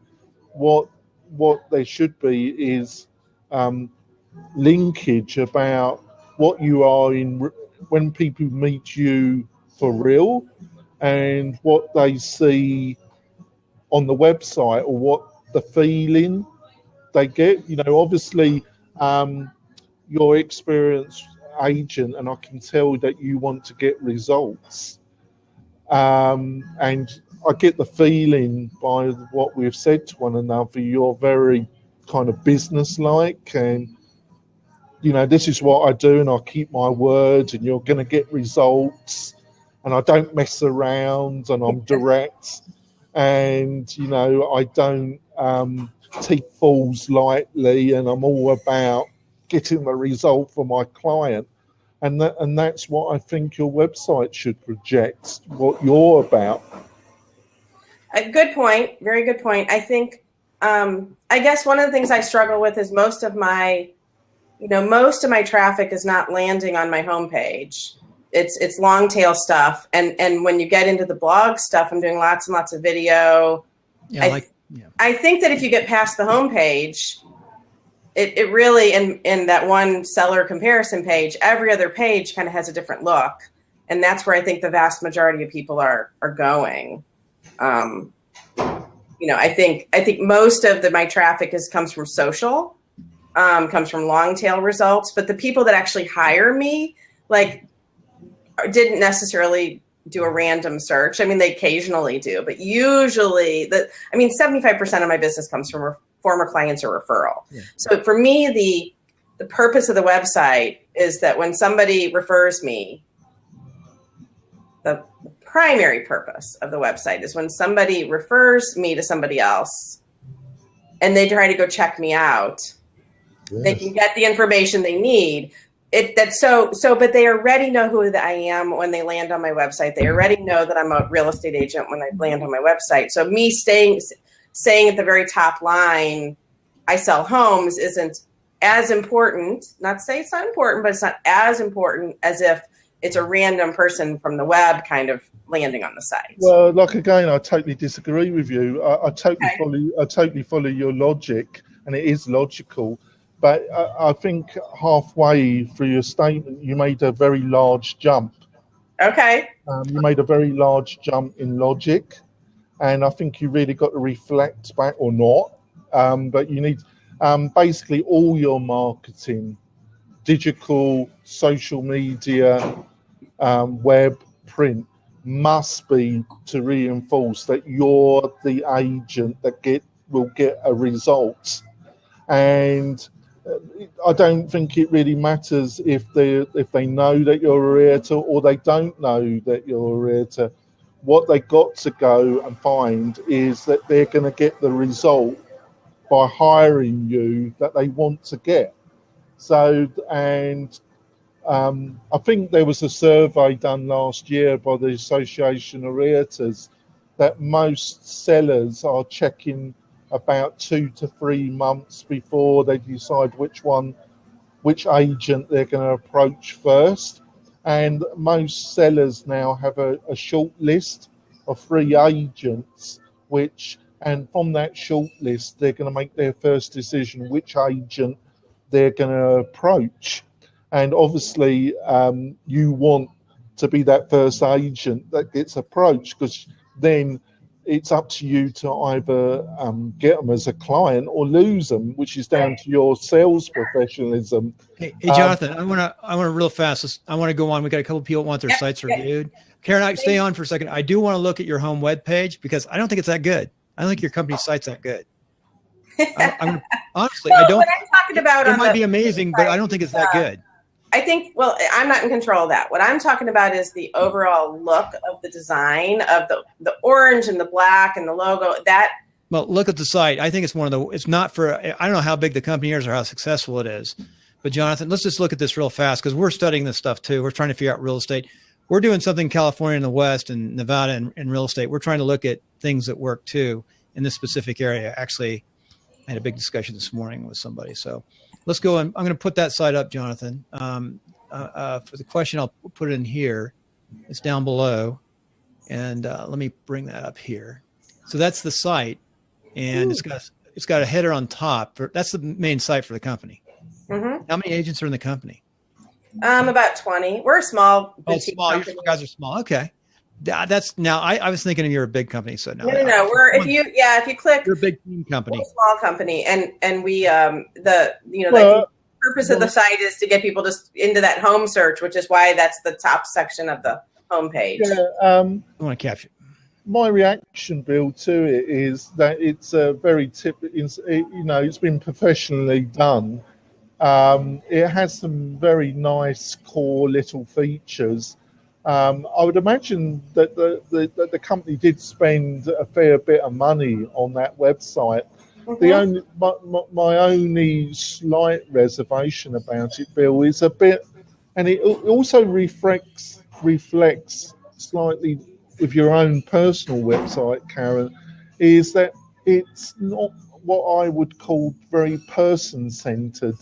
And obviously, you have no sense with that broker site that the core people behind it, that, you know, and I'm not suggesting it's easy, because obviously for logical reasons, you're saying that they think most people go there because of the search function. Well, that's what the research has showed is what people want on real estate sites is to look at home listings. Yeah, and I totally agree with you. That sounds logical to me. You go to Zillow. You go to Zillow. Zillow. They go to Zillow. That's what they look at on the website for a company, though. Yeah, but on the other hand, to my feeling, you know, real estate. This is why you can still be successful, Karen. It's still a person-to-person industry, yep. And I know a lot of people say that's going to change. I don't think it is, Karen, because it would have changed 10 years ago. It would have gone the same way as travel agents or all the other kind of face-to-face. But there's something about buying a home where people always want experience, good agent, right? But it is person-centered, and unfortunately, my only reservation with that present site is it's very corporate. It's very unpersonalized, and I personally feel in a business that relies on relationship, that's a little bit of a problem. So I just dropped in Dixon and Chase, Jonathan. Right. You like Dixon, right? You could also say the same about Dixon, really, Bill. It's a very corporate. You don't get a feeling. We have a brokerage in Reno, Karen, called Dixon, and they're one of the biggest independent brokerages in Reno. And I think they've been in business for over 50 years. And they're a very efficient local brokerage, Karen, but their website, they spent a lot of money on it. But the same thing really applies to some extent, Karen. It's very corporate and it's a little bit depersonalized, if you understand what I mean. You know, I think both of those sites, and I'm not saying that I think the Circus site is fabulous. I think that when you look at the flyers and the marketing that goes into the homes, that's really good. I can relate to that. Yeah. I don't think that they're, you know, we do stuff that other people just don't do. We do custom floor plans for every listing. You know, we have these special call out things that go all over the house. So we do some things that look really sharp in homes. I'm agreeing that the website is, it feels a little less image based, and today things have shifted to having really beautiful imagery, and it feels like there's a lot of text to kind of scan to me, and you know, so I'm not saying it's perfect. I think the two that you put up, Dixon and Chase, both look a little dated to me. Chase is definitely dated, especially the Chase one. It looks like a template website that I had when I got my first 2 agent site. They're such a wealthy company too, and they're up in Lake Tahoe and Reno. It's like mansions. They control all the high-end folks. Yeah. Yeah, I mean, I think if you're going to look at this is good. A real estate. I mean, I think if you're going to look at a really good one, I think, and I'm not there anymore. Tell us where a good one is. I think Keller Williams is kind of usually on cutting edge, and they do a good job. Karen, we'll have you back. We'll do one of these on Saturday where we hit just real estate websites, and I'll invite a bunch of realtors. In fact, I'm going to tell all the realtors we're going to check their site, all the brokers. I just want to emails. Yeah, I just want to reply. Actually, Karen. See, I totally agree. I totally agree with you to some extent, Karen. But this is especially. I've got insights for you around Chase, and I might be wrong, but this is only my personal insight. The strange thing about Chase International, Karen, is that when it comes to their photography and their printed material, they focus very much on the individual agent.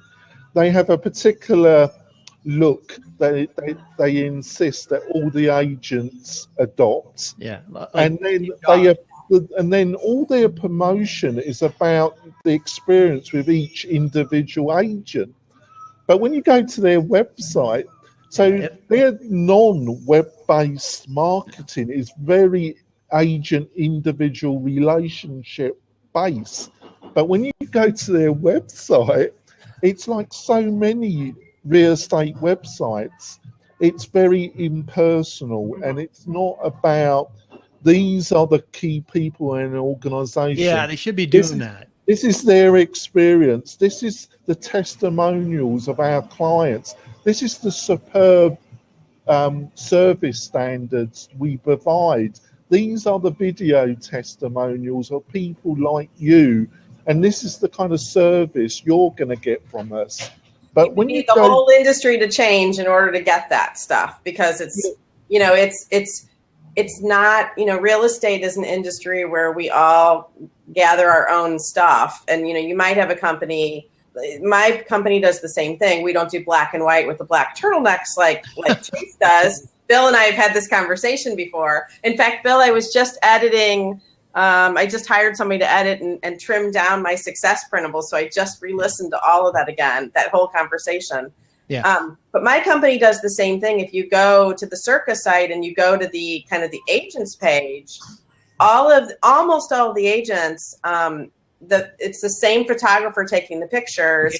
They're all taken in the office with kind of blurred background. So they have a similar look while still having personality. And then if you click on an agent's page, we all get to kind of personalize what we put on there, but they try to put really like, you know, your favorite, you know, last seen doing and, you know, your favorite ice cream and things like that. So they really do try to pull in some personality. Yeah. But most of the research says that when somebody goes and lands on a real estate site, they're not really looking it's not about the people. They just want to look at homes. And so you got to make the home Zillow. They'll go to Zillow and do that. If you're trying to capture Zillow and those big guys, don't compete against those. Compete against your personality. It depends. I think people look at multiple sites, and in our area, we're known for putting up coming soons. You know, best deals. You know, and so we're known for being a market leader in a particular part of town. So there are people that subscribe to just get our new listings and our open houses and things like that. So I got you. I'm not saying it's perfect. I totally don't think it's perfect, but I think that, you know, the way the industry is set up right now, it would be very hard for a company to collect all of those like video testimonials, because like, I think I'm actually getting some video testimonials, but I don't know any other agents in my office that are. Yep. So, I do understand where you're coming from, Karen, but I do think I've got to be absolutely blunt about this. I think there's resistance. And also there's in the industry that there's a tremendous amount of excuse making, and we can all make excuses for not having enough time or not doing things. But fundamentally, what real estate selling, it's a person-to-person business. It's a relationship-based business, and especially amongst Generation X, millennials, and even people of my age, I want an effective agent that can sell my property, and I don't want a difficult, I want an agent that's approachable, that doesn't disappear. That, hey, Jonathan, no more real estate. We got other people want to get their sites reviewed.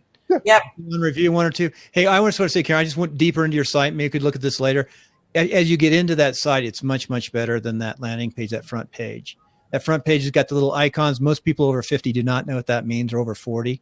That little icon in the right-hand corner to open it up, to find it. So the navigation is screwed up. That's the number one thing, I think, in your front page. Once you get into it, it looks like a good page. Hey, Jonathan, I would want, we stay on for a second. Okay, I'm going to hop off. Hey, Karen, we'll talk later, but it looks good. Get out. You're supposed to be doing real estate today. It's Saturday. Hey, you know, I don't work with volume clients. That's right. I do a lot of work from this table right here, so we're good. So, Jonathan, we're going to look at this site. It's lovely. Oh, you've done. So, I've got to be drop off. this site in and invite her. Bill, What? Bill, I've got to be off and do. Okay, something. I'll review the site with her. Okay, I'm going to come up and review this with her. So here, I just dropped in the site. Yeah. Number of reviews. Hey, thank you, Beth, for hanging in there. That's a long real estate site. We could go on and on about real estate websites and real estate practices, but we want to look at sites. You have a nice looking site. Let me drop the. Thank you. Thanks for having me on. This is fun. I need, since I don't have a help, it really takes two people to do this because one person needs to be dropping the websites, and the other person needs to be talking. So. I'm looking, Bill. Huh? I'm looking. So I've got it in right now on my left side. It says. Tell us about your site, first of all. Your nerdy best friend. Hi, I am the chick you call when you want to know if there's an app for that. So I'm a speaker and an author, and I travel around the country, and that's why I am, stuck in Newark. Are you stuck right now, huh? Yep, I was supposed to go home to San Diego last night, and that didn't happen. So I am just hanging out, kind of nerding out, doing some fun things, trying out Blab. I hadn't done one of these. Came across you guys, and I said, boy, this is probably going to be pretty scary because I know there's some problems with my site. And, oh, look, 2 people like me. Yay. You've been on Blab for a while, too. Yeah, I did it with a whole bunch of other people. Oh, look, a lot of love. Thank you, guys. I did it once with another group of people, but I'm just trying it out. But I would love to hear what you have to say about my site. Yeah, first of all, I think it's a very high quality.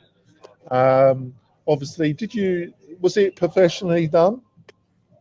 No, I bought a template from Envato, the marketplace there, and I did it on a Saturday. Wow. Wow. Have you got it was one of those things I was like, once you started, I couldn't turn back. So I love the colors and things like that. And then my new book is all branded with that kind of retro look. And I just kind of went crazy with that. Have you got a graphic design background? Oh, you went out a little bit. Try Have you got a graphic design background? Graphic design? No. So where did you get the illustration from? Was that done professionally for you? Of yourself, the illustration? In the middle. Oh, the little me's? Yes. Oh, I got those on Fiverr. See, I tell people all about ways to save money and do all these little fun things when you have no talent and no money. So I pay people on Fiverr to do little graphics. I probably paid $150, $200 for a whole series of little me's. Yeah. I have them painted on my shoes. Like, I love that stuff, and they're on all my marketing. And so, what do you think are the problems? The speed, number one. Yeah. Dreadful. Yeah. And I was listening to Karen talk about how, oh gosh, nobody finds me from searches. Really, they know me and they go look at me, and not to make excuses, but when you Google technology speaker, you come up with a speaker that you plug into your computer.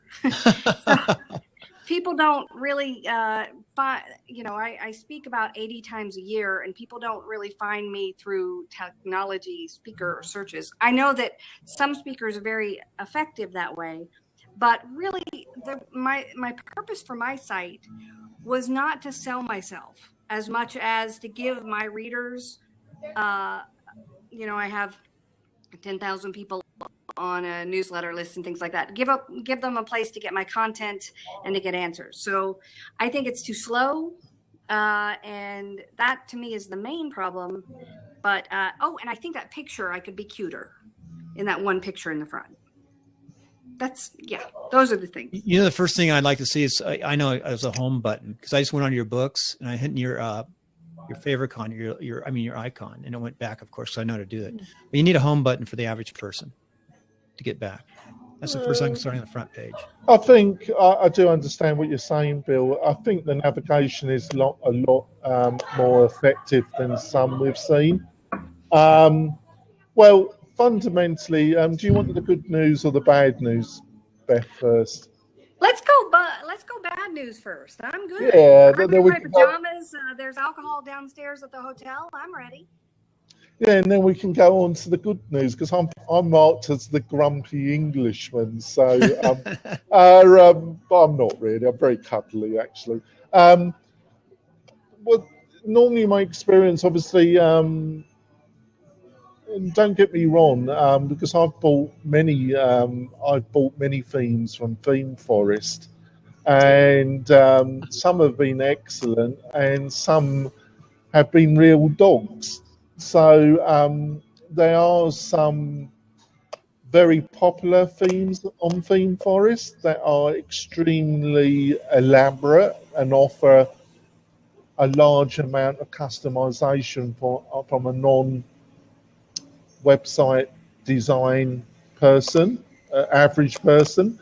But unfortunately, the code that they produce is extremely bloated. So it could, I don't know what particular. Can you remember what theme it was that you bought from Theme Forest?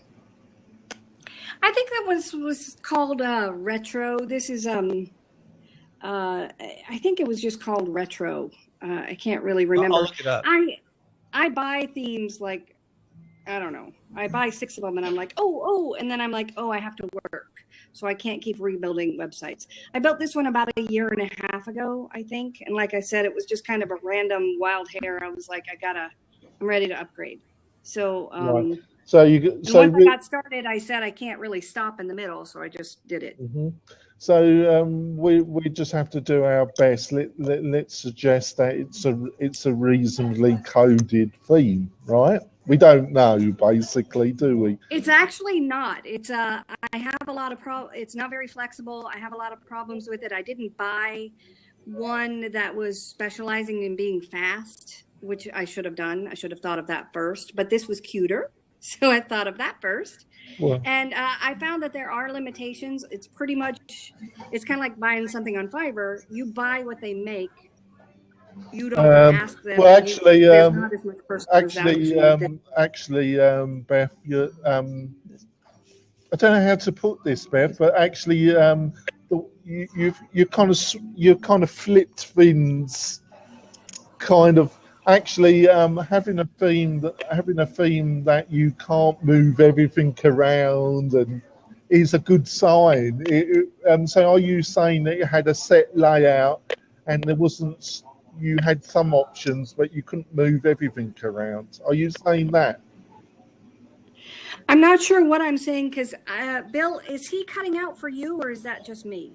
It probably is you. He's coming in okay for me here. You're in a hotel on the phone, okay. But we're hearing fine. We're recording it. So, hey, okay. Jonathan, I want to drive through this real fast. Let's start off in books. And we'll go to blog, contacts, and then health because we got a couple other people want their sites reviewed. So you go to books. I like your books. By the time, where are you speaking? Well, it's very slow loading. It's loading right now. Dun, dun, dun, dun, dun, dun, dun, dun, dun.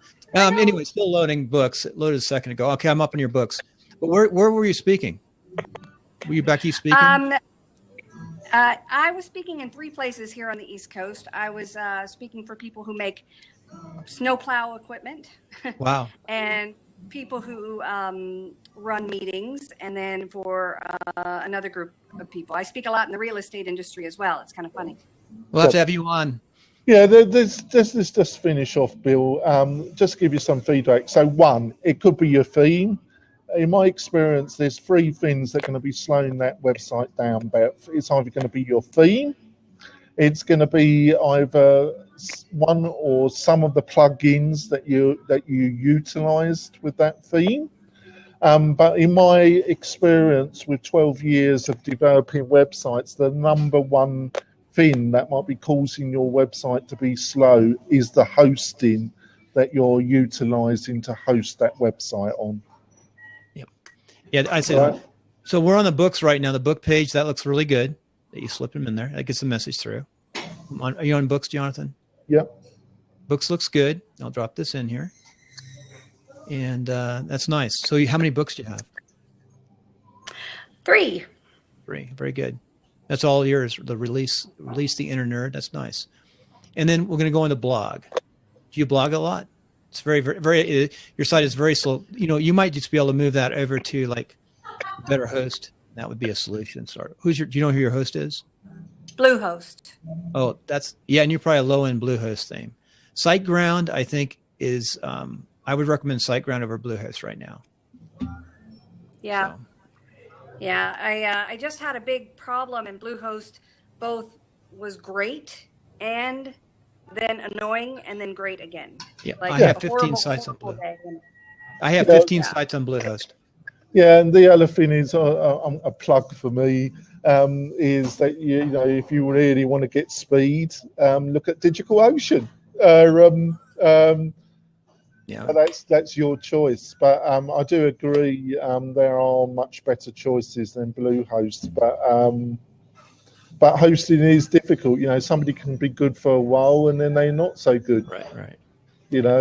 Hey, I'm going to give a shout out. My friend Loran Starr just joined. Hey, Loran, how are you? Okay. So Jonathan, I want to go into, we're in the blog right now. Do you blog a lot? January 20th, you do. Yeah, at least once a week. It goes out, my newsletter stuff comes from the blog. So at least most of the time, once a week, I post a new thing. You might want to allow a few more blog posts to be shown on this page. I like 7 to 10, 7 to 11. So you can adjust that on the backside in WordPress, just so you can scroll through them and see them all. I like that, especially the way you've with Get the Scoop, the way you've laid them out. I would definitely put a lot more ones. No, I don't think there's fundamentally a lot of problems with your website. I think the fundamental problem is speed. Yeah. You know, is speed, and you're not. You know, you got 3 options. Well, you got 4 options. You've got normal normal hosting, which is there's hundreds of websites on a server. You've got specialized WordPress hosting, which like you get from WP Engine. You've got what is called a VPS, which is a virtual private server. That's what you get with DigitalOcean, or you get your own physical. I personally feel you should look at some VPS.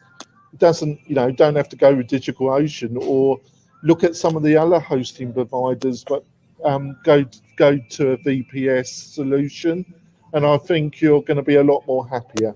Now VPS varies a lot in cost, so you got to understand that too. Yeah, but it's not that expensive. It costs like $10 a month at the low end. So yeah, right? I think it's time to look at different hosting options, Beth. Hey, okay, Jonathan, that's a great going back idea. into the blog, I'm hitting the blog. I like the search on top. I'm going to go over to contacts. Your blog is good, and you're like Jonathan said, your site's really nice. The color is nice and simple. You've done a great site on graphics. Now on the contact form, how do you get your contacts? I like you have a give me a call. I love that you have your phone number on the top, because a lot of business people just call. Does that work? Yeah, that. It was funny because I did that because in the speaking business, I have a couple of women's groups and a couple of groups, and they say, why are we not putting phone numbers on our sites? Here we are. We have people out here who are not. You can't contact you. People just want to pick up the phone and say, "Can you come speak?" Oh, look, I'm being old school. Can you come? There are real estate agents who will not put their phone number on their sites, like their secret agent. We call them the secret agents. They don't last either. Yeah. Oh, Lorraine said hers is there. Yeah, it's so important, and so many speakers don't do it. Yeah. So, Beth, if you need any further information, I'll put my personal email address in the chat. So if you want to email me, I'll be more than happy to have another quick chat and see. But I don't think there's fundamentally much, I think you should be very delighted in what you've done, because I think it is up to professional standard. I agree, Jonathan. I say the only thing is the speed. You just fix the speed of the site. And the other thing too, I think you'll see that that'll pay thousands of dollars in returns, because people do not go to slow sites. And it says, you got a great site, especially. Yeah. Have you been looking at your Google Analytics? Oh yeah, I look at them all the time. And I'd imagine the bounce rate been a lot higher than you hoped for? Well, frankly, my traffic comes from my newsletter. Like I said, I have it's about 8,500 people who get my newsletter every week. Nice. And yeah, I'm really excited about that. And almost all of my traffic comes from that newsletter. I don't do any SEO. I don't do any advertising. I don't do any, it's just not important to where I am. I'm trying to serve the people who are in my newsletter. So that's really important to me, to give them real information. And that's why I do that. Like this week I was going to do a whole thing about a problem I had last week with my site. But instead, I said, hey, here are some emergency apps that I wrote about last year. So last year during January's complete, utter shutdown blizzard.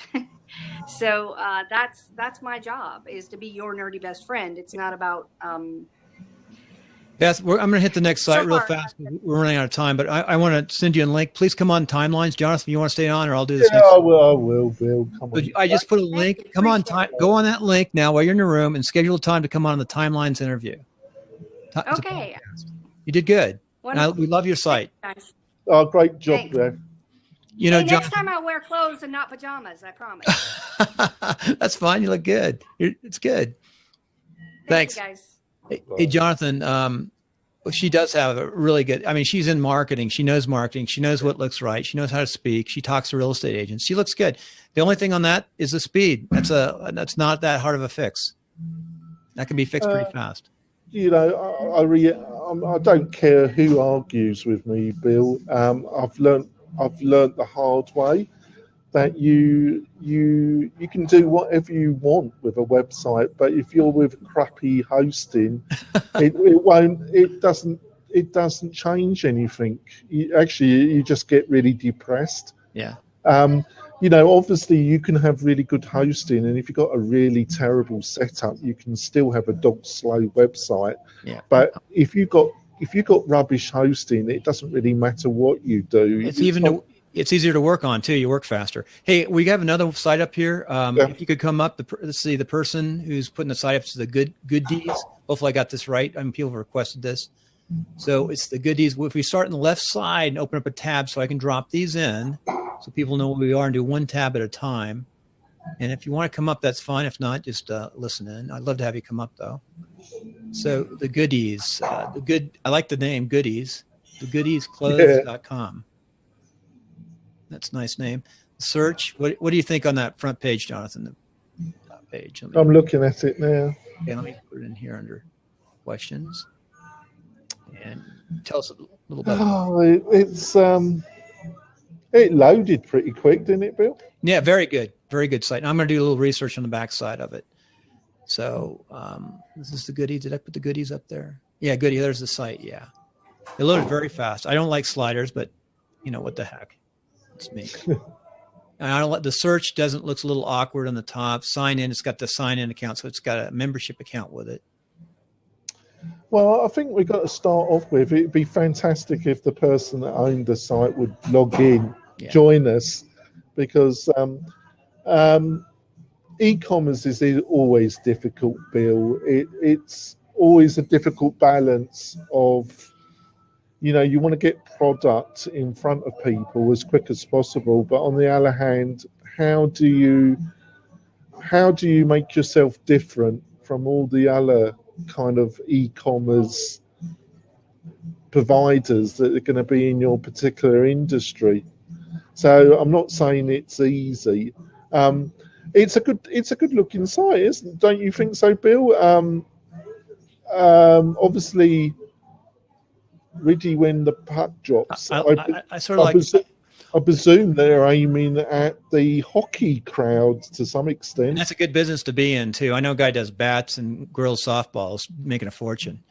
But one thing I'd say is the colors change a little bit when they come across on the slider. They're not all, they don't blend together.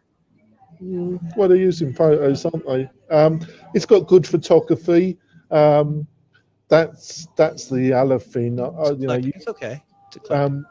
The photography is reasonable.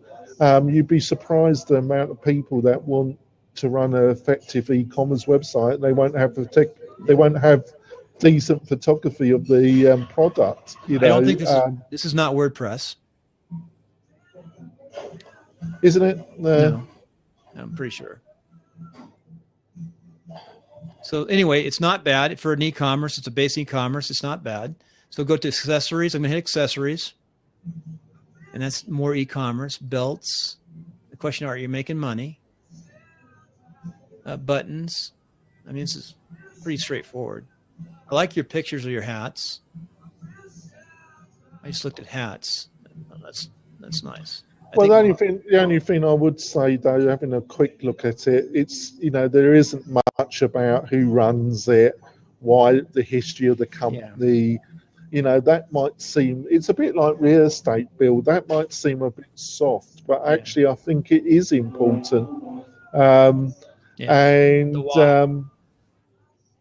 well, you know, it just kind of differentializes yourself from the competition to some extent, doesn't it? I agree. You need a story.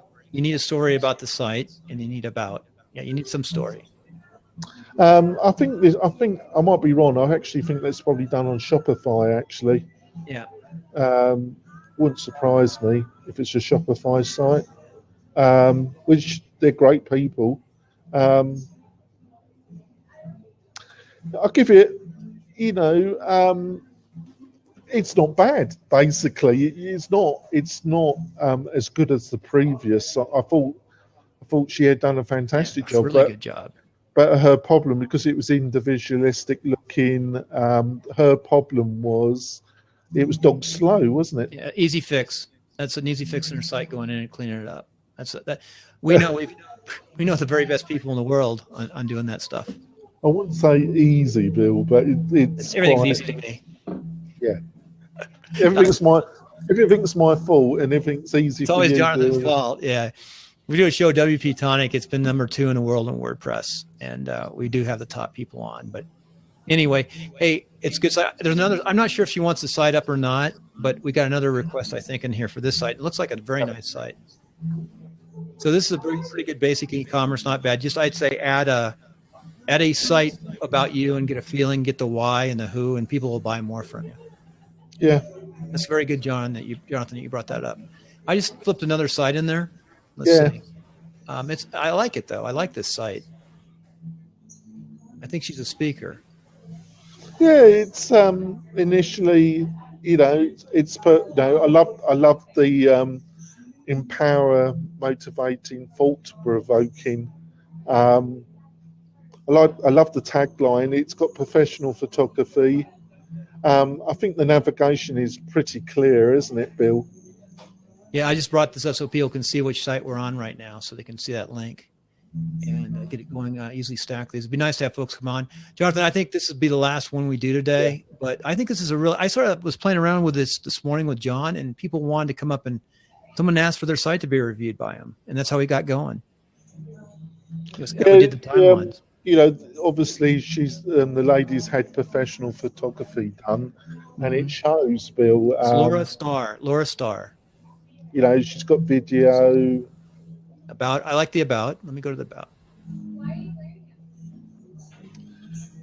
She's got a good balance of utilizing. She hasn't got too many font choices. The actual flow of the text has been done correctly.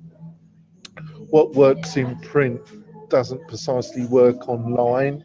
You need more headlines and shorter paragraphs. People skim read web pages. Hey, she's coming up. Thank you, Laura. That's good. I'd love to do this with political ones too. I'm gonna send out some emails next week to people I'm gonna review. Laura, just play with it. If you haven't been on Blab, there's a lot of things you can recycle. She's been 14 days on Blab. Blab's there you are. You're up. Very good. Yay. Where are you today? New Hampshire. Oh, I bet it's get cold up there. It's cold. It's cold. Where in New Hampshire? Bedford. I met my wife in Nashua. Oh, nice. Right down the street. And she lives in Beverly. Nice. She lives in Beverly. She's out here now in Reno. Yeah, I was a lieutenant at Fort Devens. Nice and warm for you. Yeah. Hi there, Lorraine. Hey. Well, you done. Was this done professionally for you? Yes. Yeah. Yeah. There you go. I can tell that you spent a lot of time on it. How long did it take you? You know, it's about a whole month. All right. That's quite. Did you have all the written content and photos already done? Or? No, I had to write that as we were launching it. Yeah, it's. I think it's a really attractive, good-looking site. Thank you. What was the choice of the logo with the shoes? I wear those shoes every time I speak. Oh, right. So you're known for those shoes, are you? I'm known for those shoes. Well, that's a good idea to have them in your logo then. And lovely, very nice photography. Were you pleased with the photography that you got? I was very pleased with the photography. Yeah, I think I think it loaded really quick. It's modern looking. I think it's definitely. I think they really. I just want to see if you agree with this. I get a sense of your personality through the website. Mm-hmm. That you're vibrant and you like a laugh, and it's a dynamic presenter. Is that what you wanted to get across? That's exactly what I wanted. Well, spot on then, isn't it? I'm glad to hear that. And I think the font choices. It's always really difficult because obviously you want your home page to get the message over, but you don't want too much information. So it's always difficult. I think you. The orange and the purple are a really interesting blend. You've made those work, and I think that's a tough color combination to make work. That was kind of the I stuck to that like glue, and it worked. Yeah, I mean it's a balance because you don't have too much. You've made it work some tough colors. Hey, one thing is your YouTube link is broken on your little video. Yeah, they're loading new videos as we speak. Okay. All right. So no, it's a very good site. I noticed. I don't think it's WordPress though, is it? No. What do you I don't know what it is either.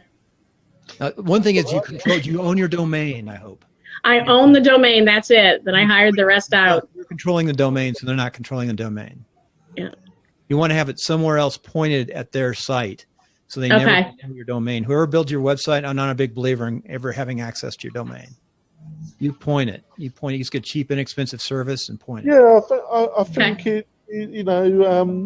What do you hope when you get the video sorted out? What are you hoping from this exercise? What was the purpose of redoing it, or what do you hope to gain from it? To get a better feel for me. I think it was for my target audience to sit back and go, oh yeah, we want her. This is exactly what we want. What do you speak on? I actually figured this out looking. Women's empowerment and generational inclusion. That's two very interesting topics. Generational inclusion, because there's a big divide, on the technology side, especially with a lot of folks. The millennials are like tearing it up. They're tearing it up. Yeah, absolutely. Yeah. The only, and I might have missed this. I apologise. So if I'm wrong about everything. Bill will tell you I'm wrong about everything. Yeah, it's all Jonathan's fault. It's all my fault, and I'm wrong about everything. He's from England. Yeah. There doesn't. Am I incorrect about this? I couldn't really see a lot of testimonials. Are there a substantial area where you got a lot of testimonials? There are a ton of testimonials. Let me see where they are. I think they have them way down at the bottom. That would be my. Yeah. It's fine, but maybe at some stage you look to have maybe those more prominent. Moved up. Okay. And if you've got the other thing is, it's always best if you've got some decent images of the people. Okay. Testimonial. The strongest is actually having a video, but obviously that's a lot harder. Mm-hmm. It's got a bit easier because most people have got a camera on their laptop, and it doesn't have to be like production quality as long as the sound's decent. But that's the only thing I can give you, and because of the style, this scrolling style that Tesla made popular. You've got a lot of stuff on the page. It scrolls a lot, but that comes with this particular style. But what tab are you on, Jonathan? Pardon? Are you on a tab or on the front page still? I'm still on the front page. Okay. But I think the people that done the work for you have done an excellent job. I really like your book too. When you go down, I like you have your book right there, and you can pop it. You need to have images. Go ahead. Can I ask you a question? If you don't want to tell us, I'll tell you. How much did it cost you? $10,000. Yeah. That's what. Yeah, you know what? You get what you pay for, Yeah, Yeah. and you're making money. Yep. Yeah, ahead, John. I think you got. I think you know you got. It's you basically. I think the main thing that they've done, and I've got to give them 5 stars, is, and it's really difficult on the web to do this, and they've managed to do it for you, is to get your personality across with the photography. You know, with the photography, the text, the color choices. I think they're getting your personality across, and that's not easy actually. Mm-hmm. So I'll give them 5 out of 5 for that. Great. The only thing they didn't use WordPress. They didn't use WordPress. No, my blog is in WordPress. So if you click on your Power Pivot magazine right up at the top, that pulls you to my blog. Oh, is it in where? I like that too. I like that they're doing that. That's nice. You get some SEO out of that. Although I'm trying to get, one thing I don't see on here is I like to get back to home fast. There's a quick way without thinking to get back to home without going to the back button. So on the pivot. Oh yeah, I see that. There's no quick way to get to home for me. So I'm back to home. So where did you say your blog is? Power Pivot magazine. Oh, that's your blog. That's the blog. Power Pivot magazine. Okay. Okay. See, when you get to the blog, though, I need to get back to your home and that home page too. You have to hit the loranstar.com. But you're right, it's not easy. I would say home somewhere on there. Just say home. I will do that right now. Home, real simple. Because a lot of people, especially older people, they get lost and they get all frustrated. The only 2 constructive things is maybe have the testimonials more prominent. You know, maybe sort out what the Bill's just remarked about, because that's basic navigation. What about, have you logged into the back end at all? Are you going to be updating this website yourself at all? No. No. All right, so it doesn't matter then. I can relate to that. You know what? I leave that to, I leave the technical stuff to those that get it, because I destroyed the site. Jonathan likes to hear that. Yeah. I'm a risk taker. I delete it. Lauren, what I'm going to do, if you don't mind, I'm dropping in a link here. I'd love to have you come on Timeline sometime. I do a daily interview. It's in the morning. It's about 25 minutes, and it goes up on. It's my little passion. It's just something I like to do, and I meet a lot of neat people. So, to kind of finish off, how did you make your choice about your provider? Did you talk to quite a few people, or how did that happen? I talked to a lot of people out there, and I went with Annie Jennings PR. After weighing in and seeing what everybody else did, and she was the only one that just got me. Mm-hmm. She just got me. Yeah, after lengthy phone conversations, they gave me a demo of the site, and it was spot on. Oh, great.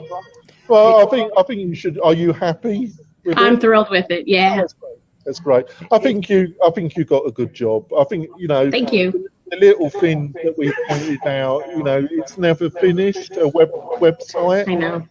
So, and it's not like print, you can always go back and alter something. So the couple of things we've remarked about, they're not that particularly hard to do, and you'll be able to do it in the next couple of months. And also you need some active feedback about, you should be always asking people over the next few months what was their experience about the website. Because what you're looking for. Hey, Jonathan, can you refresh real fast? I don't know if it's you or. Hey, real fast, Lauren, stay on. Jonathan, refresh. Hey, we're going to wrap this up. I went like 2 hours too late, and I actually have to do some work for our real estate. We've got to get some stuff out. We have a real estate company and some other thing, a marketing company. We have to get our social media out for that because we got some things going on. Hey, real fast, I just want to thank everybody for coming up today. Jonathan will finish up a couple notes. Tomorrow night we'll be on at 9 o'clock Eastern, 6 o'clock Pacific on Meet the Voter, meetthevoter.com. It's a crazy show. We've had 2,700 people, 600 people view it live and 2,700 review it. And it's all about politics. It's not supposed to be good for business, but it's Meet the Voter, meetthevoter.com on at 6 o'clock tomorrow. Nice. Be back on Monday morning with the daily blab that turns into an iTunes that same day. And then next week on Saturday morning, I'm going to bring in another WordPress expert. We're going to start doing the same thing. This was an accident, but it's a great idea. Jonathan, you're welcome to come in on Saturday morning anytime. I think it's a great idea. I've learned that I had some reviews on my own websites, Lorraine, and I learned something. We reviewed his website.